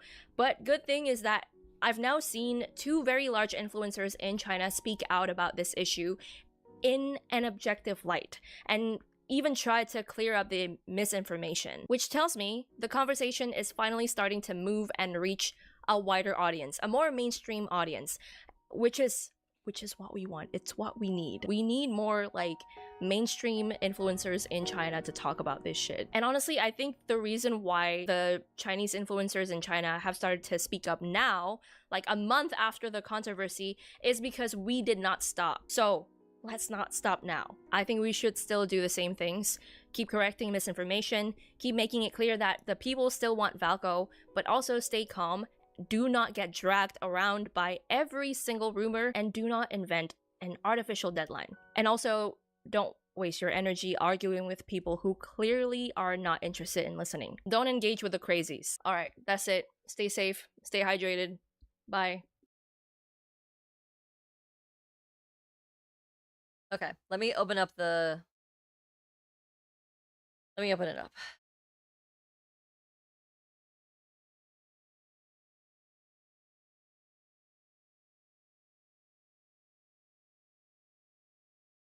And thank God I learned about studio mode. As if it wasn't for that, I would not know how to do this stuff.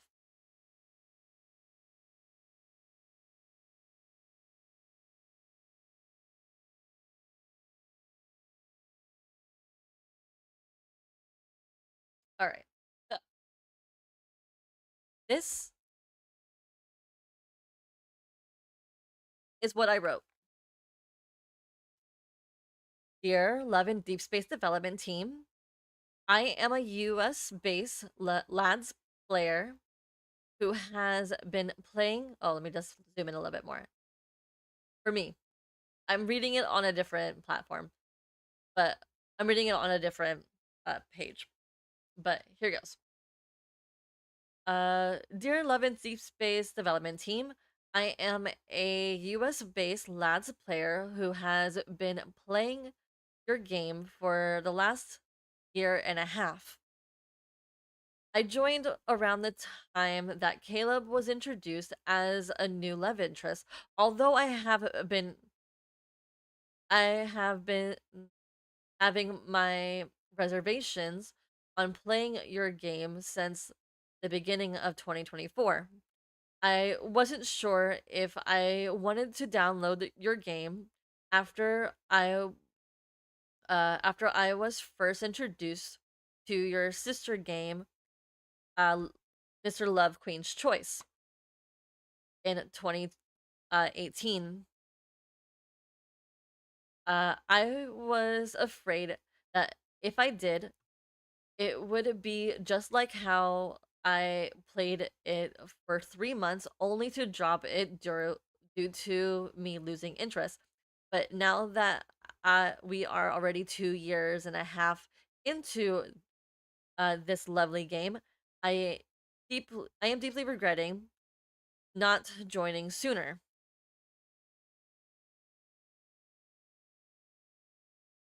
Let me just raise this up a little bit more.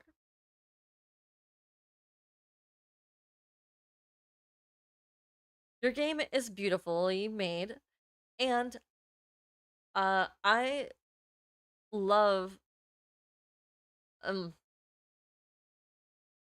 okay, your game is beautifully made and the love interests are very interesting and engaging. Their stories are heartfelt. They had me crying, laughing, and worrying for the safety of the allies and MC. Mind you, that is not a bad thing. It is just a good storytelling. It's just good storytelling. Although I started this game late in late January of 2025, I pulled for every banner that has come, even the rerun banners that were originally released in 2024. I also bought all the promises as well. If I had any grievances, it would be that I am sent into super hard pity a lot of times. Hold up, let me drink some water.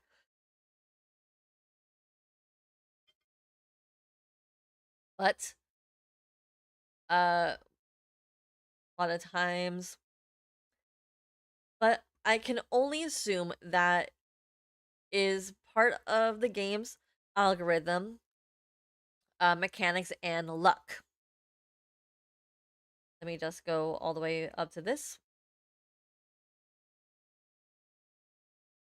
Having been playing your game for this long, I've noticed little hints here and there that alluded to a sixth ally.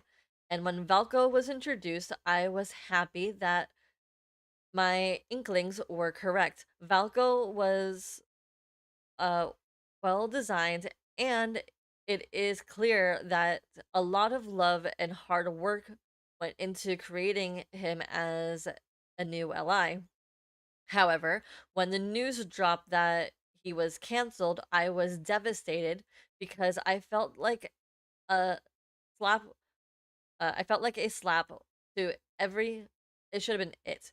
It felt like a slap to everything you had done for the last 2 to 3 years. I understand that this is a devastating time for all of us, but Rome wasn't built in a day, so I will wait for Valko's inevitable return and all the stories that will come along with them. Thank you for all you have done, Miss Hunter Violetta Kitty. So, yeah, that's what I wrote in that letter. However, I did not get the chance to use this because apparently it was blocked, but I was able to copy and paste this into their template.